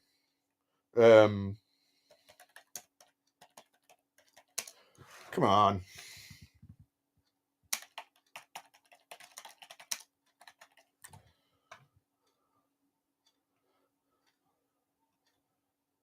Was it not him?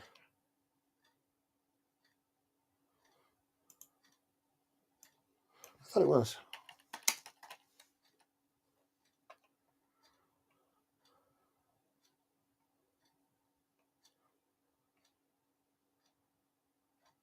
Maybe they took it down.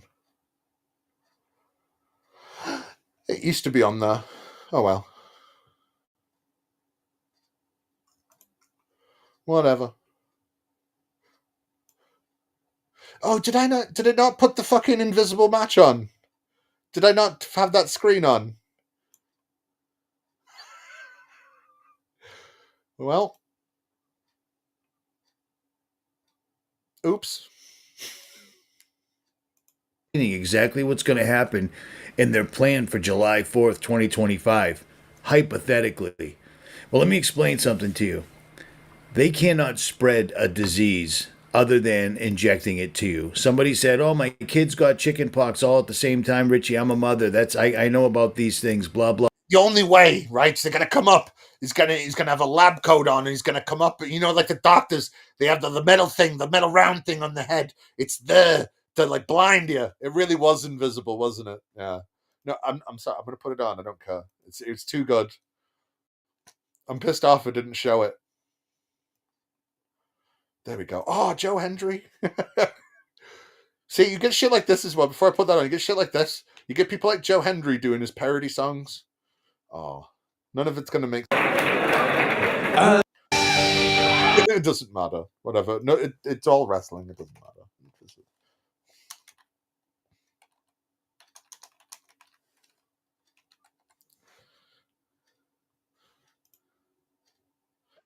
Sounded like a baseball bat hit a carcass. Back and forth they go. Remsburg. It looks like he may have been busted open here. Remsburg is going to check on that cut, putting on the rubber gloves. And Invisible Man's taking a beating in this one. X. No, Man wants to finish this one. He wants to keep going. And shoving the official out of the way. And these two have taken to the floor. Fighting through the people. They're fighting. We got a dangerous situation here, Prazak. People need to watch out. Remsburg, and they're Rendsburg has followed them into the balcony. No, don't do it. Don't do it. No. Oh! Out of the balcony, dangerous! That's about a 30-foot fall. Oh, I love the fact that everybody goes down. Everybody goes, yeah, fuck it. Oh, I turned off the wrong thing. That's the thing I love about wrestling, man. It's just a pantomime. It's just the biggest fucking, like, I don't know. It's just the biggest pantomime in the best ways. Oh, there's nothing behind you. Look out, it's behind you.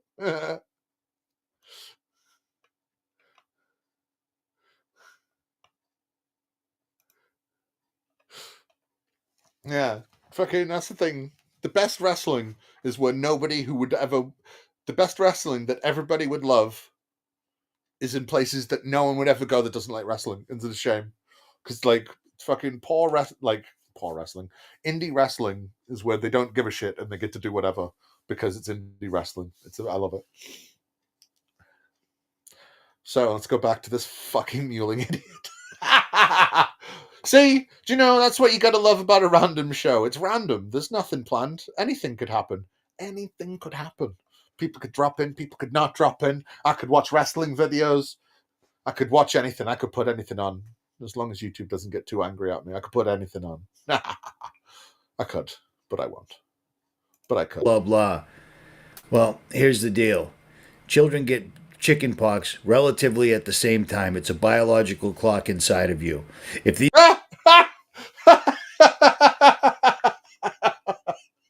You just gotta... Your body's just ticking down the days. Did you notice? Hey, did you ever notice that the chicken pox, all the children,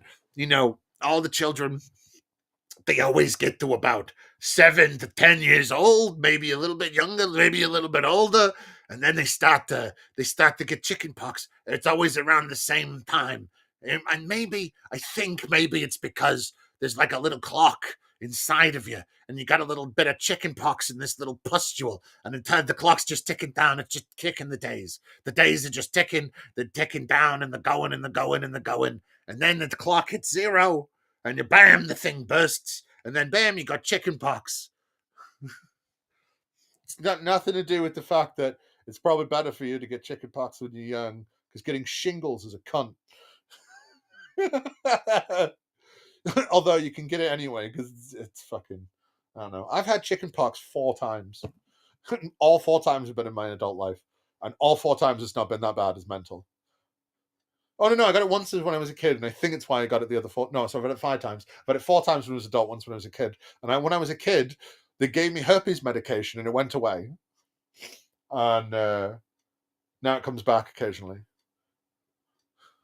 Mental.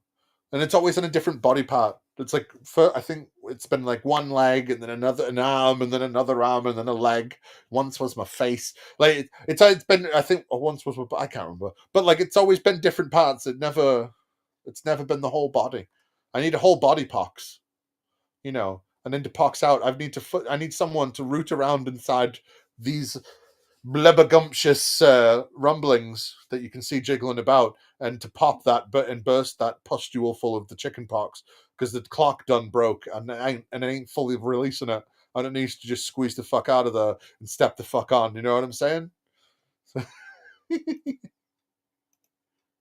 These guys could spray a biological agent on us, they would. But instead, they've tricked us into taking what?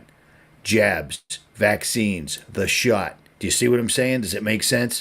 But if they want to have a biological outbreak, because they're only giving you the things. It's not, I know a vaccination is a somewhat recumbent fucking version of the thing. Recumbent is the wrong word. It's a somewhat deadened and shit version of the virus that your body could work on, and it's totally just giving it to you, you see? So, man, this is why for-profit healthcare is the fucking worst, right?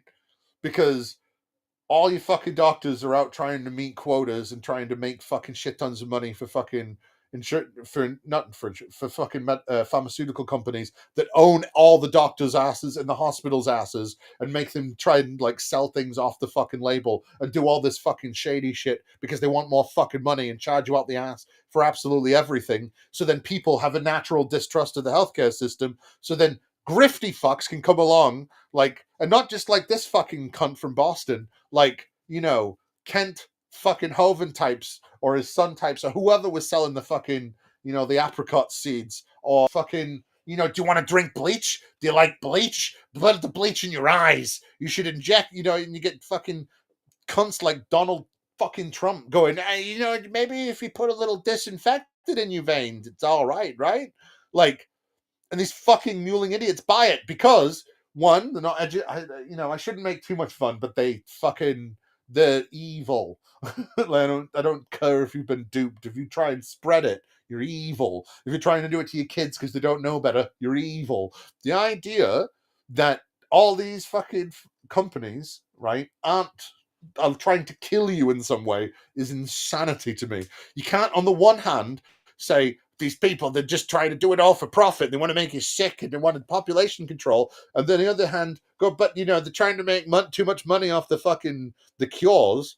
Well, it's either one or the other, motherfucker. They can't be trying to kill you because if the cures didn't work, they couldn't charge you over the fucking odds for the cures. It's almost like, actually, aside from a dip after COVID, it's almost like life expectancy has been going up. But because people don't like the fucking the system they're in, or they've had a bad experience with a doctor, it means the whole thing's fucked. So don't trust any of it. And actually, you should trust me because I've done my own research, you see. And my own research was done off my Uncle Jim's Facebook page. I saw this meme that said, oh, Bill Gates is trying to inject you with the flu or whatever.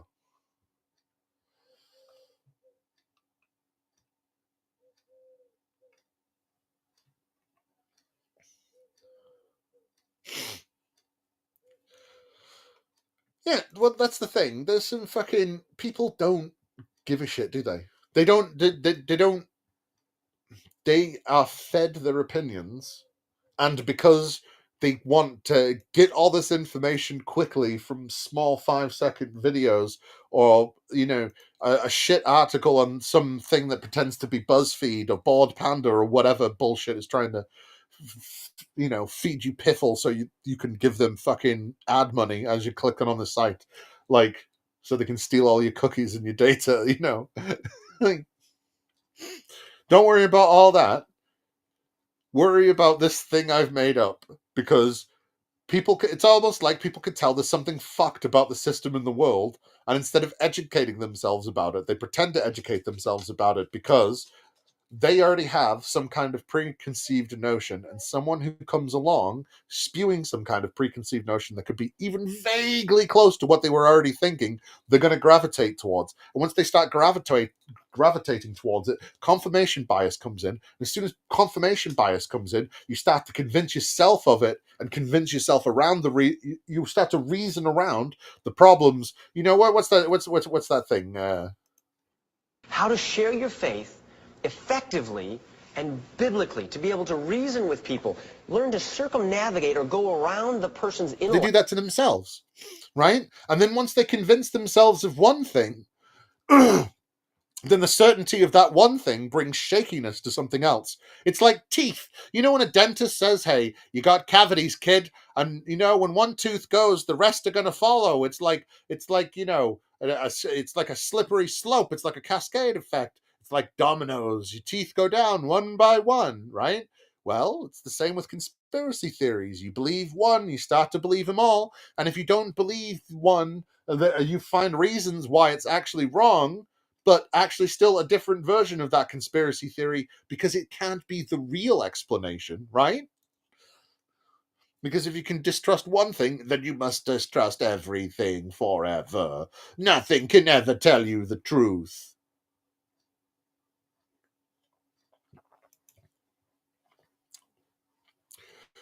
Yep. And like, people don't like the idea of doing that because it's hard. It's hard. It's hard questioning yourself. And like, if you have any kind of anxiety or depression, it becomes super hard, because then it's not just it stops being just questioning yourself and just going, wait, did fucking is this bullshit? Have a think for 2 seconds and then carry on. You then have to hyper focus.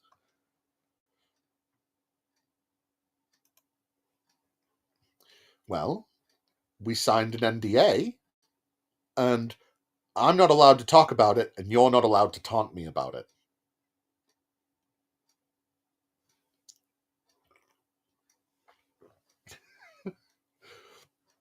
Don't know. I love that from South Park. The extra sip they give things. There's always like a little pause after a lot of jokes and somebody sips something. And I don't know. I always find it to be the funniest shit. The funniest shit from South Park for me is always the stupidest things. The funniest thing for South Park in me ever is just, when Kenny has explosive diarrhea in like the first season. My favorite thing of South Park ever is the sound of that door opening and closing. I love that noise. So many great bits, great episodes. That noise beats them all to me. I like stupid things. Let me remind you of something that got my channel taken down originally on YouTube. What's up, YouTube? It's Richie from Boston. It's the 23rd.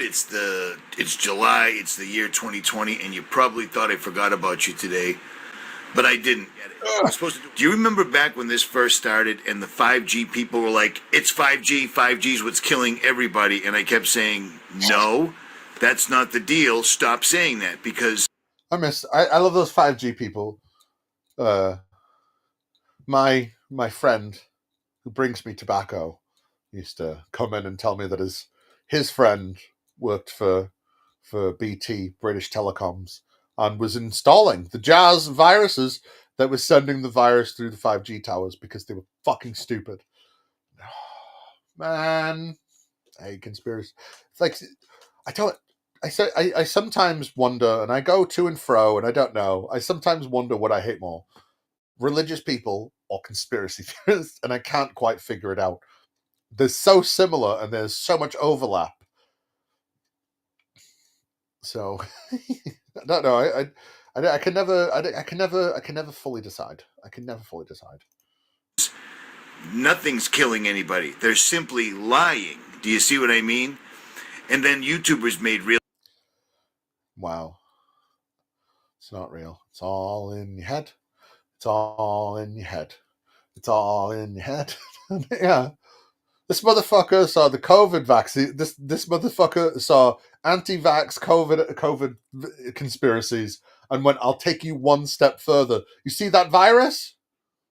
Lies, lies, and more lies, and lies on top of lies. Yeah, there's just no virus. There's no virus whatsoever. Oh.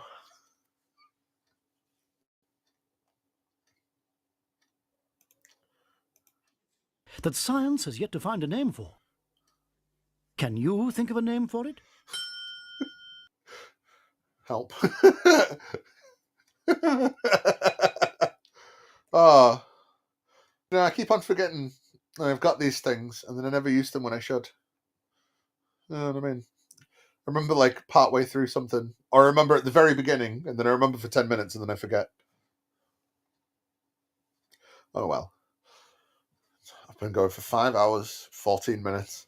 Well, EveMux says that my plan has a maximum of 6 hours at a time, so I might as well ride this fucker out. I don't want to talk about this guy anymore, though, so.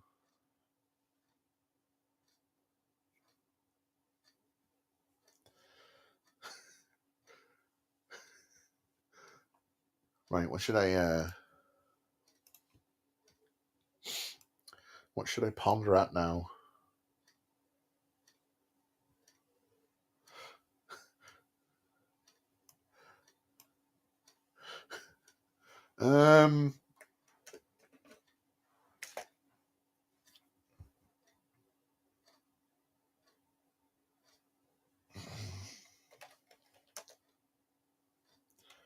Fuck it.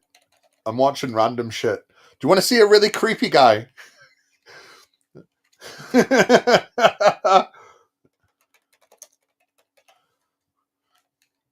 This was like my favorite thing on a podcast for ages, right? It's this guy being really creepy. He creeped, like, not like, you'll see, right? It, like, so the backstory to this video is this fucking guy, what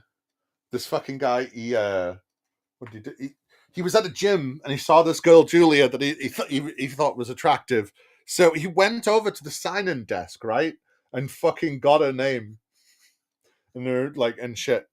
And fucking went out and followed her. And then, no, we got a name from the desk and then went out and followed her to the car park.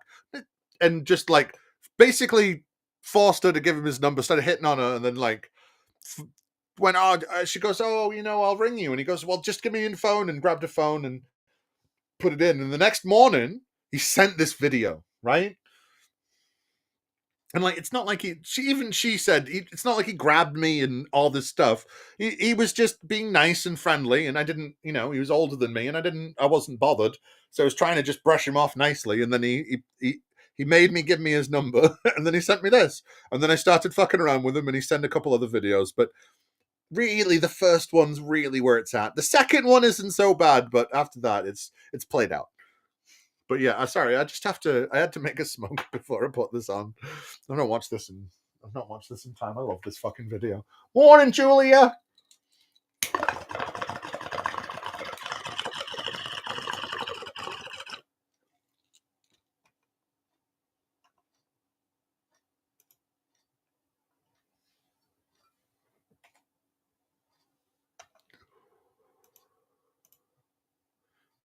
Good morning, Julia.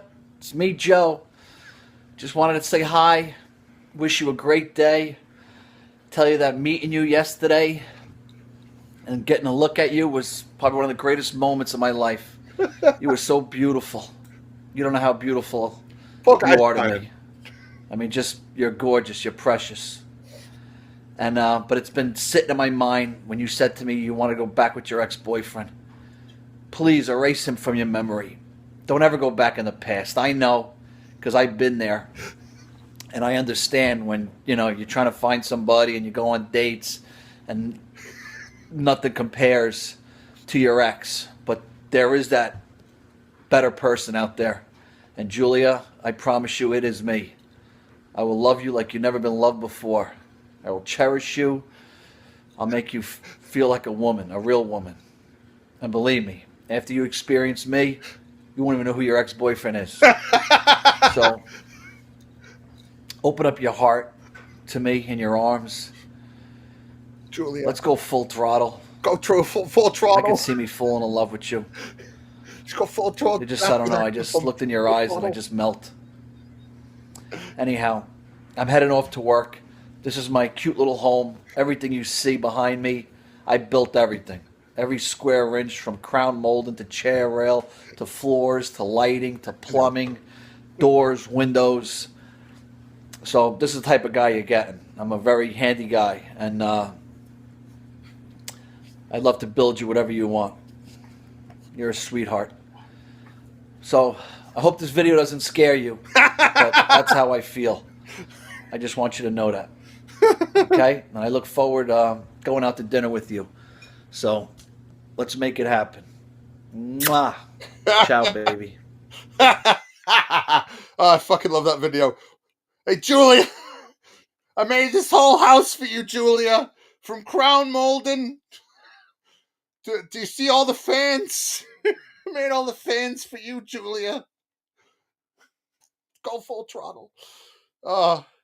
Right. Do you know what? I'm playing weird shit. Let's see if I can find. Yeah. Let's see if I can find a good Gale video. The Church of Gale is something special. This woman's insane.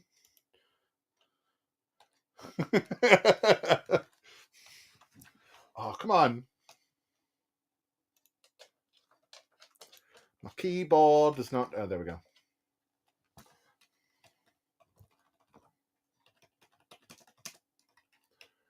Church of Gale.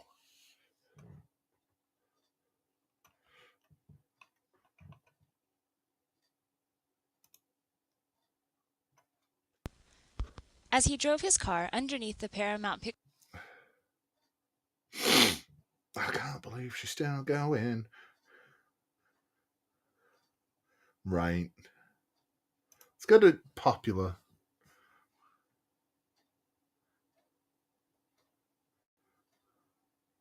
Oh, here we go. Yes. Oh, you, my friends, are in for a treat.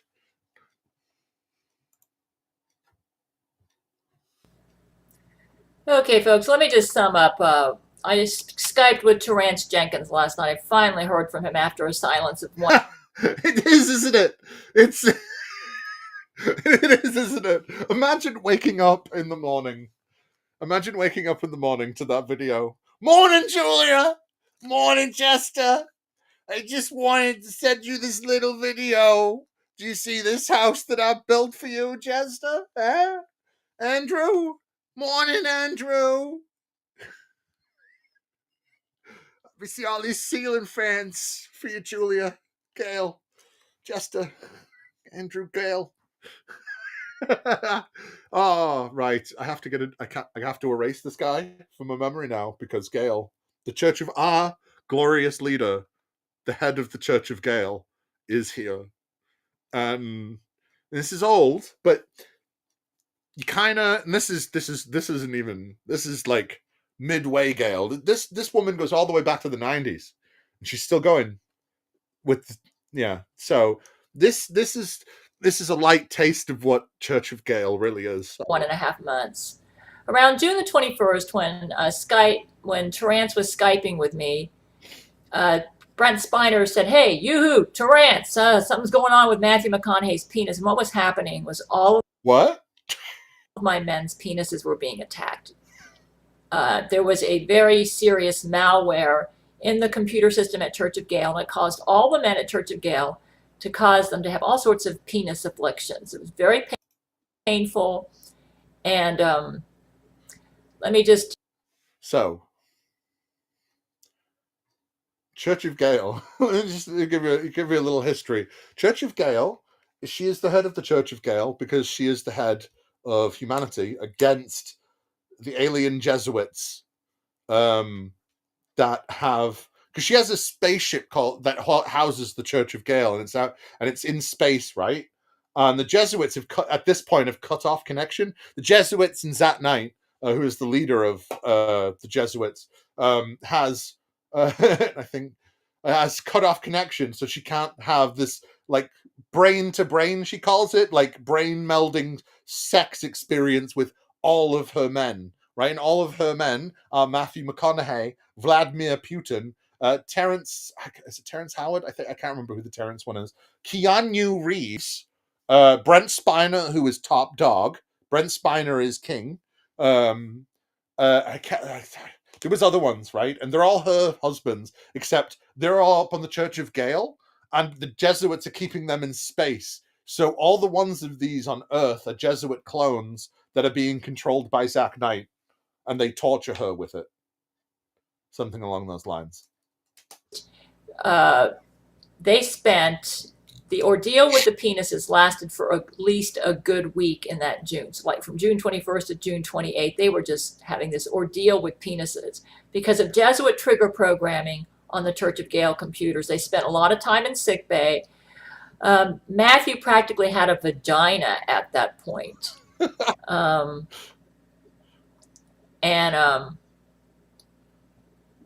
What happened was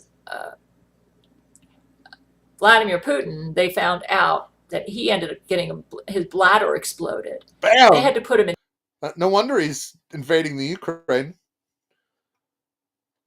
I don't think he is in this time. There's different things that happen. She wrote books. She has movies. In stasis. One of them is called The Rape of Brent Spiner, and it's about how the Jesuits and his Jesuit clone and his Jesuit clone wife held down the real Brent Spiner and raped him. And she acts it all out. And it's a masterpiece. Where they froze him and all sorts of things. The kid book where the big redneck Bubba rapes a cat. Great stuff. Things happened to him. He had heart attacks, and right in the middle of an operation to fix him for a heart attack, he woke up, and then he judo chopped the doctor. He felt bad about that, but this is like gut reflex with Vladimir. And he, and then when he woke up, he heroically pushed himself, which explains why the accurate pictures of Vladimir in the media made him look like he was almost dead. And he managed to fly Church of Gale down to China. And on the way down, several nukes almost hit them because I guess they were going so fast. The Earth radars are not as good as Church of Gale radars, and they thought that Church of Gale was a nuke or a nuke. And Vladimir... A nuke-kaki! I forgot about nuke-kakis. So if you're wondering what a nuke-kaki is, that is where you take a nuclear warhead, right, and then you replace it with cummies.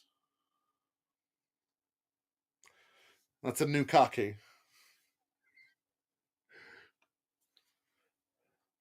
I mean, she is half Japanese, so it just registered. What? Which bit just registered, sir? Which bit? Because there's a lot going off. Yes, Vladimir Putin is one of Gail's husbands. One of her many, many husbands. She has a lot of husbands. If you could think of a famous person, it might be a husband. It's either a husband or a Jesuit. And if it's a husband, it's definitely a Jesuit clone. When you see him in the movies or the TV or they're leading the free world, you know. Good old Gail. Just keep trucking, Gail. Just keep trucking. Vladimir had to outmaneuver that, and he heroically, even while his body was like thawing out from being frozen and everything, he managed to bring Church of Gale to land in China. And then he fell asleep, and then the rest of the guys took over. And I think Brent Spiner was a leader in that. And they chose to go to China because Hu Jintao is no, you don't on my marriage list. So they figured that'd be a good place to try. Vladimir Putin on Earth is not her Vladimir Putin, right? The Vladimir Putin on Earth is like her is a Jesuit clone of her Vladimir Putin, who's trapped up on the Church of Gale in the spaceship in space. It's not the same guy, right? The Vladimir Putin on Earth is so bad to make her Vladimir Putin look bad, you see.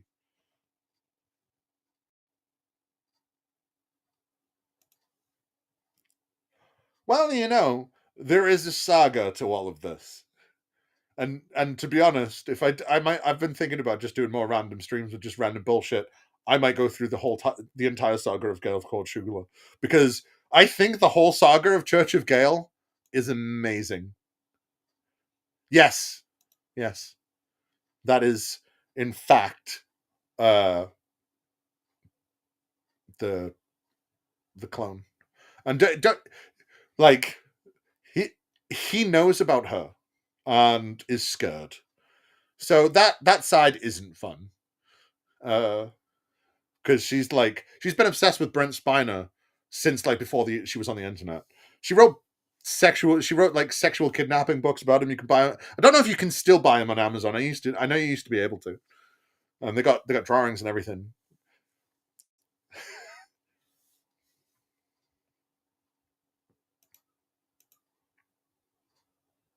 Try to fix their penises.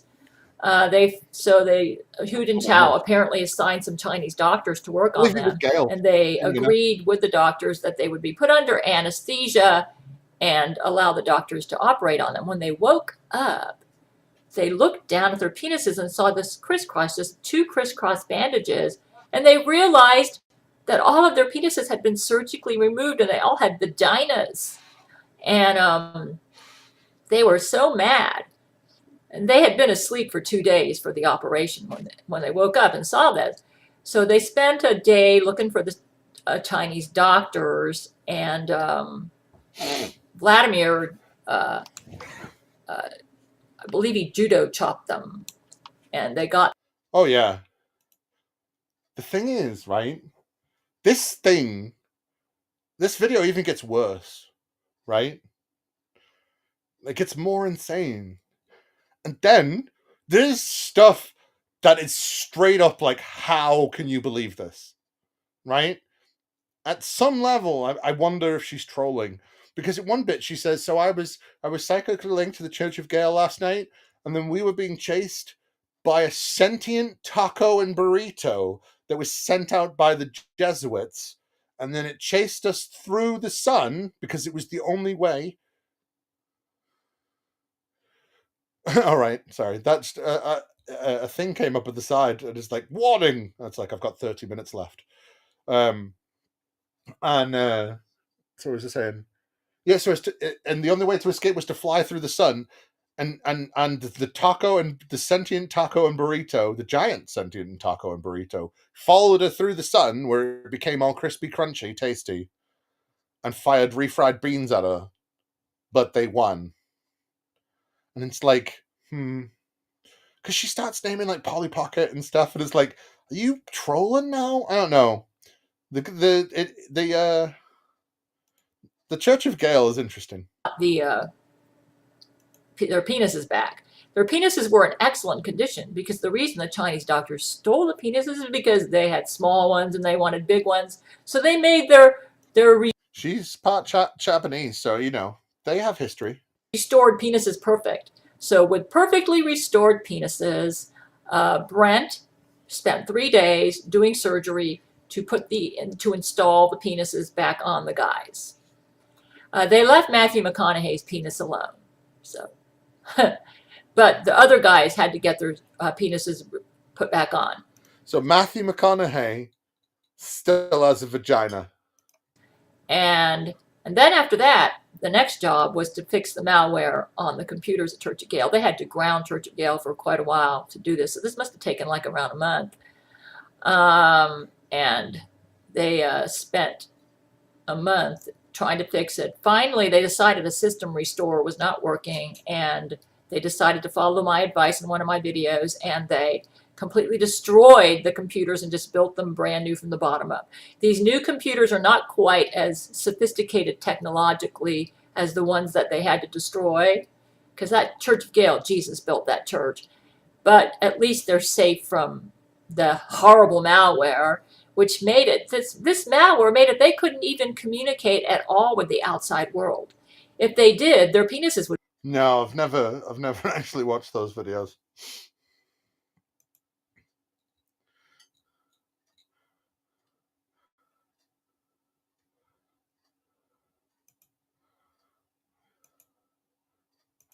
Would be attacked. And that's why I didn't hear from them. And so basically that's a summation of what happened. I think I've covered the most important things. My sister had nothing to do with it. In fact, she grew a penis as a result of this malware. She's been Bam! It affected her family. Her sister grew a penis because of the malware installed by the Jesuits on the Church of Gale.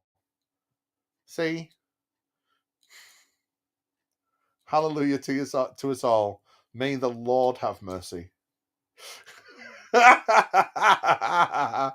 Oh, Church of Gale is fucking insane. Safely in Church of Gale prison the entire time. She grew a penis, though once they fixed the malware, she lost her penis. So, but while she had a penis, she raped a couple of the women in the Church of Gale prison. Yeah, she had a penis with semen. Bam! And before they could stop her, she did manage to. My sister. I don't know how she could be so different from me. I don't understand it. Anyways, this is what has been happening, folks. I think I covered the main stuff.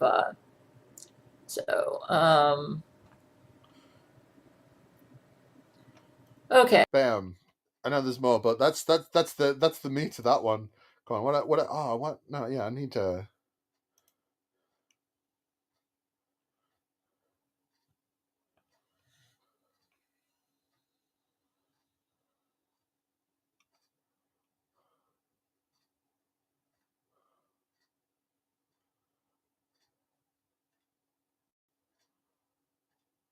There you go. We've got a bit of an emergency here. What happened is Bill Nye showed up and he created a shield that covered Mexico and transformed the Pukaki into burritos and tacos. And it was feeding all the Mexican people. And they were eating the burritos and tacos, and they tasted good, but it also created 2 giant, evil, sentient tacos and burritos. And they have started... This is so much weirder than I remember. eating the Mexicans and are attacking Church of Gale. The church is trying to go do something like go through the sun or something, but we need more scientists to help Bill Nye, because Bill Nye actually came up with the shield, but he thinks that the Jesuits he thinks that the Jesuits decalibrated his quantum subharmonic actuator and caused the shield to create this giant taco and burrito that's following Church of Gale right now, trying to eat them. But at least they got it away from the poor Mexicans, but it's hot on Church of Gale's trail. We need scientists. Email us at gailcordschuler@gmail.com. The link will be underneath this video. The tacos are shooting at their communication array, so I may lose Terrance. I'm in the middle of the Skype with him. The shield turned the Pukaki into tacos and burritos, and we had one, but apparently the Pukaki. So that's a bukkake of poo. Would sabotage the shield, and so scientists tried contacting gailcordschuler@gmail.com, and so just we need some help. It's an emergency, okay? And also Barack Obama, if you're listening to me, Church of Gale is being attacked by a giant sentient burrito and taco. So it doesn't even have the conclusion of that one.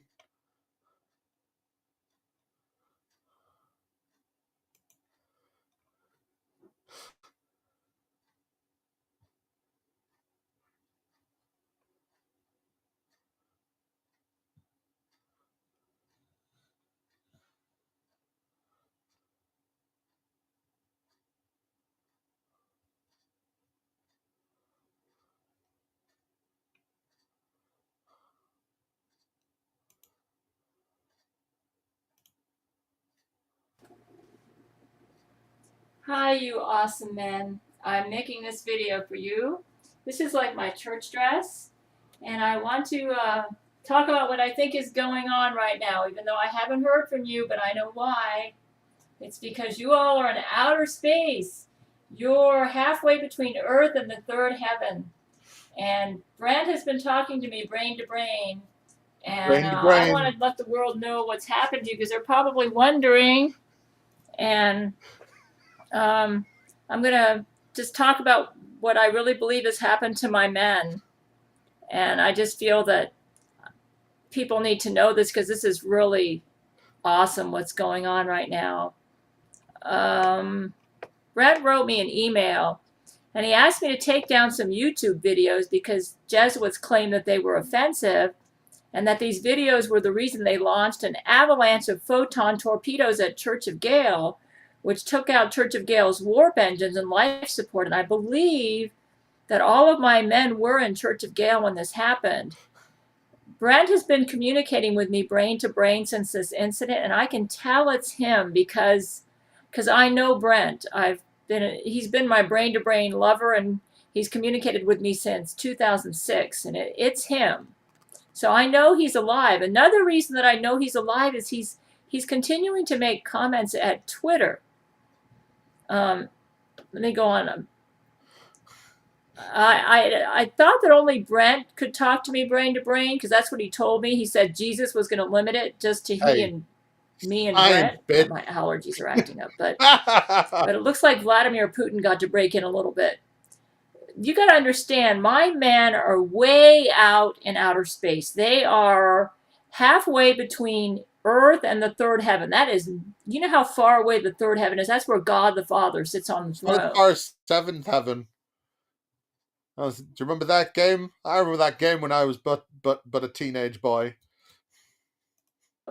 It's light years away from here.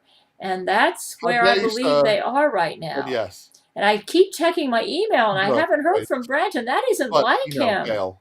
I mean, he writes me this email and says that he has an emergency, that the Jesuits are shooting photon torpedoes at Church of Gale. Their life support's out. Do you need a minute, Andrew? Do you need a minute? Is it too much? But she is dispensing the truth and wisdom for us all to take upon ourselves to do something about. And they've lost their warp engines, and that they're in dire straits. And then he doesn't write me to tell me whether he's okay. I surmise it's because he can't tell me. So there are one of several possibilities. One of several possibilities. I wonder what these could possibly be. Either that's been a Brent Spiner fake the whole time, and that isn't him, though I don't believe that at all. The other possibility is he's dead and he can't communicate with me because the Jesuits took him out.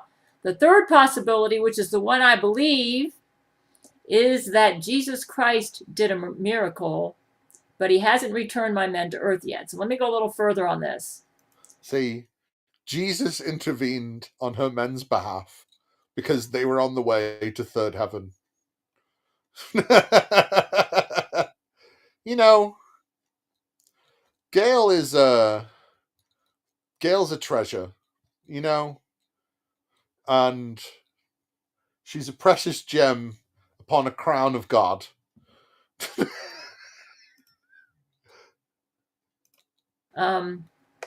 Jesus has made, even though what I think happened is that they were in Church of Gale. Church of Gale is like a rocket. It can fly at warp speed. So they were trying to get away from these Jesuit torpedoes that were an avalanche of torpedoes were coming at them. So bad, it took out their warp engines. It took out their life support. So all my men were struggling to get away from these. And it seemed like even though they were going light years away from Earth, the Jesuit technology was advanced enough that they were able to follow them light years away with these photon torpedoes. What? And when I read Brent's email, the first thing that came to my mind is this is beyond human help. We're dealing with Jesuit technology, and they've got this space age technology, which they get from UFOs. And I thought, if Jesus doesn't rescue my men, we're all finished. But I said, this is something that Jesus can handle. Bam. So I made a YouTube video. Only Jesus can handle it. Fucking Eve Mux isn't connected in my chat. I just wanted to show you all something in the chat. I've recently learned how to draw some schematics, like properly, like in the chat. It's a skill. Anyway, just let me, I'll show you. Just let me actually get on this fucking thing, because it's not letting me on the Eve Mux. You know what I'm saying? For some reason, it's just coming up as nothing. Maybe it's because of what I'm trying to do. Maybe. I don't know. See? It's playing. So, here we go. Here we go. See? It takes real precise, button movements, and there you go. It's my rocket ship. That is sperm, though.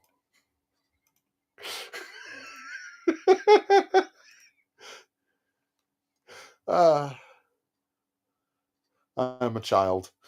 And I asked Jesus to rescue my men, and I got the distinct impression that he did. And I believe that Church of Gale is still stranded out there in outer space, but that Jesus Christ showed up. He restored life support, and he restored the warp engines. Praise Jesus. From the brain-to-brain communications that I have with Brent, it appears that Church of Gale returned to Earth, and Jesus did a quick sweep with Church of Gale and just started knocking out these torpedo shooters everywhere. He went so fast when he was doing it, and Jesus is like that, because Jesus took Brent Spiner for a ride one time before he took Brent to Red Lobster. But Jesus was in a hurry. Jesus said, I don't want to mess with stoplights and all this stuff. So he said, hey, Brent, I'm going to take you home, but let's just fly into the air. So he took the car and flew up into the air, and it was so fast, Brent was getting dizzy. He's like, Jesus. And Jesus said, chill, Brent, we're going to be all right. That's what Brent sent me an email about that. And Jesus was just woozing through the air and go, pew, pew, pew. And then he landed, and then he just took Brent out of the car and said, okay, it's fine now. And Brent was going, it's like, Jesus was saying, chill, Brent, everything's going to be fine. Yeah, this chill, is how. Chill, brah. Just like, come on, Brent, chill, brah. Cowboys in space is like Firefly, but with Jesus. That's like Preacher, I suppose. Not the show, the character. But it's fascinating stuff. Oh, come on now. Come on now, Mouse. Let's get you moseying. How Jesus is. You know, he didn't want to mess with traffic lights. So after Red Lobster was over, he took Brent in the car and he drove the car and decided to fly the car through the air to go home. Oh, what's really interesting is Brent told me that when he and Jesus were eating at Red Lobster, that when it was time to tip the waiter. Imagine that. Imagine walking into a fucking Red Lobster, right? You're like, you know what? I'm going to go down. I'm going to have some shrimp poppers. I'm going to have a nice lobster, maybe some clams. You know, I might have an oyster. You know, I like my seafood. I might have some fish chowder. I haven't decided. And then you just walk through the door. You know, you're just there waiting to be put to your table, and you look over, and who the fuck do you see? You see Jesus and Brent Spiner. You're like, Jesus, wow. And he goes, hey, I'm talking with a friend here. And you go, I'm so sorry. Tell Gail I love her. Jesus tipped him with $1 million bill. Jesus is good like that. Just you got $1 million. He was a good boy. $1 million. See, do you really believe this? Yes, I do. He's Jesus Christ. He can do whatever he wants. Do you know what? He can. Jesus could do whatever the fuck he wants, and if he wants to tip someone with $1 million bill, he can tip someone with $1 million bill, and that $1 million bill is legal tender because it came from Jesus' sweet, beautiful baby hands. His sweet, beautiful hands.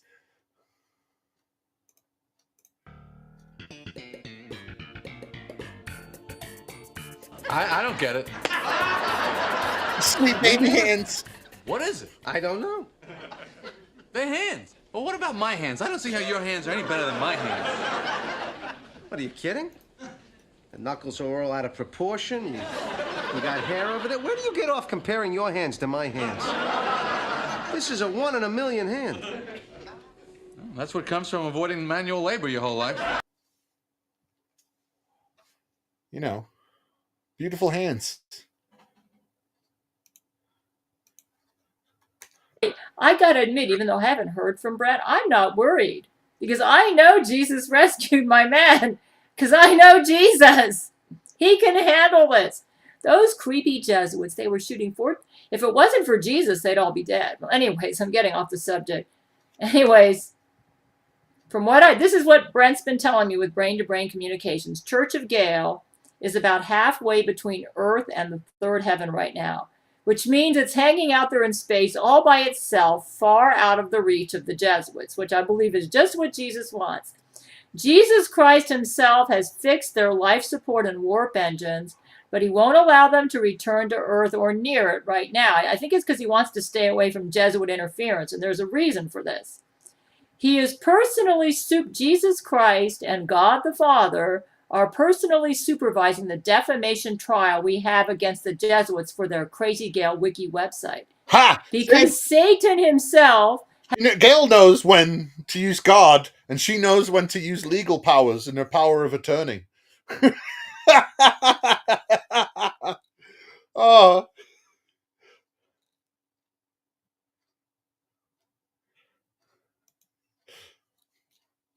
You know, such is the word, such is the world, such an evil place where such a thing can happen, such cruelty. Oh, I love Gail. Has appeared as the attorney for the Jesuits. When Satan appears, Jesus likes to have a little bit more control over the situation. So the trial is being held at Church of Gale, halfway between heaven and earth and outer space. It's light years out there, folks. And yet I know, but yet Jesus has made a way that Brent Spiner is able to talk to me brain to brain. We've even made love together passionately. Bam! And Brent's telling me, Gail, Gail's getting laid. Honey's getting some. She's getting that brain to brain. She's getting it on. Bong, chicka, wow, wow. Gail getting it on brain to brain. Okay, and I guess to reassure me that he's okay, Brent has allowed Brent to communicate with LeVar Burton on Earth, and he's asking LeVar Burton to act in his stead, to be his stand-in at his Twitter site, to type in tweets just to let me know that he's alive and he's okay. So I go to Brent Spiner's Twitter site, and he's letting LeVar Burton, I believe it's LeVar Burton, put some Twitter tweets in there just because he doesn't have email capabilities out there where he's at. There's no electricity, no satellites. So he's working through certain agents or friends of his on Earth, and he's letting them go onto the email. Jesus is not allowing any of my the top 7 men on my marriage list to return to Earth halfway right now. there. So he's allowing them to communicate through special means. 9 minutes. How you doing? Oh, this was just too hilarious. I wanted to sing Halfway There because, we're halfway between heaven and earth doing this lovely trial. Oh, it's fucking, I love Gale. The whole Church of Gale saga it spanned years, and there's lots of videos. Lots of videos. This is just... It's priceless. Wow. Yeah, I love it.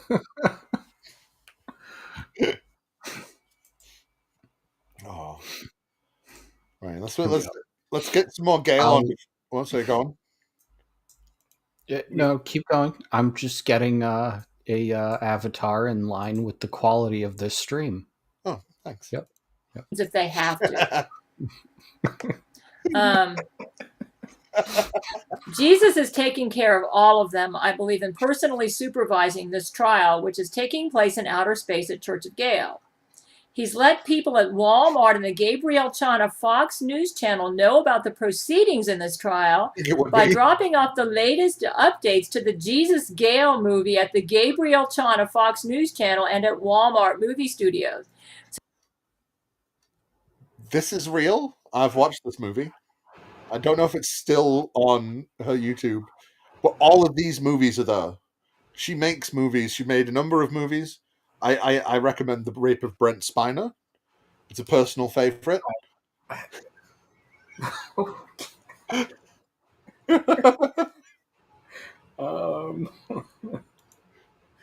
Well, there's no accounting for taste, I guess. Oh wait, I've not clicked the thing. I've only got a few minutes, so fuck it.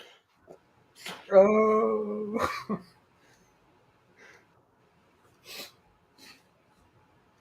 I wish I could find her reading the book. We're reading a kid's book. The Court of Fools does not necessarily condone or ascribe to the same tastes as the Shaken Fist. It's the Jesuit murder of Abraham Lincoln. Oh, Jesus. What? I think it's a little late. Hey, it's really early where I am. 7 o'clock in the morning. No. To assassinate Lincoln. All right. No. He's been alive the whole time. What are you on about? He's been alive. Jesus.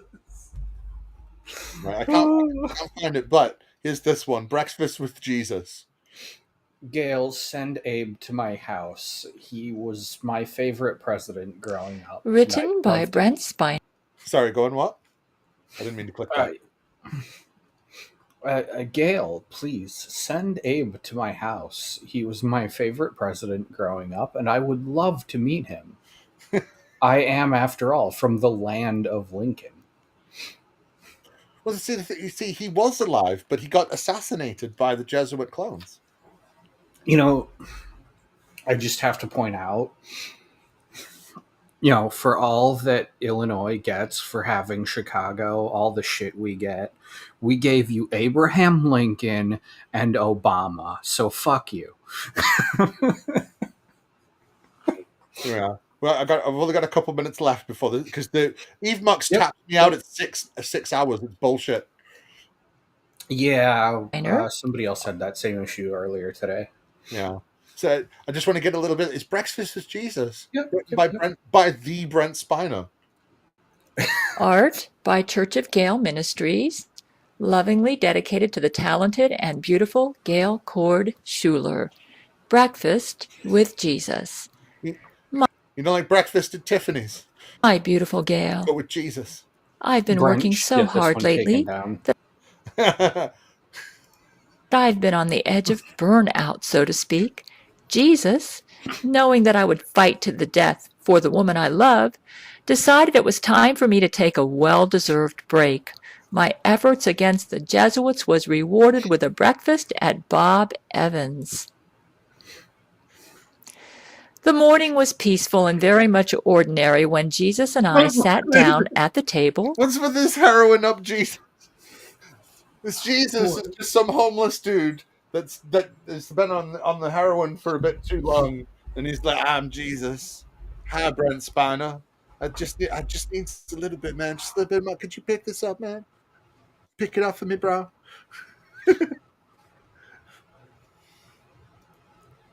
And ordered our meals. The two of us were enjoying a discussion about your latest videos and other important Church of Gale related topics.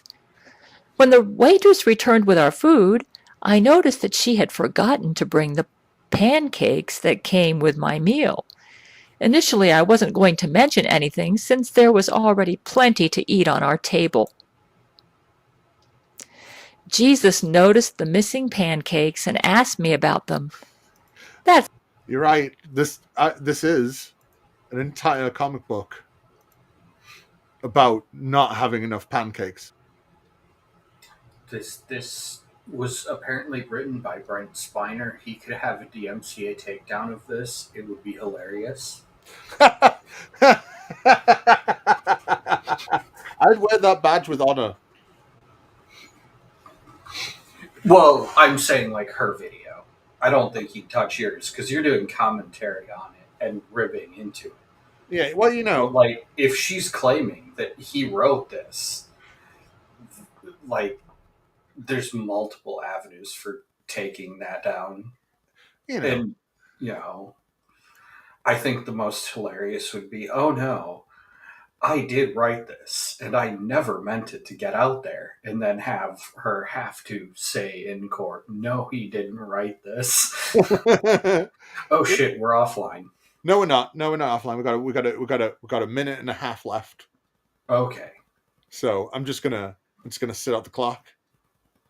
Just sit it out. I know the real Brent Spiner has taken actual legal action against her. I just think, like, for me, that would be the avenue. I'd be like, hey, if you're saying that this is my work, I'm going to say that I didn't authorize it to be distributed this way. Fuck you.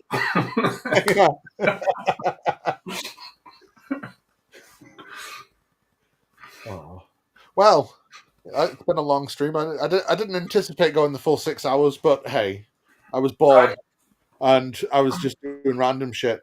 And I might do this more often, because fuck it, I'm bored a lot. You could...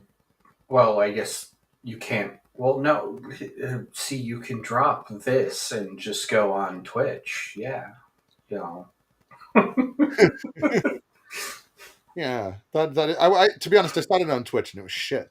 So... Oh. Because anyway, I got 8 seconds 7. It's been fun. I'll see all of you Monday, maybe sooner. I don't know.